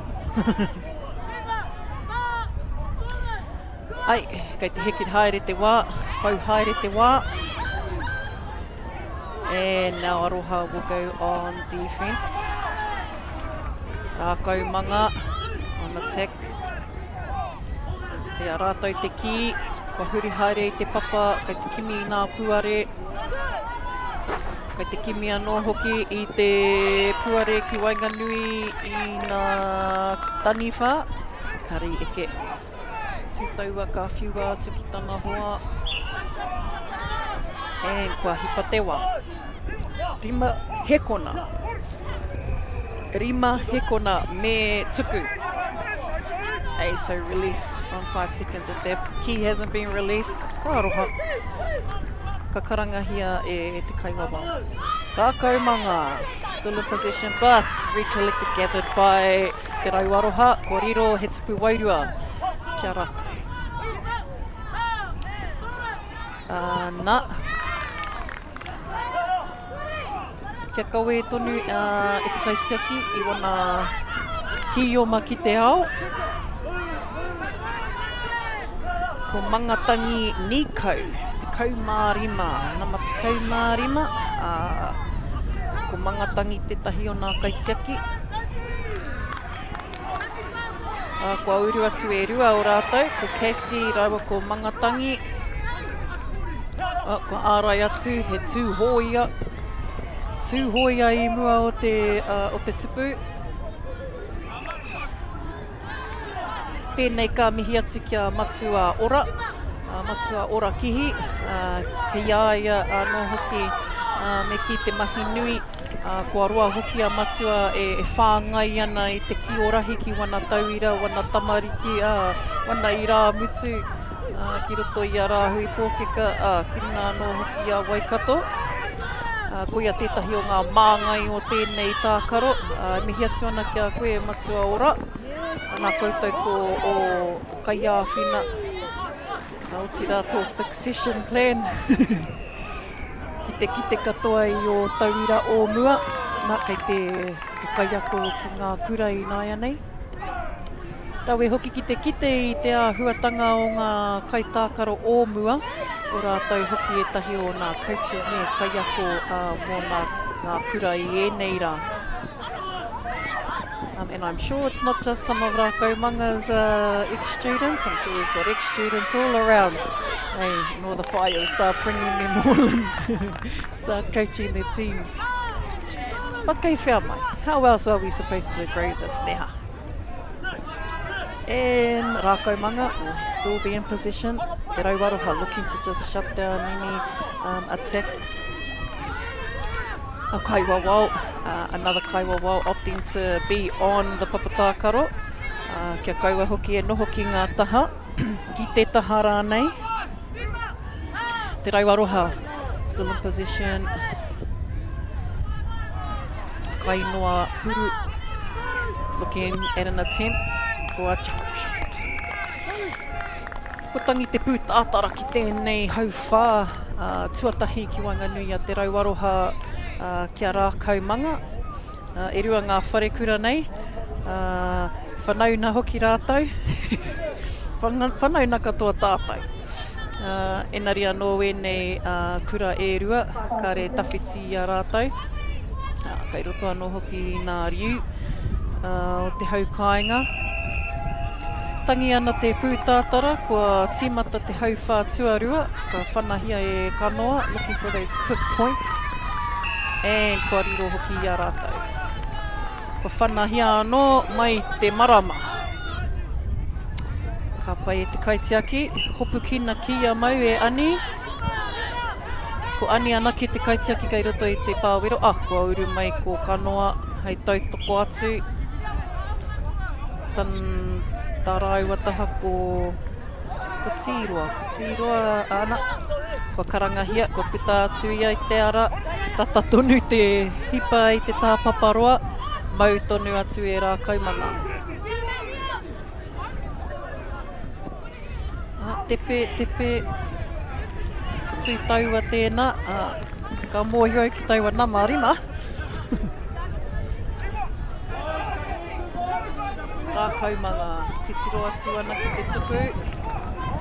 Jump shot, nice. Mai mahara atu hoki a hau ngā rā o mua. Ko tētahi o ngā tauira, tētahi o ngā kaitākaro. Ko koro heke I ngā rā o mua. Ko ia tētahi o ngā tino kai jump shots. Tērā pia ko ia te mea tīmata I e rā kai peke. Enari kia koe koro heke. Tēnei ka mihi atu. Look what you've started, boy. Ana, ko riro atu tonu he tupu manawa ki Rauaroha. Hopu ki nāna ani, whāngai atu ki atu taua. Wā kia wātea ai a kanoa, kainoa, aroha mai. Nā kau, kimia nā kau I kua kapohia e rā kaumanga. Rā kaumanga. Ka pai TK. Me tana tā roa hoki. Ko te kaumā toru, ko TK kihi tēnā. Tana tā roa. Me te whakapai, karekau. Kei te pai kai noa, hoki mai anō e tama. Whakapiri hea tō tihai. Te kaumātoru. pare ana. Yeah.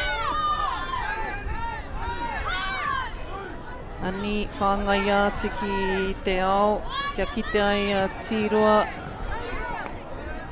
kia kite hoki a tūrongo, kua whiua atu, kua whakahoki atu te ki kia ani, e te kimia ani ana kai Kī-ō-Ma. Ina ka kore ia e kite, kua ahatia ia, te mana ki te kia ani. Still looking for options, our kaiwawao e whā nā mati. Kaua whakapau, toko whā, ara. E mau ana. Engari hea te karanga te kaiwawao. Kare eke. Ooh, hardcore, eh, ref. Ua. Rā kaumanga, kai a koutou te wā.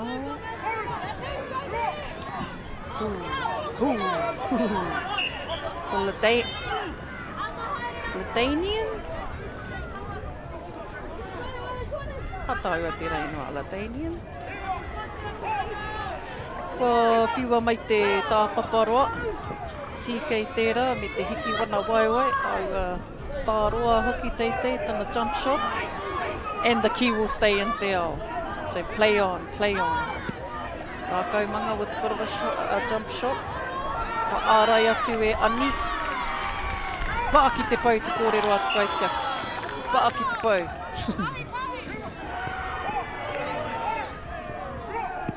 Kua kapohia e rā kaumanga. E pai ngā o wēnei kai tākaro, ei mōhio ana ia, ei mōhio ana rātou. Ka tihai ana rātou, kua mōhio waiho. As soon as they get on to attack, kua huri rātou. So just watch these taniwha. Watching the taniwha actually sees how switched on these tauira really are. Me te tangi anō tō tātou pūtātara mō tēnei wāhanga, tēnei hauwhā, ki Wainganui te wharekura o rā kaumanga rātou ko te wharekura o te Rauaroha. Kare i te tino nui nā piro engari kei te wā tea tonu nā hauwhā e rua e toi ana, e pakari ake ana, me ki kia āta mātaki, kia āta whakamātauria, nā neke, nā whanaketana. Tēnei e whakatau nei i a tātou i runga i te kaupapa o te manarahi 2,250. Nā kua hau tēnei e kawe nei i te nuina o nā tākaro i runga i te papa o tira, nā te puna tautoko, nā ngā kaiāwhina o tira, nā te kaupapa tonu o te Kī-ō-Rahi. I mana ai tēnei kaupapa. Tēnei ka mihi kia Māori Television, rātou hoki ko te puna tautoko i tēnei huihuinga o tātou. Kua koha mai i runga i te aroha, kua koha mai rātou i runga i te whakaaro nui kia tipu kia rea tonu tēnei kaupapa ki Aotearoa whānui. And if you are on the social medias, koutou mā, there are a lot of paiāhua Insta pages that are promoting our Kī-ō-Rahi. One in particular, follow our Kī-ō-Rahi Ngāti Porou page, Herawe. O tira, some of our other whānau around the motu are developing and doing some mean content around the Kī-ō-Rahi in their rohe. Nā reira, whai haere i era whārangi paiāhua. Te nui nā kairunga i a paiāhua. O tira te pukamata, ka rau te tino ka hairunga i te pukamata. Engari whai atu ia rātou. Don't forget the Aotearoa.com. Our whānau who are keeping the website updated throughout all the Kī-ō-Rahi events. So make sure you give them a follow, give them a like. O tira koe wareware ki te minenga o Aotearoa Kī-ō-Rahi. Make sure you search those up, give them a like, give them a follow, so you're up to date with all of the rahi action happening across the rohe. never know, you might get an invite to some of these tākaro in Tarohe. Rākau manga kai te ārai atu I te tupu, te rauaroha e pakanga tonu atu ana. Whoa! Flying actions, flying ripsters. Koe tērā, ko te mana. Saw them flying for those rippers. Actually, I haven't seen someone flying for rippers since there, rākau manga, ko rātou te huna flying at those rippers. So I haven't seen that in a while. Oh, te rauaroha, eh? And mean if there's that much hungus around a flying, flying and making their mighty effort to get those flags. And not just 1, 2, but those 2 flags are causing handovers. Koe rā te hia a rātou. Rākau manga in possession, still in te ao with the key, and one kaitiaki I roto I te pāwero.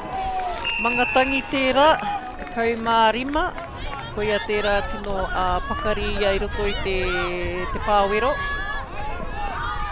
Ko Casey hoki, raiwa ko Casey, ko raiwa e rā e tiaki mai nei te tupu. Ko uru atu ara tētahi atu kaitiaki. Ko uru atu mai ki te taitoko, ko puta atu rāua, ko waiho, a mātangi ki reira tiaki ai te tupu. Ko te ingoa roa o te tupu, ko te tupuna. Ne? Mōhio hoki tēnei kai tākaro atu maia, kare ai eke nā te mea, you could make another movement. So kare tai he double movement. Oh, maki miha he kupu Māori mo tēnā.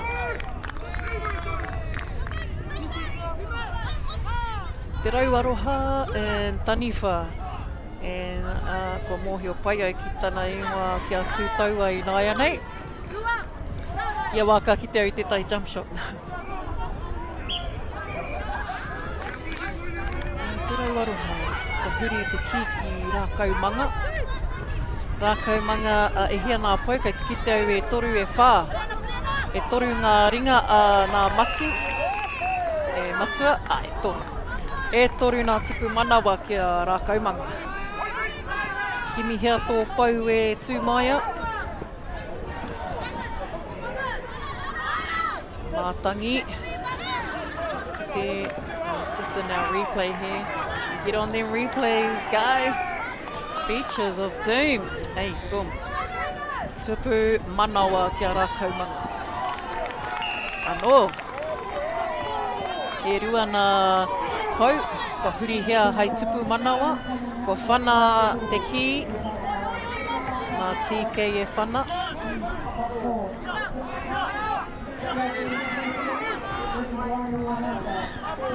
Haere tonu a rākau manga. Ka kohia e te rauaroha. And efforts. Ko tū mai anō. Kia kaha tonu a rauaroha. And rākau manga. Nice intercept there from te rauaroha. Tū mai me tana jump shot. Peke whetū, bro. Ko koe te whetū, nā. Haere tonu a te rauaroha. Tū pakari, tū toa wēnei kaitiaki. Kia kore e tuku te ki ki te tupuna. TK. Haere tonu, ko ti haitana tā. E rua. Ko whakaai hoki kia rua. Nā pau, kua rua nā tupu manawa. Kua rono tātou, kua tangi te pū tātara ki tēnei hau whā tuatoru. Ko te hau whā whakamutunga e whai ake nei, kua huri rātou nāia nei, ka tū taniwha a rākau manga. Ka tū hei kioma te wharekura o te rauaroha. Ara, ko wā tātou kaipiro. So we do have 2 referees and 2 scorers on every field. Tēnei te mahi nui. That's how much it is showing on how many people you need to facilitate these tākaro. Mai mahara i ngā rā o mua. Ko tahi mai ho te kai wawau. Ko piki ake, ko whanake ake I nāia nei nā te tipu o nā kura, neha. And as those referee huis get a little bit longer, it's because we're noticing a few things that we need to clear up. Hoi kia kaua tātou e wareware ki te pūtake o te tākaro. He wānanga anō tēnā. Engari ki konei e mātaki atu ai I te tino wānanga o te Kī-ō-Rahi. Te whare kura o rākau manga me tō rātou paukaha. Kua roa tēnei kura o rākau manga ki roto I ngā whakataitai. Ia tau, nā reira he tohu tērā I roto I tō rātou rohe pea. Whanake atu, whanake mai. Ka re kore, there will be a few selectors out there e mātaki-taki ana. We are likely to have a secondary school team selected out of our tournament. E kore au e tāia te whāki atu ko wai nā selectors. E oi anō, e te pai tēnā. Mēnā ko koe tētahi kua tohua o kua kitea rānei. Mēnā kua kitea nā selectors, nā kai tohu I a koe. He tohu pai. Kua eke. Nice. Ko tīrua tērā no te wharekura o te rauaroha. Ko whanahia e tūrongo. E kua riro he piro tahi. Piro tere kia rātou, nā reira e tuku manawa kota.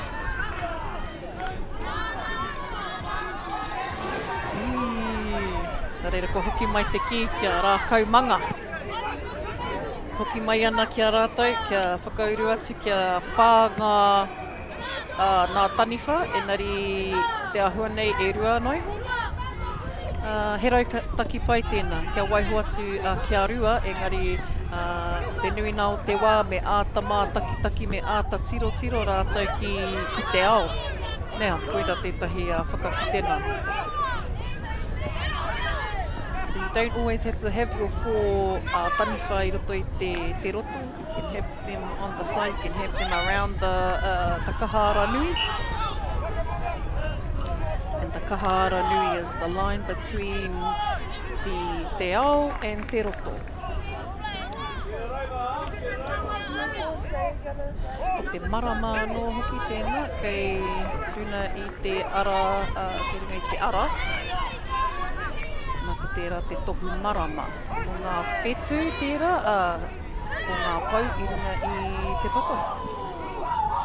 Te rauaroha ki te koe tū māia. Aroha mai ko tū taua ki te koe. Mārama pai ana koe ne hatama. Nari koe e tū ohu. Kei te whai tonu a rākau manga I a koutou te rauaroha. Te kau. Whiua atu ki te kaitiaki. Whakai ana te rauaroha. Ko koe tērā tūtaua. E riro ai he tupu manawa e toru. Nīti. Whiua atu e te kaitiaki. Whiua atu anō ki tana hoa atu taua. Replay on that. Tēnā uncle. Rawe, rākau manga, quick collect. Ko e tukuna, kei ki te koutou. Ka waiho kia rua ngā taniwha. Rua ngā taniwha ki te roto, ka waiho atu e tahi ki ngā taha. Kua ārai atu e ani I te ki.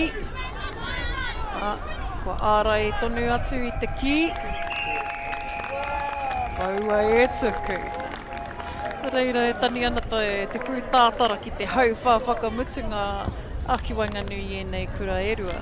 Ko te piro mena, ko te kaumātoru ki te rauaroha, ko te kau ki a rā kaumanga.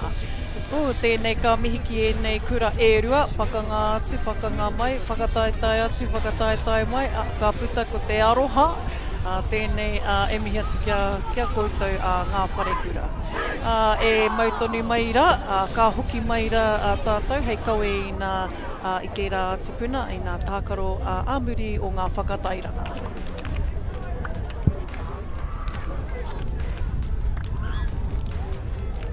Funding is a real challenge. We know that a lot of schools face that ongoing, and the reality is if you go to a lower decile school in New Zealand, you are less likely to be able to afford to participate in sport. Obviously, having come through it myself with kids and being one of those kids myself who played sport, I know how much it defined who I was. And now being able to go, I can't fix it all, but we can help and try and give to those people who are going through tough times. It's a real privilege, but you know, for us, we want to see others get involved in this. This is not a selfish thing for Apollo. This is about how can we get, whether it's construction or other businesses, to get involved in this. There's a lot of things that kids miss out on, and so to have businesses step up and want to be involved and to help is a game changer for schools. It really is. I'm Trevor Johnson, and I'm a sheep and beef farmer from the Forgotten World Highway. Some of the country we bought was quite steep and difficult. We have pushed those blocks to pine trees, 1,000 hectares into forest, and 7,000 hectares will stay in grazing. To me, it's just the best use of land. If you've got land that is not so productive, it's a marvellous way of increasing your income.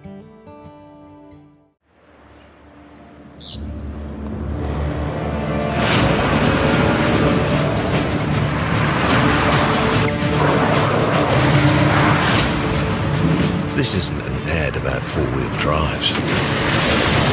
It's about knowing the place, as well as the locals. You found the place. That's a good start. Built by my great-grandfather 20 years ago. Global warming is incredibly serious. We need to cut emissions, but we need to also absorb carbon out of the atmosphere. Growing trees is the only tool we have in the toolbox for taking carbon out of the atmosphere that we can do at scale. Pinus radiata takes carbon out of the atmosphere at about 5 to 10 times the rate of native planting. And so what New Zealand Carbon Farming are doing is planting the Pinus radiata to absorb the carbon, and then they're transitioning that forest into native forest so that we get the biodiversity benefit. Get the Māori Plus app. Download now on Google Play or the App Store with exclusive viewings and 100% ad-free. Quite like top tier. Watch us anywhere, anytime. Make Māori Plus your mate and stream now. Hoki mai anō rā tātou e te iwi ki tēnei kaupapa whakamiharo o te mana rahi. Rua mano, rua te kau mā rima. Kei konei ki roto o te papai o ea, ki raro nei nā papatākaro ki Central Energy Trust Arena. Kei konei nā kura toru te kau mā ono. Kua tū ki runga i ngā papatākaro Kī-ō-Rahi nei. Ko Shana Butler hau, ko tā koutou kai pāpāo ho. Tā koutou kai kōrero hākina mō tēnei kaupapa. Tēnei e mānawa atu nei rā koutou. Mō tēnei kaupapa whakahirahira o te Kī-ō-Rahi.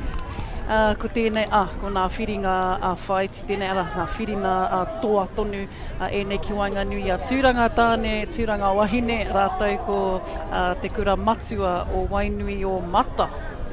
Oosh, I haven't had a Wainui o Mata kēmu tākaro yet, so kua tai te wā tātou.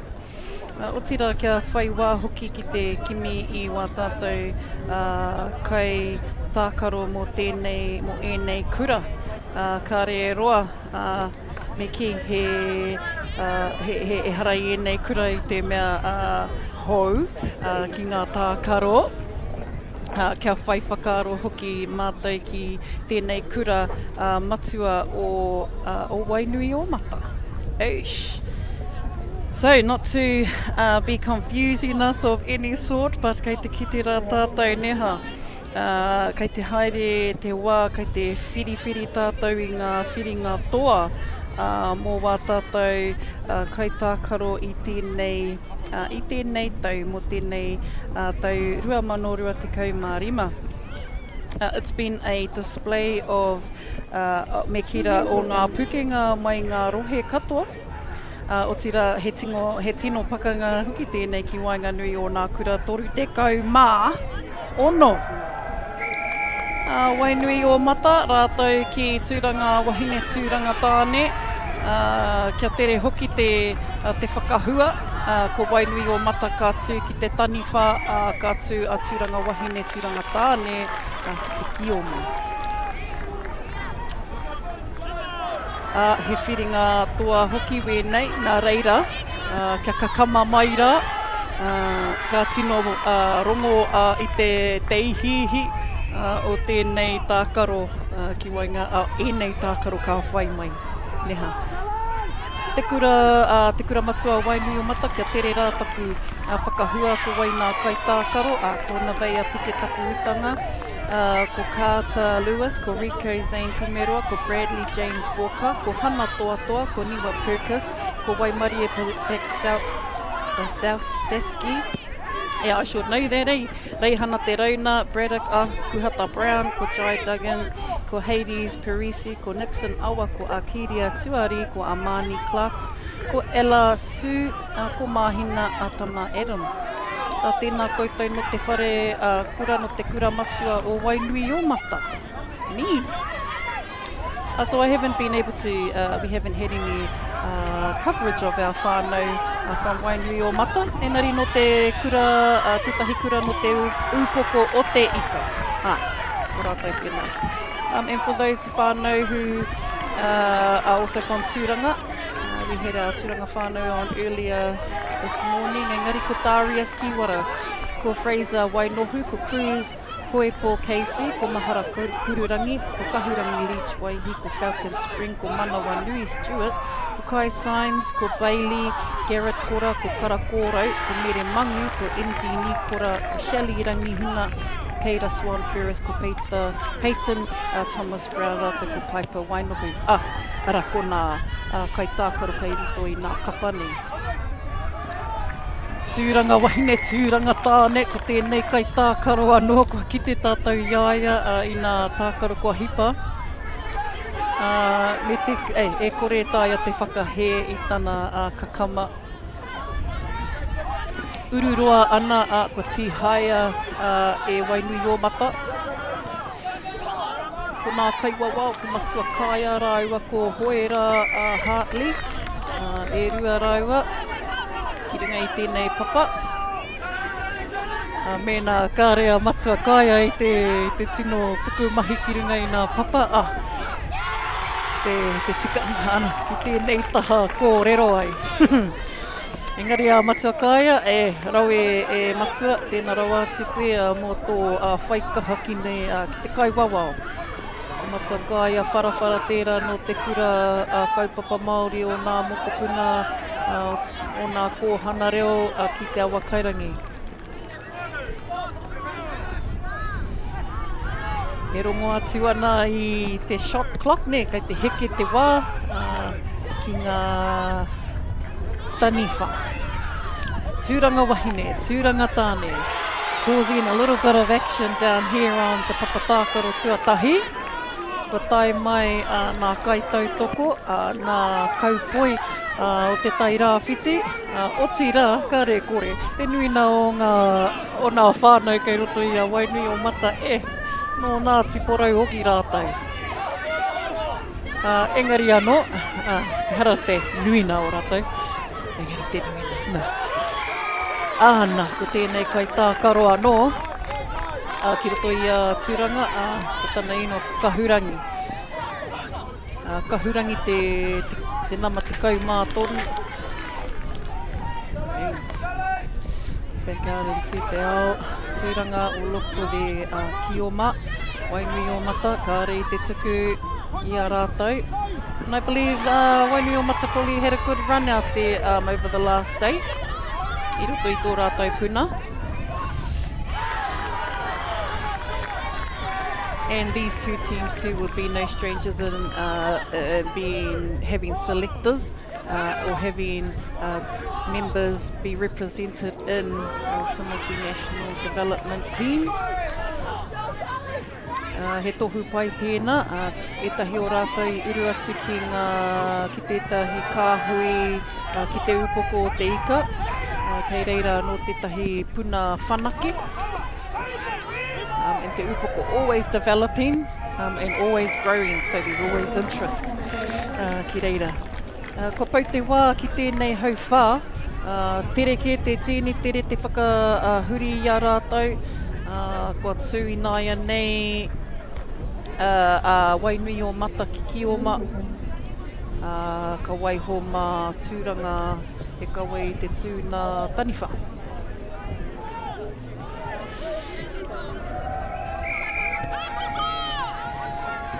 Tūranga, kai a rātou hoki, I te rātou ei, Victoria rātou, ai eke anō hoki rātou ki te taumata. Me ki e hara I te mea, he mata ki te. Karo I te mata ki te. Engari kei te tino, e whakapono ana au te nuina o te wā ka uru atu rātou. Just no te kaha, te kaha rātou, e hara I te bias. Engari mātaki koe, ka ki te koe. Hia kai. Wainui o mata, ko karangahia, ko whakaai. Ai, our kaiwawao just feeding back, making sure their cause are being justified. Kahurangi anō, te kaumātori mō tiranga wahine, tiranga tāne. So 4 taniwha will be in, little hold in the air. A choice to see that, so even as taniwha have to retreat, as soon as they release the key, they're expected to get back on side. Otherwise, it could be called as an offside, and if the kaiwawa sees that, ka roha. Taniwha, so wainui o, aramai, tūranga in taniwha.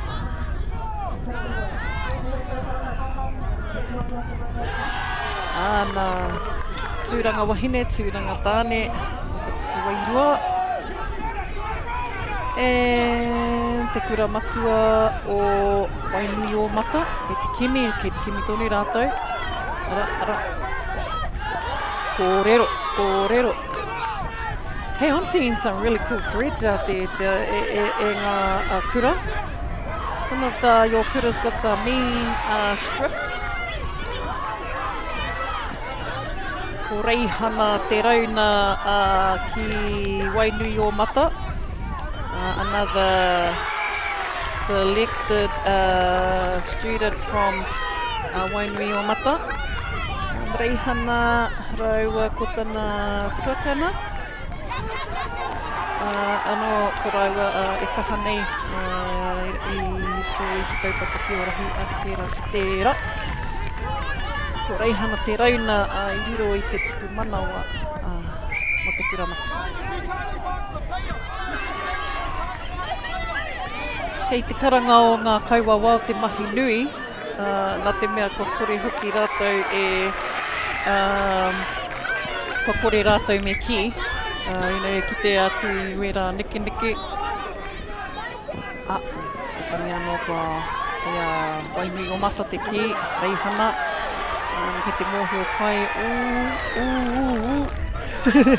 ki te tēnā, ko kāra tēnā. Whakatinana ai tō tuku manawa. Te ira mutu, ko Braddock te pūrewa. Hiro I te tuku manawa. Ka pai Braddock, ka pai te pūrewa. Whakamahana I a koe mō te hui ahurei.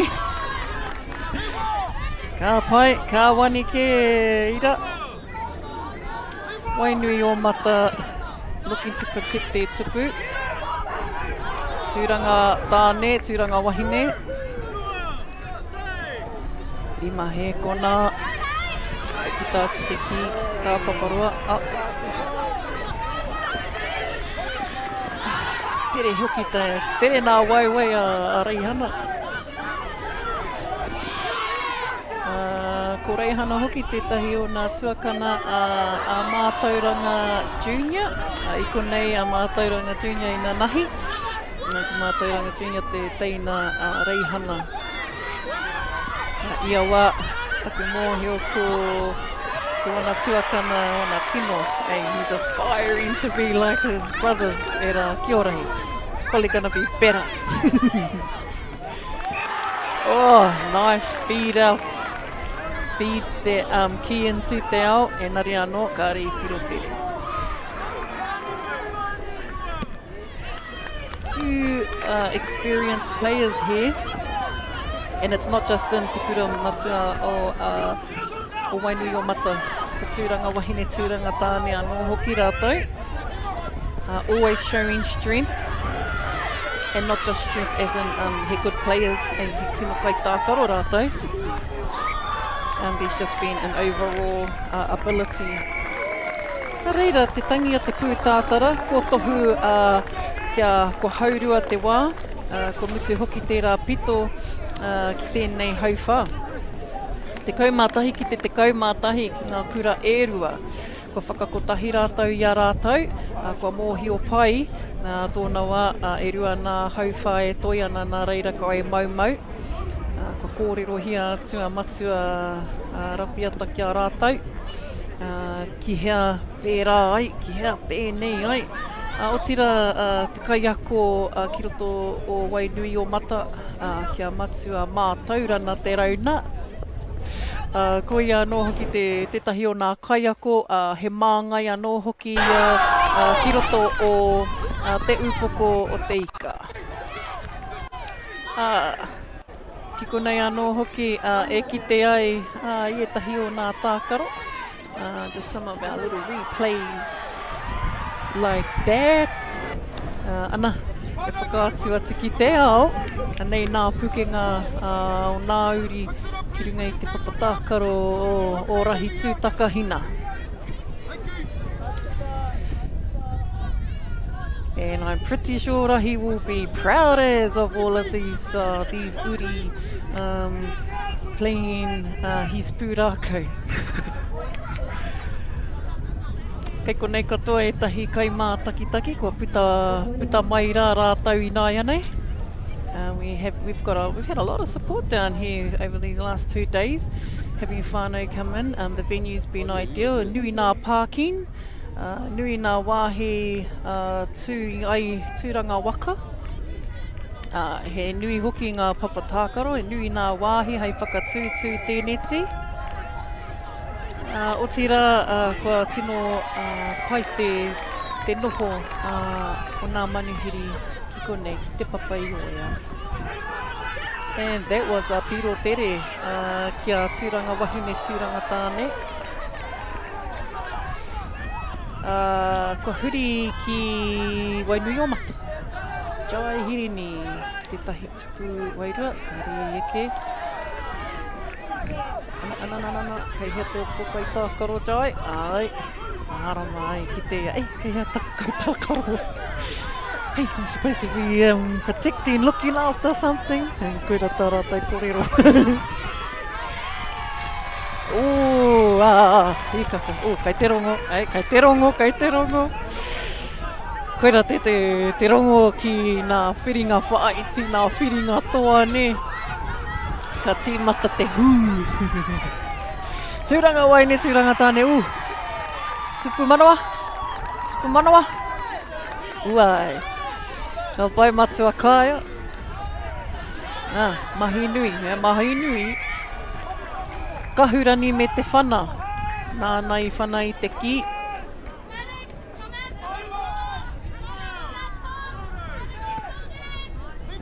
Kāta, kia mau ki te ki. Huri hia, kia te pūrewa. Tere nei. And intercepted by Wainui o Mata. I believe the intercepts carry on. Tērā te tikana, so it must be a full possession recount. Because nā te mea ko ki te au i te intercept, Engari kua kore e kaute anō, so check, must be a full position recount. Yeah, am I just noticing that on these in the finals now? Yeah.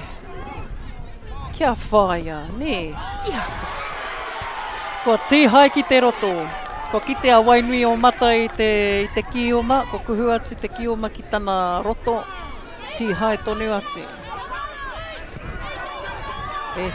Ka kama nei rā a reihana. E tūranga wahine tūranga tāne, o ta tupu manawa.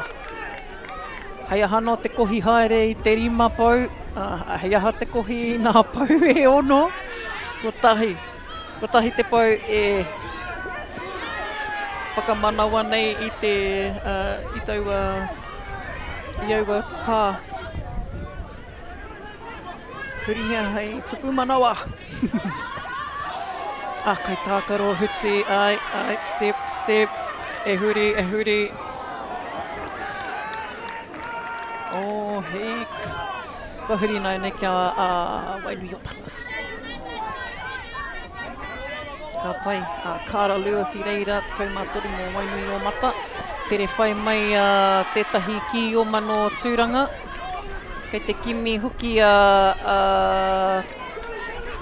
whaia I tana, koe tana, ko manawa nui tana ingoa, Manawa nui, kua wāte ai, o kai tākaro. Kina kau. Kua wai hoki, wainui o mata. Hei hara. 5, 4, 3. Oh, pēwa wawa hei now, no. O mā huti ana nā wai a nā kaupoi. He kaupoi hoki kai roto I te kura o wainui o mata. Che. Huri atu ana I nāia nei ki wainui o mata, ko rātou nā taniwha. With an attempt for the taniwha to try and rip the Kī-ō-Ma. Double e rua nā tīhai, kua huri ki wainui o mata.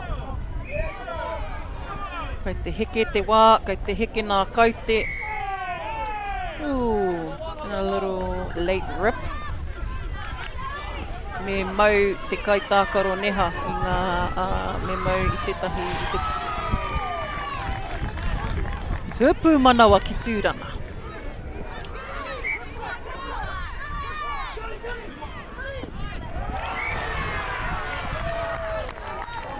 And tīhai. Ki te hoki au I tēnā. Snooki. Tere haere te wā. Tangi ana te whio. Kua muti te hau whātuatoru ki enei kura e rua. Te kaumā whetu ki te kaumā tahi. Kei te hū te toto. Kei te hū anō, kei te wera e tahi. Tūranga, wahine tūranga tāne tākaro atu ana ki te kura matua o wainui o mata. He kura no te upoko o te ika. Kua roa hoki e nei tauira tēnei kura e whakauru atu ki ngā kaupapa ārohe. Ka tahi anō kātu tētahi etahi tākaro ki te hāpori, tā koutou mojo, he mojo tā rātou I tērā atu marama. E whanake ai e whakakahai o rātou kai tākaro. Koera te tino take. Nā reira, mai e rā modules e pakari ai a rātou katoa. Tai atu hoki te kura kaupapa Māori o ngā kōhanga reo o te awa kairangi. Rā ko te ara whānui tērā, ka tai atu rātou ki wā rātou modules. O tira nā whānau oroto te upoko, rātou e mōhio pai ana, better get some practice. That's how they start attending those modules. Tēnei wā tonu ki wainui o mata, ko rātou nā Kī-ō-Ma, o hua kaha tana whiu, tana kara whiu I te ki, kua puta atu te tāpaparoa. The tāpaparoa being the outside of our papatākaro. And our papatākaro also all being zoned and all having specific names to the pūrākau of Rahi tū Takahina. Kia mōhio mai rā hoki koutou ngā kaimā takitaki to all of you viewers out there that Kī-ō-Rahi is based on the pūrākau of Rahi tū Takahina neha. But I'm pretty sure you all know and all your kura should know how connected to pūrākau this tākaro is. And it's just one of many tākaro Māori out there. Just wait until you see all the other taonga tākaros. Reihana te rauna, kei te huri haere ia I tana papa, kia wātea te puare e kite atu ana I ētahi tupu manawa mā rātou.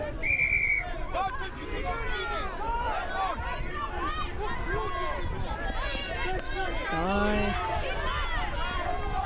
And on some of that replay action, we get to see some of these epic moves that these tauira are pulling off. Wainui o mata, me warātou kai tautoko. He tupu manawa anō ki a rātou.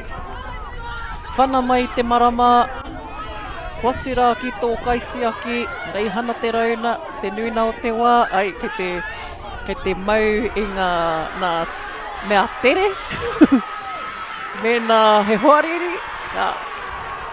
Mean on that replay. Make sure you get on to some of our replays that we've been pulling off at whānau. Skills down here. So not only is there skills on our papatākaro, we've got skills going on in the media room too. And a double rip from te kura matua. Haia hanoa, haere tonu. Haere tonu, kei te pai. Ahako. Koe nei te paina o tēnei tākaro neha. Te kore tutu te puehu. Ka re tērā āhua e whakairu nei tēnei kaupapa o te Kī-ō-Rahi. Koe nei te take o te Kī-ō-Rahi neha. Conflict resolution. Ki te āta wete me te āta wānanga I tēnei tākaro. Nei tō model of practice for conflict resolution. Ka tāia koe te hongi I tō hoariri a muri. Ka tāia te hariru I te ringa a tō hoariri a muri. Enari anō, mā ēnei pia e whakaatu e tauira atu I te tino nako o te Kī-ō-Rahi. Nā ko Mr. Te Rauna. Kimi anō, kimi hia anō. Ka pai rei hana I takahia I tano mai heke tō tīhai. Kei te whai tonu, kei te whai hoki a tāria si a koe. E rei hana. So getting back on side, making sure your teams are into their zones. Me te, kua pau te wā ki ēnei kapaerua. Kei te haere te wā.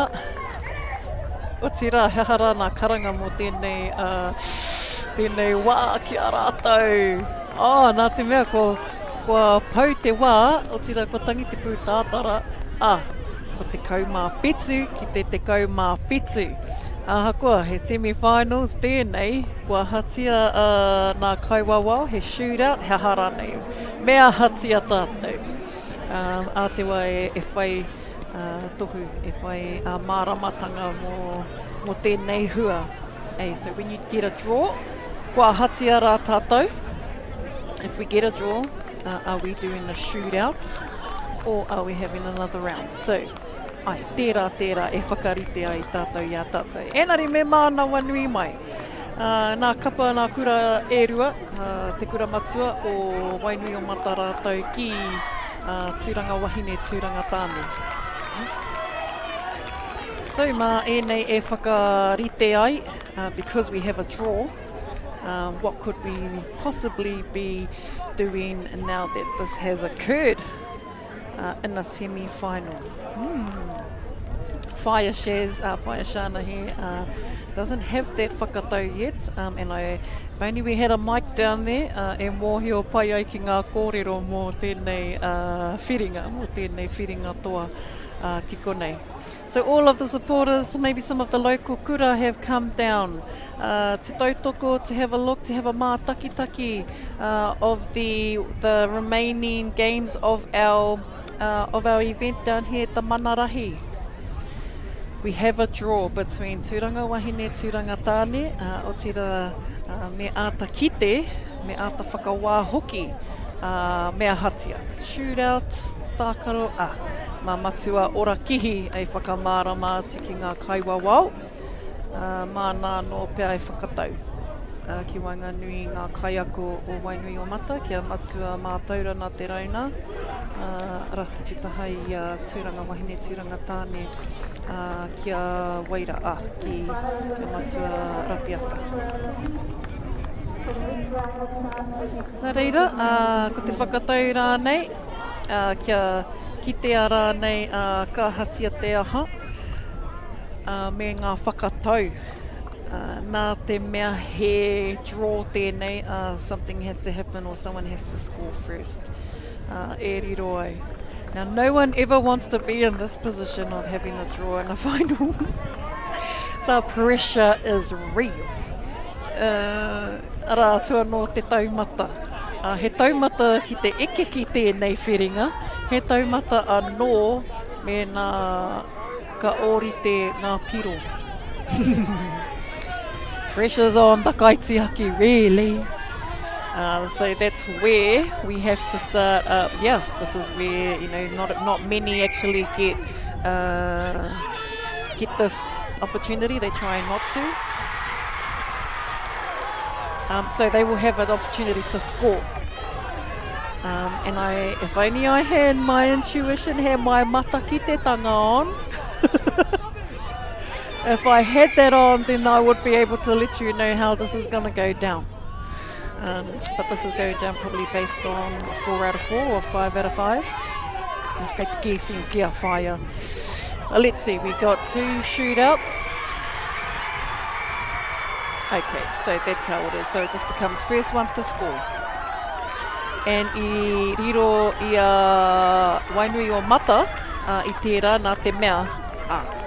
They've scored first. Tūranga have gone for a kick, but it's gone off. So therefore, they haven't been able to get a point from that. So i riro i Wainui o Mata. So tērā pia, tērā he paku shootout tērā. E kōrero hi atu ana. If we ever get a draw like that again, you're likely to see that little experience. So the first one to score. Nā reira, koeira nā piro whakamutunga ki Wainganui e nei kura e rua. Te kaumā whitu ki te kaumā waru ki te kura matua o Wainui o Mata. Nā reira, mautonu mai e whai ake nei ko ngā whiringa toa a muri nei. Kia mautonu mai rā, e te iwi?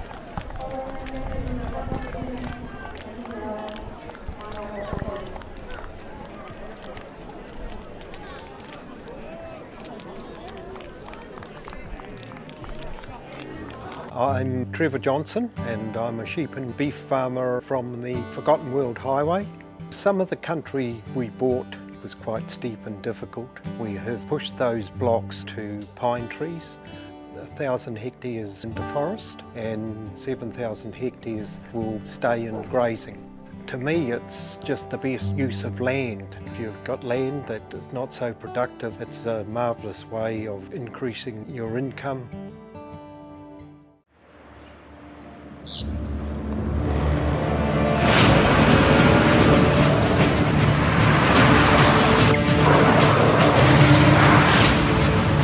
This isn't an ad about four-wheel drives.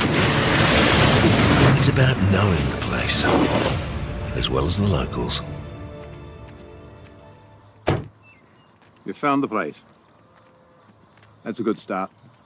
Built by my great-grandfather 20 years ago. Global warming is incredibly serious. We need to cut emissions, but we need to also absorb carbon out of the atmosphere. Growing trees is the only tool we have in the toolbox for taking carbon out of the atmosphere that we can do at scale. Pinus radiata takes carbon out of the atmosphere at about 5 to 10 times the rate of native planting. And so what New Zealand Carbon Farming are doing is planting the Pinus radiata to absorb the carbon, and then they're transitioning that forest into native forest so that we get the biodiversity benefit. Get the Māori Plus app. Download now on Google Play or the App Store with exclusive viewings and 100% ad-free. Quite like top tier. Watch us anywhere, anytime. Make Māori Plus your mate and stream now.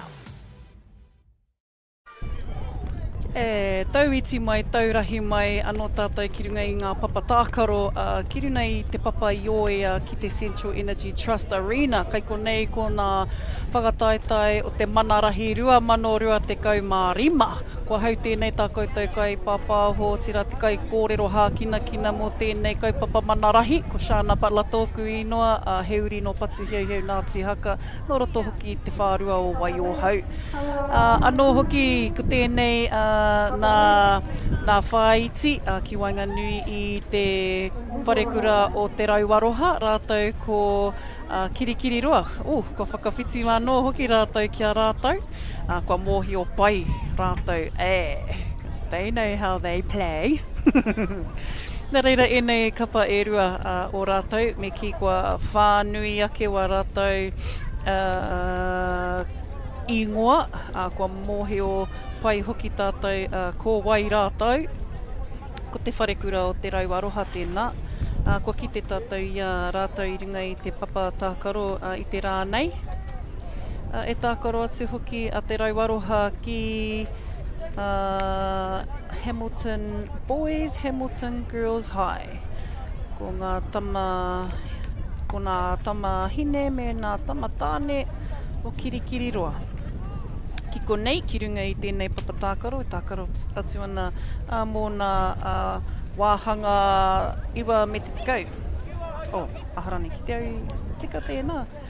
Ko ngā kai tākaro o te wharekura o te rauaroha, ko mōhi o pai rā tātou, ko Kainoa Puru, Tiare Pānapa Praia, Wiri Poai Puru, Heni Graham, Tūtaua Whauwhau, Ngā Kau Whauwhau, Ngā Huia Mark, ko Ani Pene, ko Teruhi Tamihana, ko Tiroa Gillett, ko Rākapa Rāpana, ko Tūrongo Rāpana, ko Pareana Praia, ko Whina Manihera, ko te Mana Marsh, rātou ko Tai Hauraki. Kaira te ingoa, rārangi ingoa o te kura o te rauaroha, kia mōhi o paira koutou.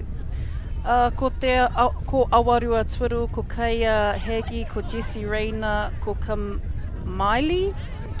I hope I got your name right. Ko Tiro, ko Hagi, Libby, Kieran, te whare, ko Orewa Murphy, ko Samantha Faulkner, ko Tāniko Akuhata, ko Tiaho Moana Morgan, ko Kau Pau, ko Cruz Middleton Puru, ko Fraser Gray, ko Hokura Lanjevich, ko Jaden Rudolph, ko Liam Taha Williams, ko Cyrus Mark, ko Te Ao Sampson, a rātou ko Wairere Brown Murahi.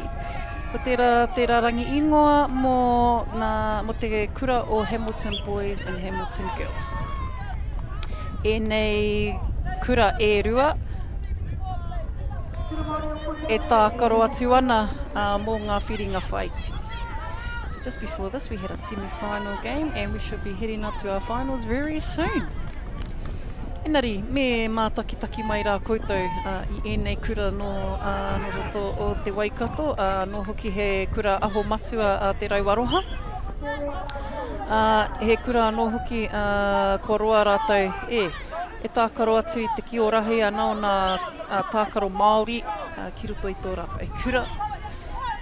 Hamilton Boys and Girls. Heremaya's here. I'm sure I saw Matua over there. Tēnā roa atu koe Matua Heremaya. And he's been around the kaupapa just like some of these other co-mats that are coaching, teaching, training.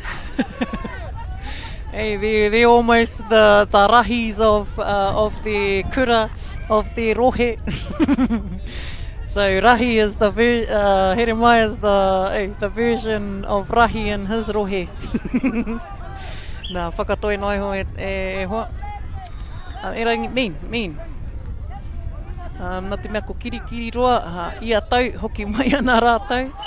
And now they always contend for a placing in the whiringa toa. Skilled around the papatākaro. Many are obviously exposed to other codes. And it's about Kī-ō-Rahi today, not these other codes. But we do know that has helped with their school development, and that was a bit of a jump shot there from Hamilton Boys Girls. Kai tākaro.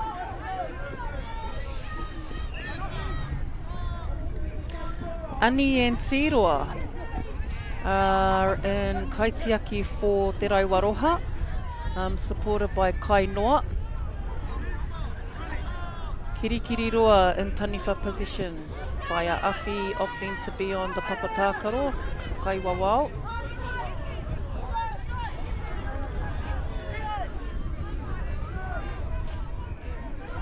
Nā kua whiua mai te ki roto I te roto, kia kaitiaki. Ani looking for options, and Hamilton ripping Te Rauaroha number 10. Ia Tiroa. And kua tihai a kanoa, Kai Noa ki te roto. Up. Real soon. Ana, kei te hiki haere te wā. And a rip. So Te Rauaroha will continue to look for their kai oma ki o rātou ki oma ki te ao. And it's probably almost been back-to-back for these teams. Tākaro, ka whakatā, tākaro, whakatā. And that could be how our draw is set up. So you could have one game, or you could have 4 games. Hoi anō, mā te whakatau o ngā tīma katoa e ki te ai. So our scorers and our referees have all been a huge part of our papatākaro.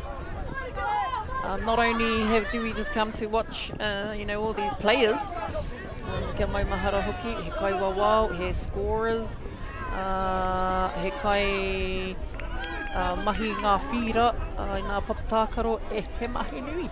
Mahi nui. Oh, te Rauaroha, kei te kimi rātou I tō rātou ake puare.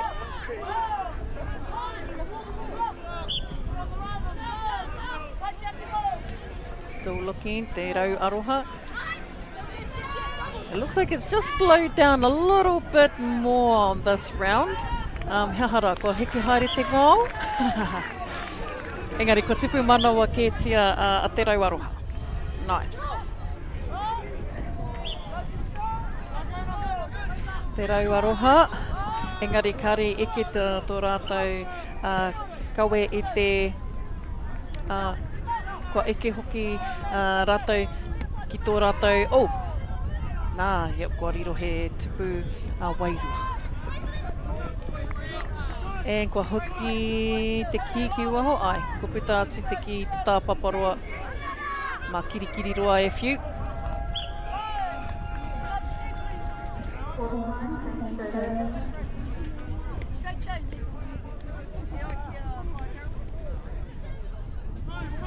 And koeira te whakamutunga o te hauwhā tuatahi ki Wainganui a Te Rauaroha rātou ko kirikiri roa.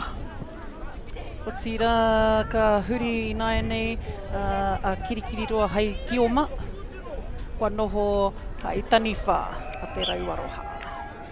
Tangi ana te pūtātara, tīmata ana tēnei hauwhā tuarua.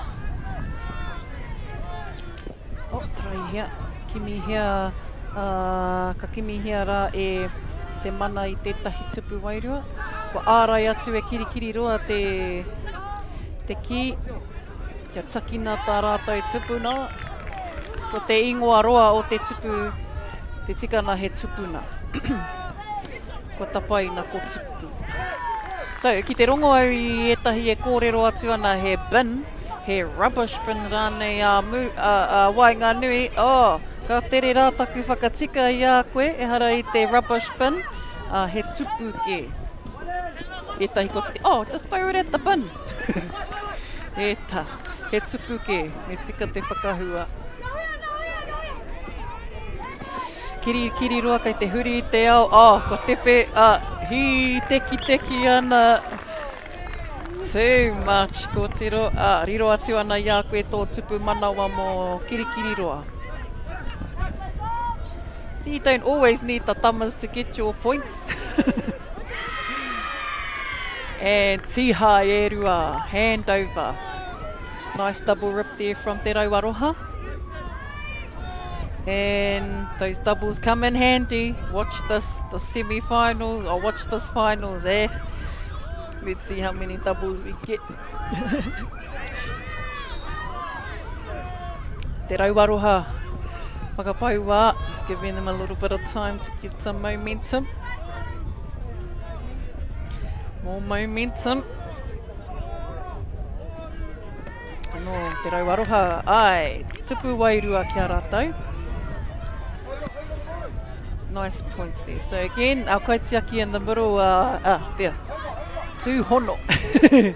Tū hono te tūanga kaitiaki. Arm in, locking arms. Like I said, nei ko taua tama no. Someone give to taua the jump shot award, eh?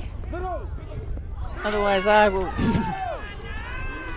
Che, huri haere atu I nā pau e tama. E rua. Double. Our mean fire. Fire's got the mean ringaringas. See bro. I hope someone is taking some photos out there. Ka pai anō tētahi atu jump shot mai kai noa. Kiri roa. Kare te tino kaha te kite I ngā nama, engari, mau ana au I tā wakautou nama I runga I wakautou hāte, pōheo pai ana. Ko haukura tērā, te nama toru, I roto I te kura o kiri roa. Te Rauaroha, coming at the kaitiaki with some tupu wairua. Huri haere. Oh! Bro, ko taua tama anō. Taua tama. I'm sure mena kai te mōhio pai au ki tana ingoa nai nei ko rongo pai te iwi. E tama I tō ingoa. Huri haere tonu kiri roa ki te whai ki te rapu I etahi puare mena ka whakakite ara nei he tupu manawa rātou. Tōki. Ko huri ki te Rauaroha. Ko huri ai nei. Tō tika atu ana ki roto o te roto. Ia. Aroha mai. Nā te tohu ana te kaiwawao. Koira te mahi nui. Ia. Not too bad. Not too bad te nā kai tākaro nei. And these two teams here are obviously skilled in Kī-ō-Rahi, so moving around the feeder are options in terms of playing man on man, playing some zone, watching those key players. All of that is all happening in this one tākaro. So yeah, when you're attacking, you're defending.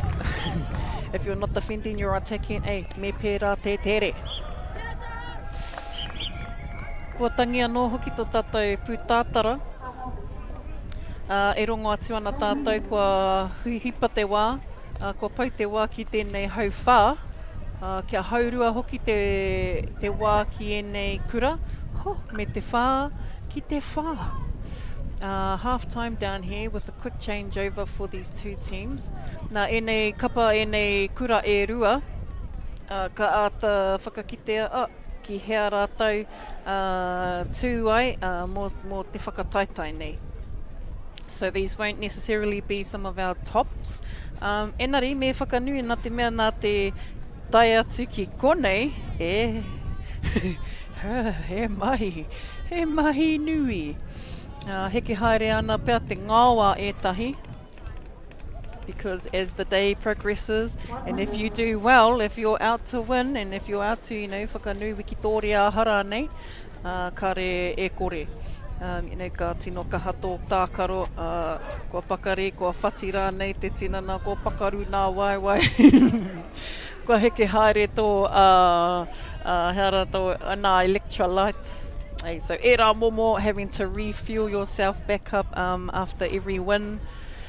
And especially if you're doing well throughout these tournaments, wow. Hey, e tahi wā kua kore e pau te wā. Nā reira, kare roa kua tīmata anō tō tātou hauwhā tua toru. So heading up to our third quarter. Our referee, head referee, Whaia Awhi. Whaia Awhi, actually he uri tērā no te awa o whanganui. Enari anō, ko ia tētahi o ngā kaiako kiruna ki roto anō hoki te kāreti o mana. Kua roa hoki a Whaia Awhi, he ahua pēnei, he ahua pērā a Whaia Awhi kia matua Troy, kia matua Eremaya, kia ora. She's one of those ones, mo te upoko o te ika. So mihi ana kia koe Whaia Awhi. Kirikiri roa tamatāne tama wahine, nā kōtiro o kirikiri roa. So ko koutou ēnei, and if you are supporting Hamilton boys, Hamilton girls, be proud that they have reached this segment and at this level of Kī-ō-Rahi this year. Te rauaroha, haven't backed down in any of their games. Ko ki te pai tātou rei, he ahua he ahua toru whāra nei nā toki kei roto i tēnei kura. Koira tāku whakakite nā anyway, kia kaua e tino whakapono noi hoki e nei kōrero. Koinei nā te ahua ko ki te noiho i runga i te whakaata. Nice block there from our number 8. Tino kaha nei tēnei kaitiaki, Ani. She's been on all day. Te nui nā te wā kua ki te au i roto, te au iaia i roto i te pāwero. So, te ahua nei ko ia tētahi o nā tino kaitiaki. Kua kaute anō, kua kore ngā mati a te kaiwawao, and kua recount. So a recount has occurred because Taniwha has gained possession, and we have tupu wairua. The key has touched the kaitiaki and the kaitiaki's touched the tupu. Aroha maira. Nā reira, kirikiri roa ka whiu I te ki o rātou Taniwha ki te roto. Nice jump shot from kirikiri roa. Rātou e whai hua kia riro ai rātou I etahi tupu wairua. So that is what the Taniwha are aiming for, is to get them tupu wairua. The more tupu wairua, ko pai, ko taia hoki te whakapiki nā piro. Hoki te hoki tēnei ahua, ke kaua hoki e whakaaro he piro noiho ka kite. Tākaro Māori tēnei, nā reira he tikanga Māori, he reo Māori, e rā mea Māori katoa kei wainga nui I tēnei tākaro. Nā reira ki te āta ki te mātau I etahi tikanga, ei tērā momo o te manaaki, tō hoariri, te whakaaro nui, te aroha tētahi ki tētahi, me te whakaaro nui ki tō kaiwawao, nā kaiwawao rānei, koira katoa te whakauru mai o ngā tikanga ki runga I te papatākaro ai. So yes, not only are we trying to see this beautiful display of athleticism, nā puke ngā tākaro, kina rānei, kei te hia ki te hoki mātou I tērā momo nako o ēnei kaupapa Māori.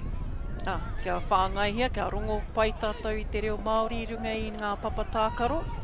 Kei te whanaki tonu etahi, ka re I te reo Māori etahi, engari, a tōna wā e te whānau. E rongo ai te reo I ringa katoa I ngā papatākaro. Te moe moe ia, te moe moe ia. Te rauaroha me te ki, kei te āhua kaha nei rā tērā whiu ki tana Kī-ō-Ma. Ko puta atu ki te tāpaparoa mā kirikiri roa e whiu ki o a rātou taniwha. Taniwha ki te ao. Nice watching out there, te rauaroha will look to rip. So koira te whai, koira te whai. So if the opposition gets the key, and if the opposition has the key, they're just ready to rip. They just need those rippers, eh? Soon as the taniwha has the key, gone. Hey, rip, koina te tirohana. Koira te mataki te ngā. Yeah, mau ana te wehi. Awesome display too of a lot of our juniors. So we might have some of the juniors, seniors ki runga I ngā papatākaro. I do believe there is a junior tournament. Bai. And a junior tournament may be at a later date in the year.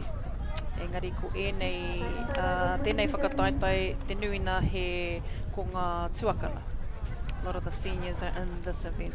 Te rauaroha e rima ki te rima.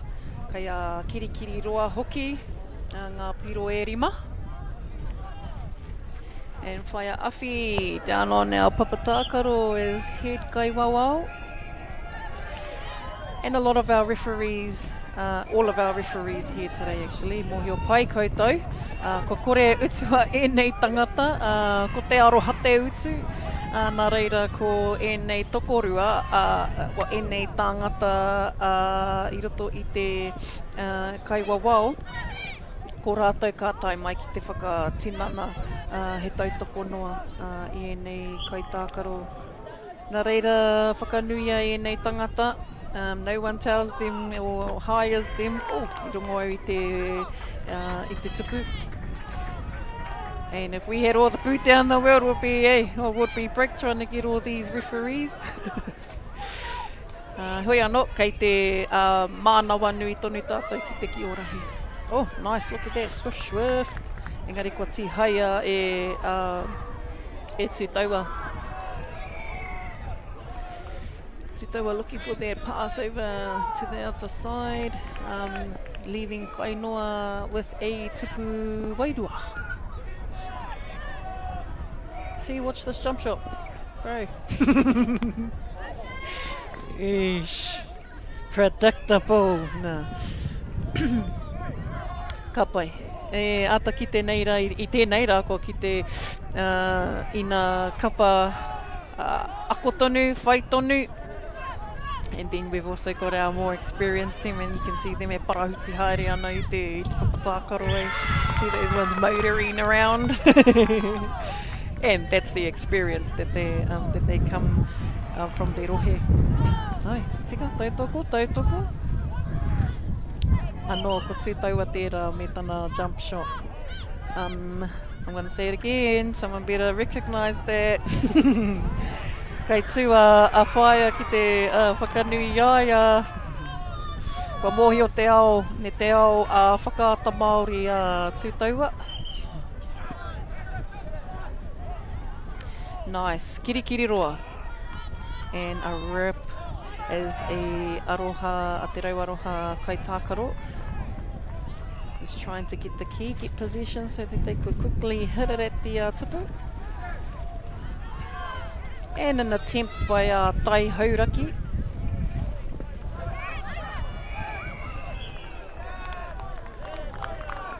Nice, so Whaiawhi has caught the kaitiaki offside. In te roto, kua karangahia, kua hoki te ki te rauaroha. And those little offsides can happen just as quick, whānau. So just as quick as this whole tākaro is moving about and we're trying to get some, they're trying to get movement around their field. Happens really fast, and those feet can be just that little toe, that big toe rānei. And they'll all be picked up by some of these kaiwawao. Haere tonu, haere tonu. So some close defence. Manning your opposition. And manning the opposition just means that it shuts down any potential attackers. Defence and attack, e rua, as we start to see and become more familiar with this Kī-ō-Rahi layout, more whānau becoming familiar with the little areas that keep pulling us up, or we can't see ways around them, then we try and figure out how we might be able to do that throughout this throughout these tākaro and the development of it too. So e tautoko ana I te hunga kei te kaha ki te whanake I wā koutou kaiwawao me wā koutou kura. So even within your natural abilities and with all the support that does happen around these hākinakina tākaro, we always need that development for referees. And so many whānau try to create opportunities for that. Pērā kia matua ora. Ko rātou hoki tērā ka whanake, ka hanga I etahi kaupapa e taitai haere mai te hunga tākaro me te hunga hiakai. So always growing the interest to grow the tākaro. And that's always been, that's a vision that has to come from some of our māngai.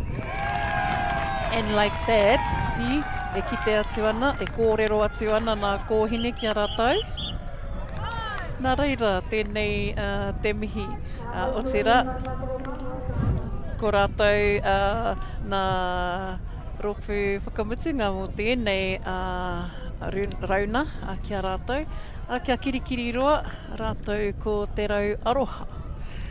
O tira tēnei hoki e kite atu ana ki hea tūai I nei kura.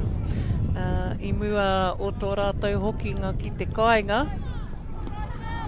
Nā reira e whakatau ana te kaiwawao ki te whare kura o te rau aroha. Kia waihanga mai ko ngā piro. So koina pia te whakatau e kite atu ana nei rā tātou. Nā reira e te iwi kia mautonu mai kei te paku whakatā tātou I mua o ngā whiringa toa. Nā reira a muri o ngā whakatairanga ka hoki mai anō rā tātou.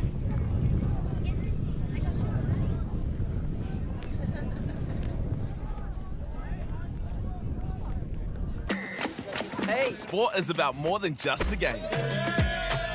It's about going from teammates to best mates. It's the high fives and helping hands. It's learning when to back yourself or back your buddies. It's actually being excited to get out of bed early on a Saturday. Sport is about more than just the game. That's why Caltex is proud to help fuel school sports.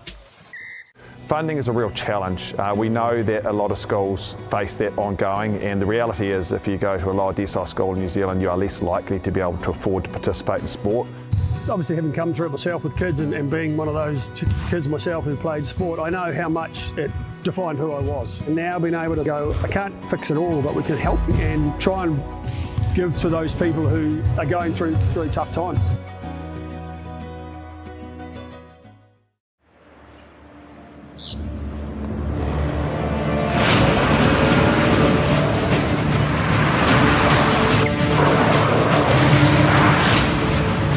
This isn't an ad about four-wheel drives. It's about knowing the place, as well as the locals. You found the place. That's a good start.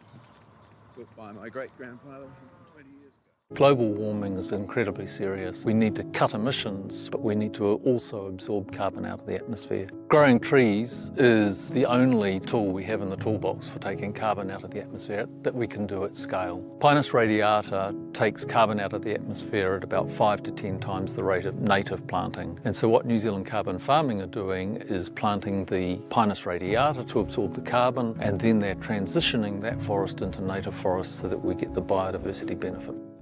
Get the Māori Plus app. Download now on Google Play or the App Store with exclusive viewings and 100% ad-free. Quite like top tier. Watch us anywhere, anytime. Make Māori Plus your mate and stream now.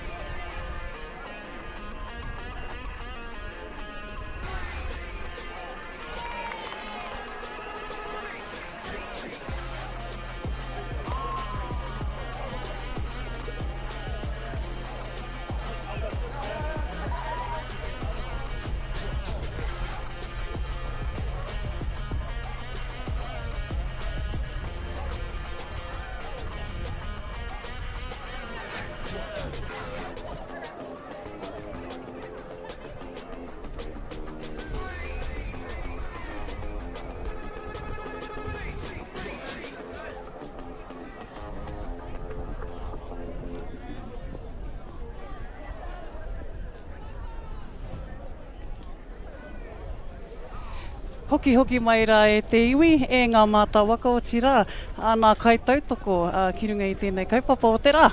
Kai konei ahau, ko Shana Palata, kau te kai kawe. I tēnei kōrero o tira, kai konei tētahi hoa. Patai mai tētahi hoa ki Wainganui a tātou. Tēnā, whaia kōrero mai, ko ai koe. Tēnā koe, ko mahine rangi tā whaia hau, ko ai no te tai rāwhiti. Hā te kihina te mea ko inai tima e rua, no te tai rāwhiti. Nā reira, tēnei tētahi o ngā kimu o ngā kēmu. Tino kimi, ana ko tēnei tētahi o ngā, ko o uri tonu no te kāinga. E mauana hoki nā te mea, ko manutuke. Manutuke. Ko whakauri mai ko manutuke ki runga i te papatākaro. O tira, kia whakanuia, kia whakawhānuia ke hoki i ngā kai tākaro.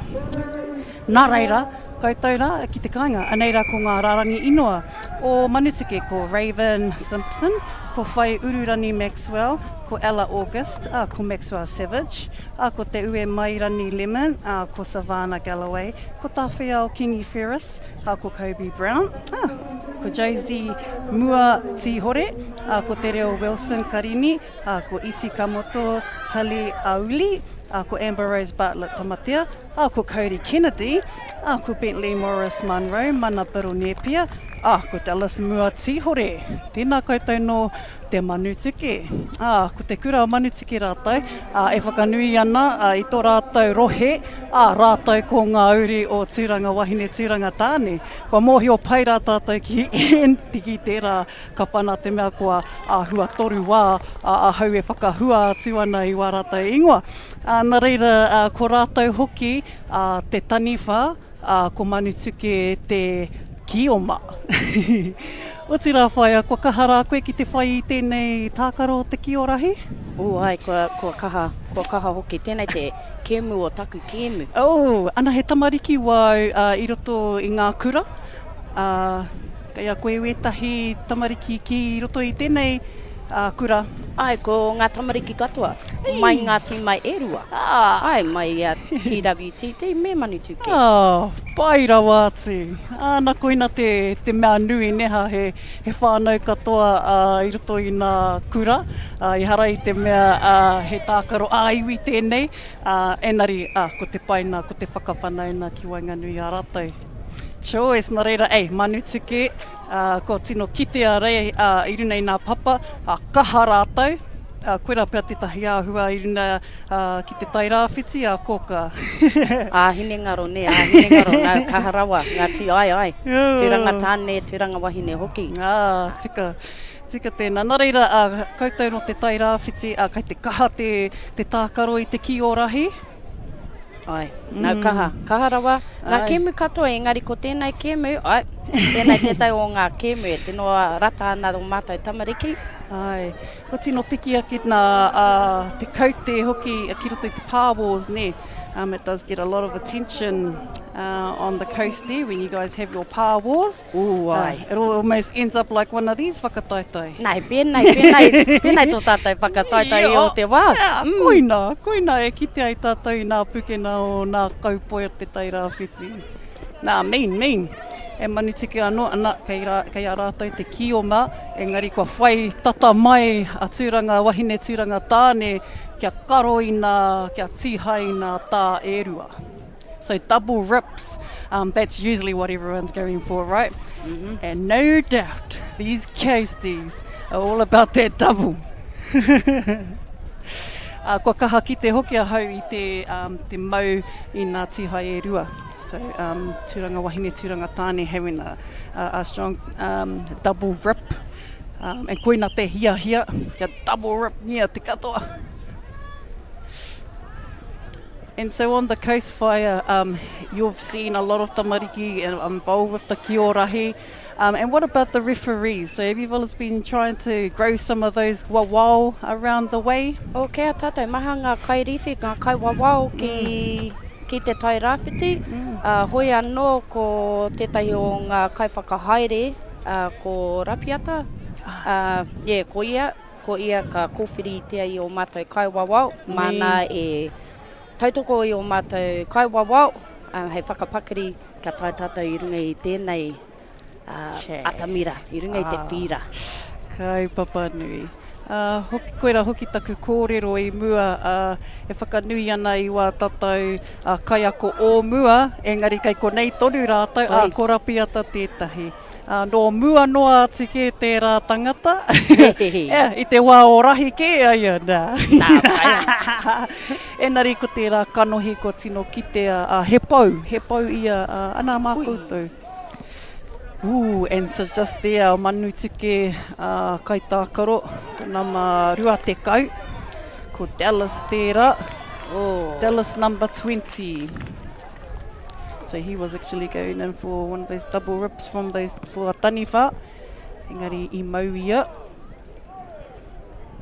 And we've seen some strength around the taniwha too, whaia. So yeah, not only are our kiomas moving and grooving around te ao, engari anō ko nā taniwha, ko te kaha o te ringa me te kaha te teitei o te peke. Koera te āhuatanga. He pai te kite I era, ne? Tino. Nā reira ko tai ki te hauwha tuatahi, te pito o te hauwha tuatahi ki Wanganui a tūrana tāne, tūrana wahine ki a manutuke. Nā reira whaia, ia koe ki te tairawhiti, ki hea koe no hoai ki reira? Ki te taone o Turanganui a Kiwa. Engari, koe tētai ho ngā kaimahi ki te kura o Manituke. Tēnei taku tau tuatahi ki reira. Au ana te wehi. Me te kite atu hoki I nā taonga tākaro ke atu, he taonga tākaro ke atu I te Kī-ō-Rahi, neha? Ngā tākaro katoa, ngā kēmu katoa. Ko te tīuru tērā, tapu ai. Taku nei whakaro. Ko ngā kēmu katoa taia ngā tamariki ki te uru atu ki roto ko tērā. Ana he kai tākaro koe, ka tino uru atu koe ki ngā hākina? He kai tākaro taku waha. Taiwa. Tai te kōrero. Engari mena me mahi a te mahi. Tai anō hoki te wā. Whakaputa mōhio, ne? Me nakaro ke rā taiwa, ne? Tēnō teitei tērā. Koira te kitena, ko te kai tākaro rā, te kaumā toru, ko tino kahanei au ki te kite iai i ngā tākaro katoa ko kahurangi tērā, e maua nei nā taraupoto kikorangi. Rawe, tērā he piro. Ko makere mai tana tī hai. Ko ahatia. Ka harawa tērā kōtira hoki, nā mawhā. Ai. Nā kua whakauru mai kia toru ngā kaitiaki ki te pāwero. Kua waiho kia rua ki te tupu. Nā whaia koka, I've just seen a few of our kaitiaki in the middle. Some will opt for protecting the tupu, locking arms. Ētahi, he no he tūnoi ho, ko tahi te kaitiaki, ki te uru atu e rua, kua piri, kua tūhono. Ai, ka hara mai te nama toru, te mea tua toru, ki te tīhai, ki te hopu te pōro rānei. Koina. Puta ki waho. Mani tū ke te pōro. Nā reira, kai a mani tuke nā ia nei. Tere ke te teitei a te kaitākaro Dallas.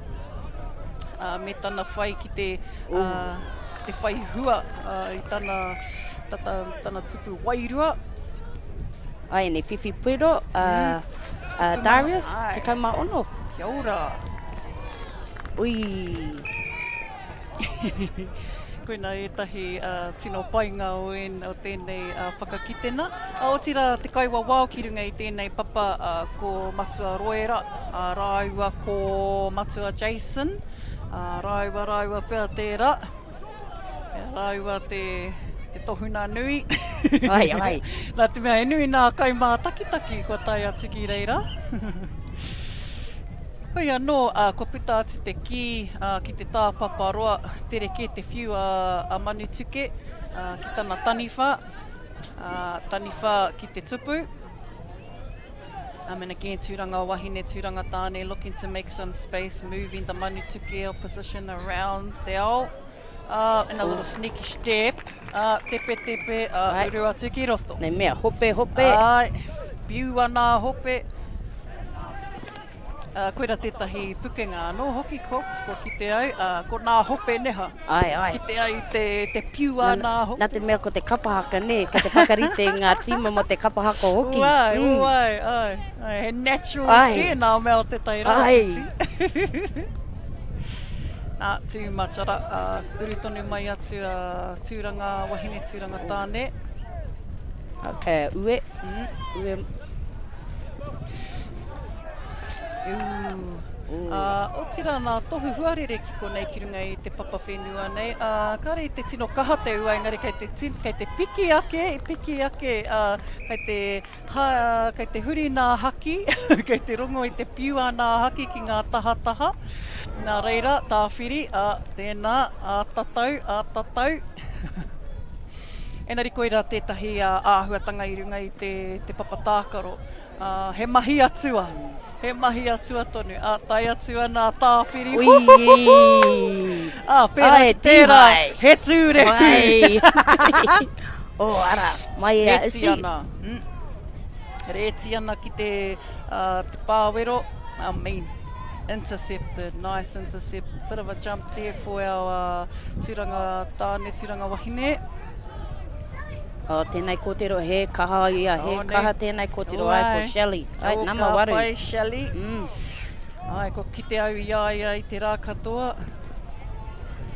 Kaha nei a Shelley, ki te ārai atu i te ki. Ko ia anō hoki, ko tahi te kaitiaki. Me te tangi anō te pūtātara. Kua pau te wā ki tēnei hauwhā, Tuarua. He paku meneti kia rātou, kia huri, nā kua tini, kua ata whakawhiti rātou, kua kōrero atu anō hoki ki ngā kaiwawao. Kua ki te tātou, toko whā nā kaiwawao. I runga i te papa. Koira pia te hia i enei whiringa toa. Kia whakauru atu anō e tahi kaiwawao. Pehea koe, ka tū koe hei kaiwawao? I tū au hei kaiwawao ki tūranga i taua wā. Mō te Nationals, te wā i whakarite a tūranga nui aki wā te whakataitai Kī-ō-Rahi. Te rātou? Ai, te rātou, ko au tētahi o ngā kaiwawao. Ka mai te wehe. Engari, tēnei tau, kau, ki atu au ki taku whanaunga o kau pirangi au kia whai whakahua. Ei, ngā tamariki. Content creator. Oh, ai, Oh, well, me te whakanui hoki I tētahi o ngā rōpū pai āhua. So whoever's manning and adminning that Ngāti Porou Kī-ō-Rahi page, Insta page. Ai. Whakanui paki kia aia, ki te tangata kia waira, kei te whakauru atu ngā pikitia me ngā kōrero o te Kī-ō-Rahi ki roto i te tairawhiti. Main. Nā pai te rau, me hanga tātai tētahi Facebook pia mo enai mahi mo te tai rāwhiti kia ki te ngā tamariki I a rātou anō, e mo te whānau hoki. Engari I tēnei wā I te mahi au mo tō tātou kura, engari I kuhu au I roto I era atu o ngā tīma hoki mai I te tai rāwhiti, whakahuatia. Ko atu etahi clips ki a rātou, hanga he reel. Kia ora! E nei momo āhua I nainei, ko whakapai haere, ko kite hoki I etahi hua, he hua atu anō, ara ko te content creating, ko etahi kei te huri haere ki te kapo etahi kōrero. Ka reira, he mea pai katoa we nei mo te reo Māori o tira te whanake I wā tātou tamariki mokopuna. Now, second, third quarter I te whānau, so there was a quick changeover. Karakau makarauna ki konei, tō tika atu, ai nāia nei ko manu tuke kai roto I te pāwero, kai te tiaki I te tupu, nā reira he kioma. Ra ko tūranga wahine, tūranga tāne ki te tūna taniwha. So no, we've had quite a display today, Koka. You would have seen as you've been around the fields and going to support the whānau and seeing all of this dynamic. Kua tipu ake neha, probably mai tō wā tuatahi ki tēnei wā. Kua piki ake te taumata. Kua piki ake te taumata. Kua ahua matakua hau ki te wawau I nāia nei. Kau. He tino mea te rā, te kai wawau. Mena kare o mātou kai wawau. He kia rātou e maha te mahi. I rungi o rātou pakiiwi. Ai. Tino, I ngā rā o mua, ka mataku au, ka whai au I tētahi atu hoa, mau e mahi. Ko koe, noho atu koe ki reira. Ko hau e Tuarua. Enari anō, anei anō te kitena o te tūhono nā kaitiaki, that locking arms, little motion. And maybe that's only happening because... Tihai. Ai, whiwhi piro. Nei, te whakatau a te kaiwawa. Nā mawha, maki whara. Ka pai. Too much. Nei kōtero, awe. Ara, kei te rapuhia I tētahi o ngō rātou. Kei, koe hoki I reira. Nā, kei a kaubi te pōro, manu tūke. Kaha rei te ringa kaha kaubi. I hipa I te tā paparoa. Kiko nei anō, tūranga wahine, tūranga tāne. Ara, ko Raven, kei te pōro I nainei. Tino pai. E toru hoki ngā kaitiaki ki te pāwero, ana kei te ki te tātou. Ka noho kia toru. Anyone out there to help him? Tawhi au, nama waru. Atawa, te rapea, Atawa, tawhi au, nama waru. Mean tama. Si, ki te maua, ki te nā kōka I tō puarea. Too good. Anei ko te hauwha tuatoru e te whānau ki Wainganui tūranga wahine tūrana tāne. Ana rātou ki Manutuke, anei replay on that, number 8, ana ko Manutuke. Too much tawhi au. He tai hoki kōka. Ai. Ara, ko whai ururangi. Ai. Namarua. I paku ki te rata na waiwai nei. Paku ki te. Waimari kare te kai wawau ki te. Tihai, mai a nama whetu. Ai. Ka pai, cruise. Traihi anō, te kai māturu. Traihi anō. Me nuku rātou I ngā kohotiro ne. Ai, ana ko Raven anō, te kai āwhina I roto I te pāwero. toko toru o rātou ki reira, kei te puta mai hoki a Raven i te pāwero.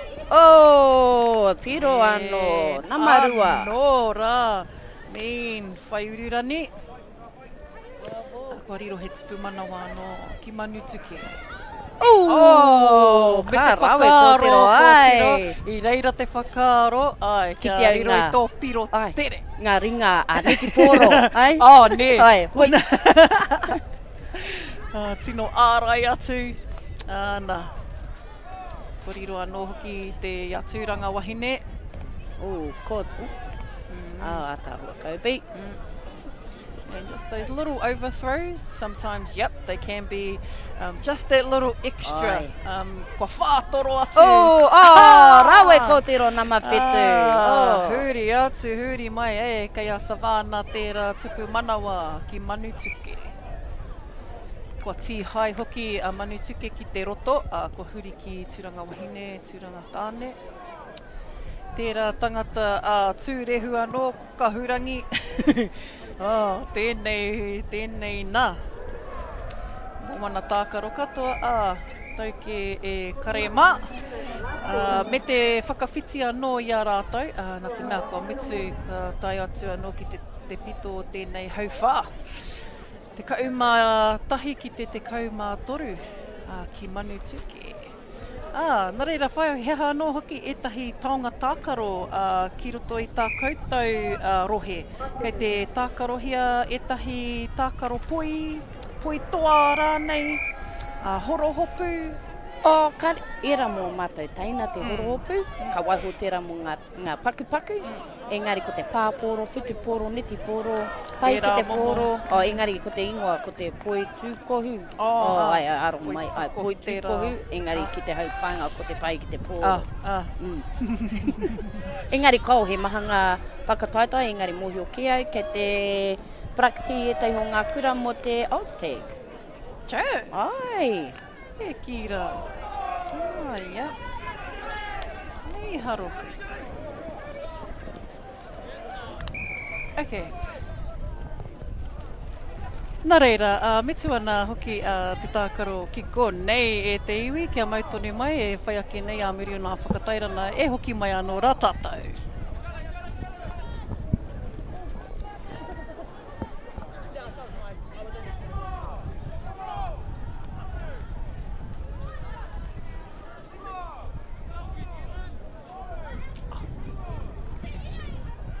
Pai ana. E haere tonu atu nei rā, wēnei kai tākaro ki runa ki Wainganui a Manutuke rātou ko Turanga Wahine, Turanga Tāne. Tērā pia he whanauna. He whanauna. He whanauna katoa nei rā rātou ringa I tēnei papa whenua. Koera pia kare te tino kaha nei rā rātou. Kare he whanaunga I runga I te whira, engari whaimiri ai.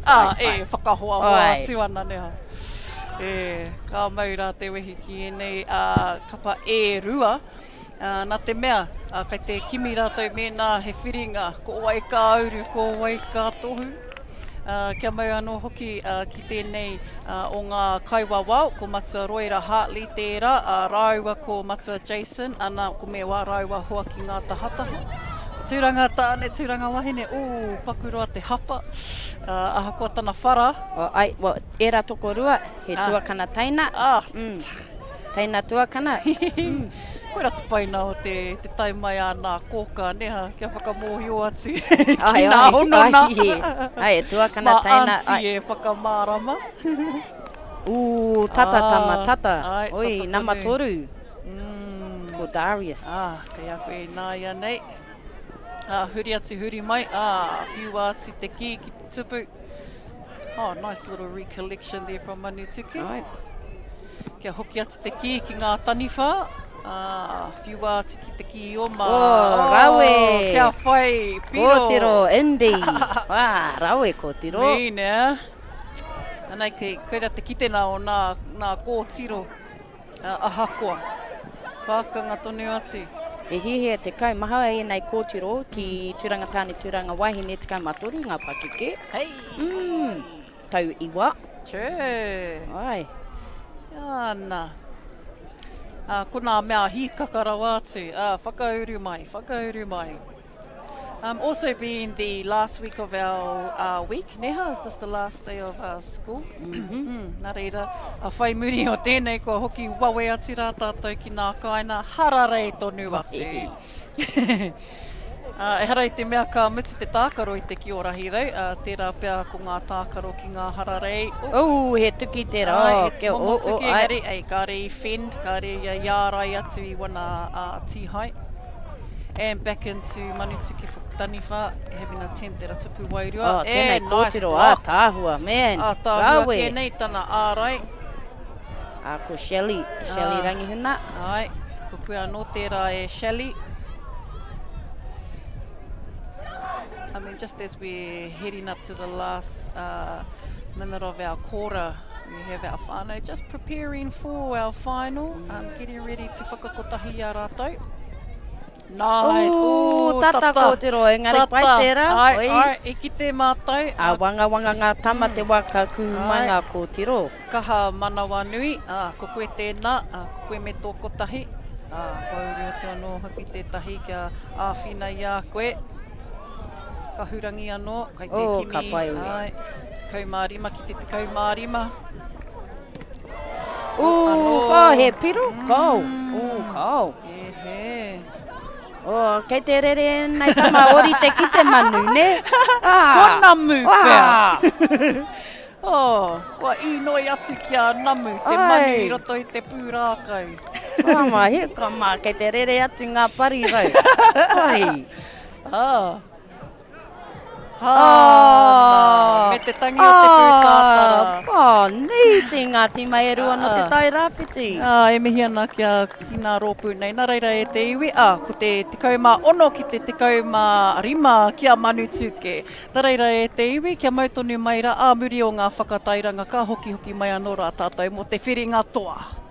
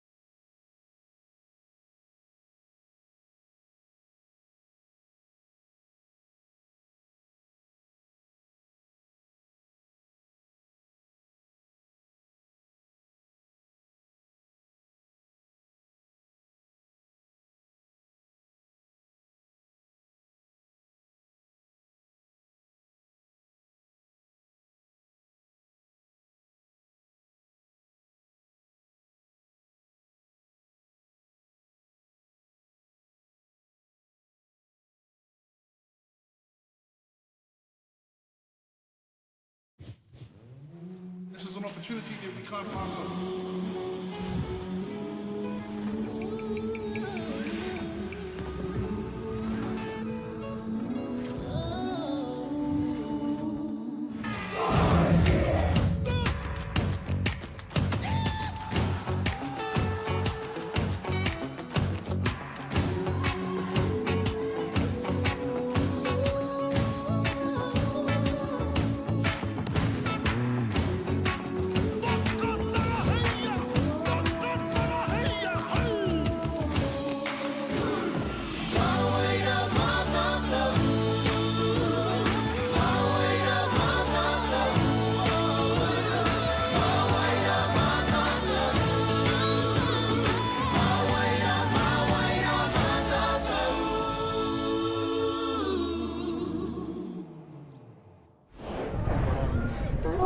Whakapiri mai, whakatata mai rā e te iwi anei ki ēnei whakataetai ki tēnei kaupapa o te manarahi mo tēnei tau 2020 mārima.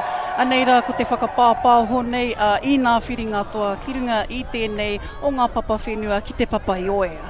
Anei e te whānau, so we are down here, down at the Papa Ioe Papatākaro, and obviously Kī-ō-Rahi is our kaupapa mō tēnei rā. It's been the kaupapa since yesterday, but it's also been the kaupapa for many of our whānau who have been a part of the growth, the development, and even as we see where Kī-ō-Rahi is at today. So Kī-ō-Rahi is obviously one of our taonga tākaro that was, eventually it made its way to the surface and it's made its way, anei, ki runa i ngā papatākaro o Aotearoa. Kī-ō-Rahi is being played right around the motu. We have many rohe who have now been capitulated, who have now captured the essence of the tākaro, so that again, many of our whānau can be participating, can also acknowledge the pūrākau of Kī-ō-Rahi tūtakahina. What is Kī-ō-Rahi, as some of us might be asking? Why are these whānau doing the haka, being all excited about this taonga tākaro noroni?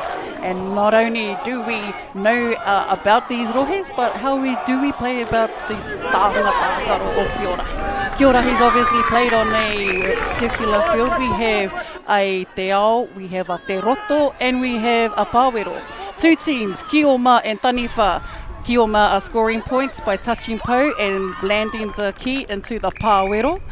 We have the other team, which is Taniwha.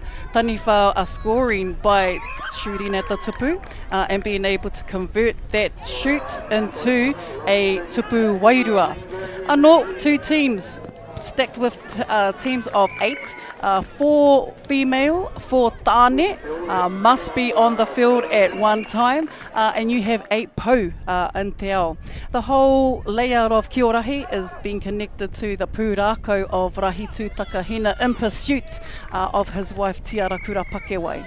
The Taniwha and the Ki-o-Ma represent parts in the pūrākau of Rahi and his existence, and also his desire to find his wahine, and having to go through all the elements to get to his wahine.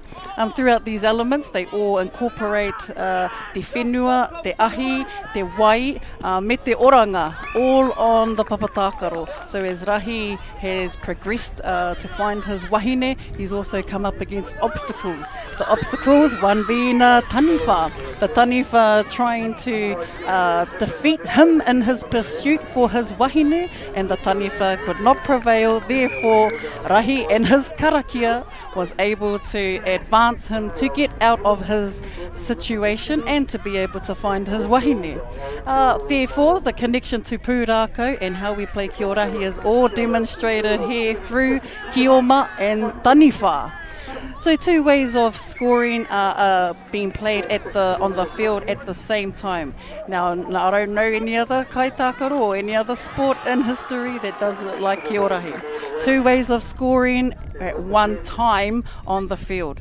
Now, someone please show me where and what other sport out there in the world that we can draw off like Kī-ō-Rahi. And our results today, so we've had whānau and our Kura Tuarua teams from our quarterfinals. Tūranga tāne, tūranga wahine, rātou ko Ruataniwha, and from that, the winners from them have come over to the semi-finals, and then now into our finals. We also had Ruata Hawaii ki hau, Wainui-o-Mata. Wainui-o-Mata taking out their pool, therefore coming over to our semi-finals. Te Kuiti, Te Waiū, and Manutuke and Te Koutu. Te Waiū taking the semi-finals, and Manutuke entering into the semi-finals too. Nā reira, our Wainui-o-Mata after the semi-finals now brings you into the finals. Also, the winners from Te Kuiti and Te Waiū end up in the semi-finals. Therefore, Te Waiū ending up into Te Waiū. Nā reira, finals ki Wainganui. Wainui-o-Mata rātou ko Te Waiū. Nā reira, ko tēnei ra me ki ra nā rōpū e rua. Ko nā rōpū e rua ko Wainui-o-Mata. Rātou ko Manutuke, ko nā Veia Puketapu Utanga, Carter Lewis, Rico Zane Kumeroa, Bradley James Walker, Hana Toa Toa, Niwa Purkis, Waimarie Bekselsiki, Reihana Te Rauna, Braddock Akuhata Brown, Jai Duggan, Hades Parisi, Nixon Awa, Arcadia Tuare, and Amani Club. Elasu Mahina, Atama Adams.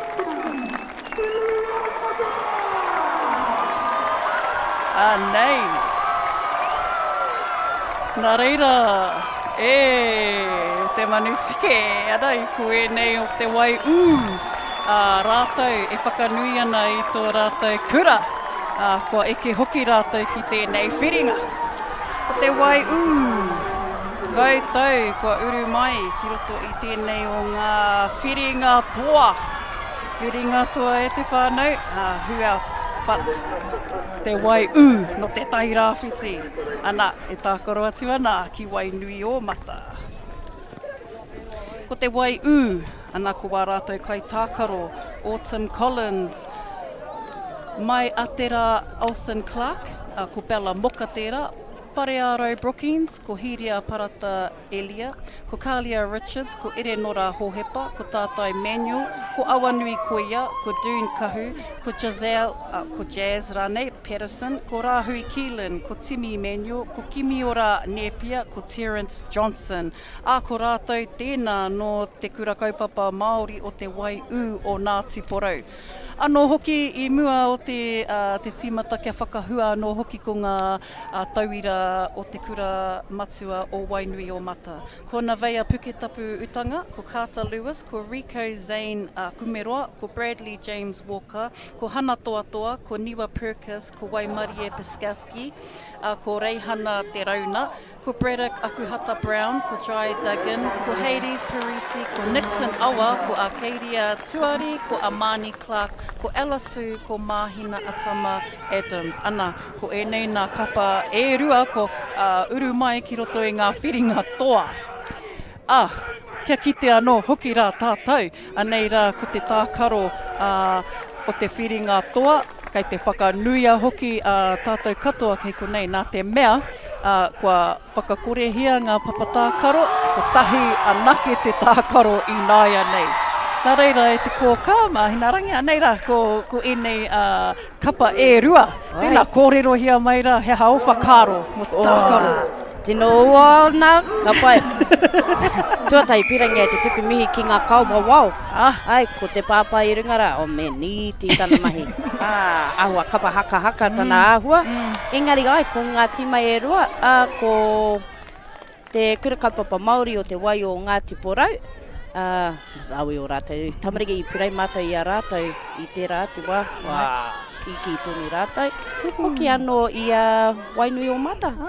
Nā rawe tērā tīma hoki, nā reira ki ngā tīma e rua. Engari ai, pirai mātou e whakahoki mai ki te tai rāwhiti. Anō. Kea koutou ai. rā te tono nui pēr. Hoi anō, anei e te iwi. Whakapiri mai rā ki te whiringa toa ki Wainganui I te kura kaupapa Māori o te Waiū o nā tiporau. Ko whakauru mai anō hoki wēnei kaupoi o te tairawhiti. E kore rā tātou e tāia te whakawehe i a rātou, ne? Kore tāia te pana! Me taku kōrero anō he uri tonu no te tairawhiti kei roto i te kura matua o Wainui o Mata. Te nuina o nā pāpā no reira. He oi anō, anei, ko te kaupapa. Me te tino teitei o te peke a te nama te kaumāwha. Kia koe tātai. Kia koe tērā peke tino teitei. Piki aki anō hoki a Wainui o Mata, nā te mea kai a rātou te ki te taniwha, ki te kioma. He kioma hoki a Wainui o Mata i tēnei wā. Ki te kaumāwha, kua hoki atu te ki te kaitiaki. Tēnei nama te kaumātahi. Tere rawa ia. Right. And just as our explanation of Kī-ō-Rahi, as you can see here now, how we can demonstrate and see how the kioma have their scoring points, and how they get points is by touching pou, running it through te roto. They also have a kaitiaki that's protecting the tupu, so they are also kioma. The kaitiaki is a kioma as well, both in the same teams. They just have a different zone to protect. Ana, me te ārai hoki o te... Ara te he tūnga kapahaka tērā. He tūnga kapahaka tonu. Me te nama tua, me te nama rima. Ko māhina hoki tēnā ki Wainui o Mata. Reihana te rauna, engari kua tīhai tana tā. Brada akuhata. No ki tēnei kai tākoro, ai kei te kimi. Kua tīhai ki te ao. Tīhai ki te ao, and he's running offside into te roto. Kiomas, so the kioma offsides, off zones for them is the roto. And for taniwha, their off zone is the pāwero. So they cannot cross the ara. So there's an ara, an entry there for the kaitiaki. And the kaitiaki have to use their ara. They can't just run in and out wherever they please. And the ara of the pūrako is to represent actually the inoi of Rahi. Rahi had to pray to his atua, and nā runga i tēnā i puta mai te hua me tētahi ara. So that's how the ara has come into the tākaro. That's how Rahi got off the island he was stranded on. And pērā ki tērā taniwha, me tērā tupu manawa ki te kioma ki a Wainui o Mata. Rawe. Me te kapo atu e reihana, pou tahi tupu manawa, reihana te rauna, tētahi o nā kaitākaro ki Wainui o Mata. He toki anō hoki me tētahi piro tere. So, piro tere neha whaia, ko ki te koe i tērā momo āhuatana. Ngā piro tere, nā he pai era. I takutu a tahi tana te kite atu i tērā, te whakaaro au. Hea te tikanga o tērā. Nau kau Engari, ai. i tēnei wā, Ara ko ngā push tries, ne, Okay. Ko mōhio e nāi nei. Reihana te rauna anō, ko taka mai tētahi o tana tā. Tīhai. Kia hara tērā, tīhai, te roto. So a kioma has come offside, and the taniwha has ripped them. Nā reira, huri atu te ki te wai u. Te wai u, defending their kaitākaro, because that's what now they have to defend those kioma to stop any advantage and stop them from getting through the roto. Kei te haere tere te wā. Kua tai ki te pito o te hau whā, o tēnei toru ki te kore, ahakoa nā piro, kei te pai tērā, ko te mahi nui, he whakarautaki a rātou. Koinei hoki, karau te mōhio mena ko tēnei te wā tuatahi e uru atu ana a te wai u ki tēnei ki ngā whiringa toa. Kua ahua ngaro au i ngā tau ki muri. Engari, ki te kite rātou ki konei tēnei te marina nui, kua uru matua no tētahi o ngā kura no te tairawhiti. He tohu tēnā. E tohu tēnā e te ao e te iwi.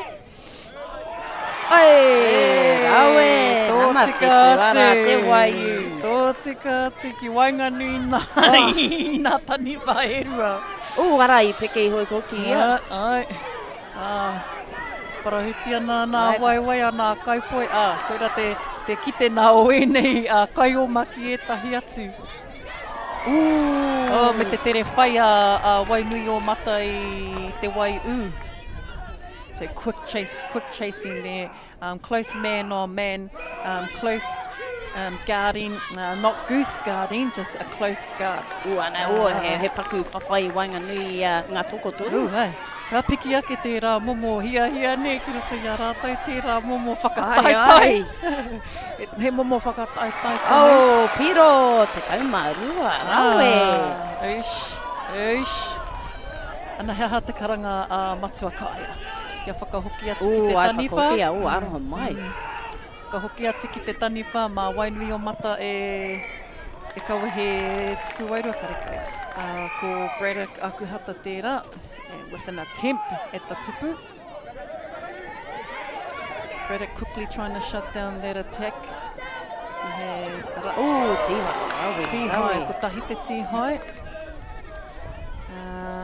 And the kaitiaki looking from te waiu, looking to move their players around. It's kind of hard for her to find a free hioma. He pai tērā, Wainui o mata, ka hakoutou. Yep, shutting down some of that attack. Ka tino piki ake te hihi. Ka ihihi, ka wana, te huna tā karo. Nā te mea, kei roto tātou I nā whirina toa. Ka we whakapau kaha mo te kore take no aiho. Kia piki ake tōngau, noho atu ki reira. Mō ngā meneti rua te kau. Rua te kau. Ai. O rua meneti, tore te kau he kona e toi ana. I te rā katoa, me te rā I nā nahi, tino kaha nei te kite I te hua o ngā tākaro ki ngā rohe. So seeing the growth that's happening in our regions gets displayed here. And today, we've seen nothing but that, seeing how regions adopt and adapt to the different areas of play. Right. Tērā mena ki te tai rāwhiti tātou, ka rere ke atu. Mena ki Waikato tātou, ka huri atu anō. But now that we're down here in Te Papua I Oia, see, we don't have these strong-ass winds going on, like when you're down in Pōneke, hey. Enari anei, konei, he mata ki tēnā anō. Engari enai ko te roa, nei te. Hea kaha. E rua, e toru rātou ki te pāwero. Me te tupu wairua, nā te mea I rongo I te pāo. O etahi o ngā pāo, ne. Ko kite au etahi o ngā tamariki he ahua pru te whatu. I ngā rā o mua I kaha tērā āhua, I tino rongo I te kaha o te pāo, te ara o te ki. Etahi wā ka neke te tupu katoa. Nā reira, ko Wainui o mata tonu kei roto I te roto, ki rātou, kei a rātou te taniwha. Reihana te rauna, nice little even shot. Tāhua tērā. Niti ko tino namatahi. Ko namatahi mo te waiu, ko mai, aroha mai a te rā. Mai a te rā, ui. And a double. Reira kua huri ki Wainui o mata. Kei te heke haere te wā. O tira wā tātou kaiwa, wow, matua kaia kei a koe. Nā, rawe tērā matua hoki. And the muck around now, matua. Ka whakahikaka ia te ngā tangata hoki. Kātia. Kei ia te reo ne, kei ia ngā kōrero, ngā kōrero. Kei aia ngā kōrero. Reihana me te whakawhiu ki wana hoa, neke hiana. Tāhua. Kaitia ki toko toru. Moving them around, arai atu. Ara. End of our second quarter e te iwi. Coming up to our third quarter, but before then, they'll have to switch. Me whakawhiti rātou I a rātou. Kua huri anō hoki a Wainui o mata, ko rātou ka tū ki me ki te kioma. I runa rātou i te taniwha, nā reira, ko te waiū ki te kioma. Rā ko wainui o mata, ono te waiū, rua. Anei ko nā replays ki Wainganui a Wainui o mata. Ko reihana te rauna tērā, tētahi o nā tauira ko tohunia. Anō hoki ki tērā tama te iramutu a te pūrewa. And a double ripper curing over here. And again, doubles, e rua. E rua nā tīhai, he hand over tēnā. Ko tahi te tīhai, e toru he kona kia kahato whiua atu ki o hoa. Engari he tātou i ngā doubles ne, e rua, tara! Koira te ia, corks, ai. Me whakaakohia i tērā āhuatana ei, me whakaakohia i nāia nei. Doubles. Te mena he tai ka pēnei rata, e rua. Mau tai mai. Kāti, nā reira, kia Wainui o mata tō rātou, kei a rātou te kioma, mataku he, i he te whakahua i a rātou. Nā reira, ki a rātou te kioma, ki te waiū, ko te taniwha. Ko te ingoa o tā rātou, o a rātou piro, he tupu wairua, ko tērā te ingoa o nā piro a nā taniwha. Ka rongo hoki rā koutou i ngā piro a nā kioma, he tupu manawa e rā. Ki konei ai, e rongo atu ai i nā ingoa o tira nā karanga i runga i te papatākaro. Ana kua tātou kaiwa wau e nā, koutou katoa. Te ahua nei toko whā i runga i te papatākaro i tēnei, tokori mai i toko whā rānei. Ki reira, e kanohi o rā i rātou i runga i te papa. O rātou ngā namu. Ko ngana, ko namu rātou. Anei ko Wainui o mata, kimi haere rātou i etahi puare, ko te pūrewa tēnā, kimi he anō wana hoa, me te kaha o te rākai, te kaha anō hoki o te ringa tā rātou kaitiaki, kai te whakarite anō hoki ana marima, koe e hine, ko māhina te kaitiaki, knee chop, block te ingoa, me kimi anō hoki e kuputaka mo e nei kaitiaki. Jai, kei te whakarite, karanga atu e Jai, karanga atu ki tō kaitiaki. O tira, māta ki te ana rātou i a rātou neha. Ka pai, Wainui o mata, ko nā veia, ko koe tēnā neha nā veia puketapu. Jai, pehara te āhua, i pā ki te pou. Kei te tū te ringa, te kaiwa pāo. Hei anō, ko hoki atu. Hoki atu ki te wāhe, ko te waiū ki tēnei wā. Taniwha. Piki tei. Nice jump shot there. And men, that's actually my little highlights there, koka. Ne, ngā peke. Ko nā peke. Nā jump shots. Tera peka pirai rātou ni te koro. Nā men, Wainui o mata. Tereke te whana. Atahua tera. Ko tino tere hoki a te waiū, ka po atu i te ki. Whiua tonu atu ki te tupu. Hei aha te maumau wā. Ka rehe take mo te maumau wā ki te roto. Ki te ana, karawhiua atu. Nā pona. Kei te rongo au i nā pona. Me era, ngina te wakariti rātou i te pira. Shinya. E whai muri ka tangi te mama te puku ai. Mena i mahi maua tērā hika. A hoki te hohi pera. Ua pakaru atu a hope. Ua pakaru te tiki hope. Wainui o mata. Kai te kimi rātou nā te mea, kai te raru tēnei. Harai mea he raru, nari kai te kōpāpā ki tērā pito. Whiwhi. Kari whiwhi. Enari anei anō tētahi wā ki Wainui o mata. Raue ko tiro. Ko tiro. Nama whitu. Ai. Ana, ko te tino ārai atu a te kaitiaki ana i te ki, te whiua, te ki. Toko whāna taniwha ki te roto, and they are opting to have them all four in. Ko kite hoki au i etahi o ngā kaitākaro taniwha, ka makere mai tētahi, ka waiho kia toru, etahi ka makere kia rua, ka waiho kia rua nā taniwha. Pai tērā, e kore hoki e, tū naiho a taniwha. Tū taniwha. Ai, wa ko kite hoki ai, he maha ngā kōtiro ka noho i runga, ko kite ai e rua ngā kōtiro ka noho i runga mō te kēmu katoa. Ngā me toru, ai, angai fua, ka pai kōtiro. Me ngā tama hoki. Ara ko tērā kōtiro nā matai, oi, tihai. Kite. A te wai, te wai. Tako tonu atu, mau tonu atu i nā tihai a wainui o mata. Te wai kei a koutou me tērā kaitākaro i kite au i aia i mua ko Rahu.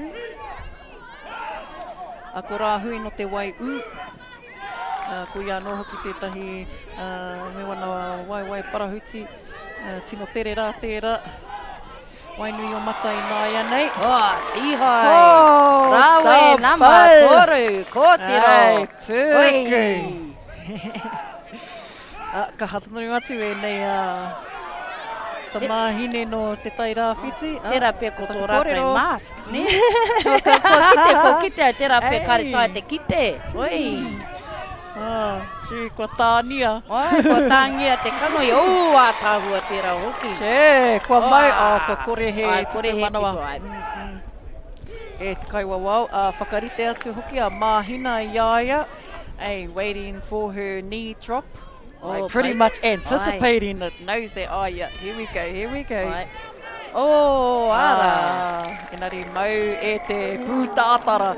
Kei te tere haere te wā, ko te pito tērā o te hauwha tuatoru. Me pe hao whakaro koks. Ko ka tēnei tētahi o ngā kēmu, nā rawe te mātaki-taki, engari, you know. Tērā pia, kia tātou tētahi wāhanga anō, tērā pia ka urumai a te waiu, ka whiwhi pero, kare mātou tino mōio. Ai. Ko ki te tātou, aha kua kei te hiki tēnei, mā tētahi hauwha tonu. Ka ki te, piki ake nā piro. Nā reira te wai ko rātou ki Kī-ō-Ma. Ko wainui o mata ki te taniwha. Taniwha scoring by shooting at the tupu. Ko karangahia rā te kaiwa wau, nā te nā kua kitea, ko karangahia kia whakataha tētahi o ngā kaitākaro wainui o mata. Tere tēnei tamau. Nama whetu, mai te waiu. Ko te waiu, tēnā ko riro e tupu wairua. You can't be Bella. No, kaore ko Bella. Ara. Me te mau kei tana si ate. Ko pisike. Ko pisike. Kei te mau kei tana si ate. Tihai. Tā rawe, wainui o mata. Kei te karanga, kei te piki ake te ihi. Ai. E tai wā o mātai tamariki me whakarongo ki te kaiwa wau. Engari he whakataitai. He whakataitai. Ai moi wai ngari ngā tātā hoki. Tika. Kia mai tonu te rongo mai, ne? Rongo mai. Me tētahi o ngā hua o tēnei tākaro.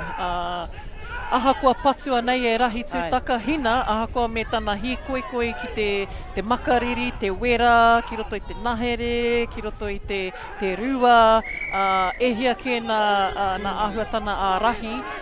Aha kua tērā, me te patu i aia, ka whakaro nui tonu ia kia aroha tētahi ki tētahi. Ara! Ahua kōrua. Shano, ko pisi. Ai, ko pisi ke ia. Rā, mai te waiu, ko koe, ara tō ingoa ko pisi. Ko tō nama whiti, nei tō tihate. Kei te mai kia koe i te mea Bella. Ua taua tērā ingoa. Peha nā pona me nā ankles wēnei ne. Wa ki te au etahi. Etahi o ngā tamariki te purua te Vaseline ki rungi o rātou pona i whakaroa. Okay. Ana kei te me mau compressions hoki wētahi. Ka reo i tino kite i nā strap-in. Nā, kau. E tāna kei te huna pia. Muri nei pia. Me te karanga, hahara te karanga te kaiwa wau ki reira, me hoki atu. Me hoki atu. Rawe nei tima. Kia koe koka. Ki tō whakaro, ko wai katua. O e hia atua nau kia te wai nā te moko ki te au I tēnei rā katoa. He orite, there's been quite a consistency. Tāua! I tihai. I tihai, ai. Niti taua tama hoki. Ko te pūrewa kuhata tērā. Tutahi o nā ira mutu o te kai. Wako. Tihai atu ana ia. Wa inga rao mua te wai I tua te wai I te kapa Māori o te wai o Ngāti Porou. Ko wai tētahi o ngā tauira tuatahi. Tata. Tata. Tō tipu manawa e tama. Engari kua hurikeki. Piro. Ai ana. Ai, ki te au I tō tipu wairua. Ara, mena kako tikina rātou ngā pau. Te rapua. Kia rātou. Ara. Kōrero hia te kahato ko tā koutou kōrero te wai kataia tonu. But the pressure obviously gets to a lot of our whānau when they are in this final setting. Ahakoa kei konei maua, kei te rongo katoa rātou I ngā reo katoa ki ngā tahataha I ngā reo ana whānau. Te reo hoki te hoariri. Ngā ropu e rua. Ngā ropu e rua. Ai, so me aro rātou, me whakarahi rātou I a rātou. Anō kia pisi, kei te pisi wana hoki. Awe, tama. Enari mea hatia. He piro. Te kai marima. Mea hotu. Chea matua. Handed it to them. Hei, ko koe te kaua wau e te matua. E ni whiwhirata taua piro. Haere tonu. Te kahara te wai hia kai ana I tō tipu manawa. Hia kai ana I te taonga. Te rapia. Hia kai I te taonga. Huakina. Ka te haere tonu. Tihai. Me te karanga. Kai te haere tonu te wā, kai te haere tonu. Nā reira mea hatia. Kua au katuhia. Kua tani te pūtātara whakamutu nā. Whakanui ara e te iwi. Kei te kite rā koutou I nā toa mō tēnei tau o te mana rahi. Ko te kura matua o Wainui o Mata. Rātou ki te kura kaupapa Māori. O te wai o Ngāti Porou, ki a kōrua hoki te wā, ki tēnei whiringa o nā toa, mō tēnei tau o te manarahi rua mano rua te kaumārima. Nā reira e te iwi ara ko nā piro whakamutu nā, ko te kaumātahi ki Wainui o Mata, ko te waru ki tērā o ngā kura o kaupapa Māori o te wai o Ngāti Porou. E mihi ana ki a koutou. Let's look at these replay. Boom, shaka. Ara ko pisi tērā ne. Ko pisi tonu ana. Kia koe tama, anei anō hoki tētahi tihai te pūrewa. Me tērā momo humāri e tana neha. Some of our graphics here today. E mihi ana. Nā reira, miharo ana te kite. Nā reira, e te iwi tēnei, ko ēnei kapa e rua, I urua tuki ngā whiringa toa. Ahakoa I puta te ihu o Wainui o Mata, ka re kore, ka tū toa tonu tēnei o ngā kura kaupapa Māori. Nā reira, e te iwi, kua rongo, kua kite hoki koutou, I tēnei taonga o tātou, kua whakanuia o tira e mānawa nei rā, tēnei reanga o tira ngā whānau katoa, ki te tautoko, ki te kite I tēnei momo āhuatanga ki Wanganui a tātou. So nā reira koka, me whakanuia anei, wō uri, ko whakahoki ati rā koutou I te mana nui ki tō koutou rohe. Ngā mihi koka, ngā mihi mo te tautoko I ai runga I tō tepu, kia manuhiritia ki konei, engari Nā, o kea tātou he taraiwaroa. He tino taraiwaroa. No, ko hoki atu e nei kura ki te kāinga. Ka re roa, ko tuku ngā taonga. O tira ko whakamārama atu anō ki hea te whakataetai e tū ai te rātau. Nā reira e te iwi, me mautonu mai anō hoki ko whakakapi anō tēnei kaupapa me tēnei pāpao hoki a tātou. Nā reira, tēnei te mihi kia whakaata Māori. O tira kia Baileys, kia Celtics, kia Apollo projects rātou hoki ko New Zealand Carbon Credits. Tēnei hoki te mihi nui, te mihi aroha hoki kia local Gecko Productions, kia rātou hoki te mahi nui ki te kapo i nei whakaata. O tira, anei rā taku hoa, ko maiwa e nei ko whakakapi i tēnei kaupapa mō tēnei tau. O tira, haere pai, hoki pai ai e nei kapa ki nā kāinga, ka waiho e nei kōrero, mā tērā tau anō tātou e hoki mai. Noho rara e te whānau, a tērā tau e hoki mai te kaupapa o te Kī-ō-Rahi. Mautonu mai.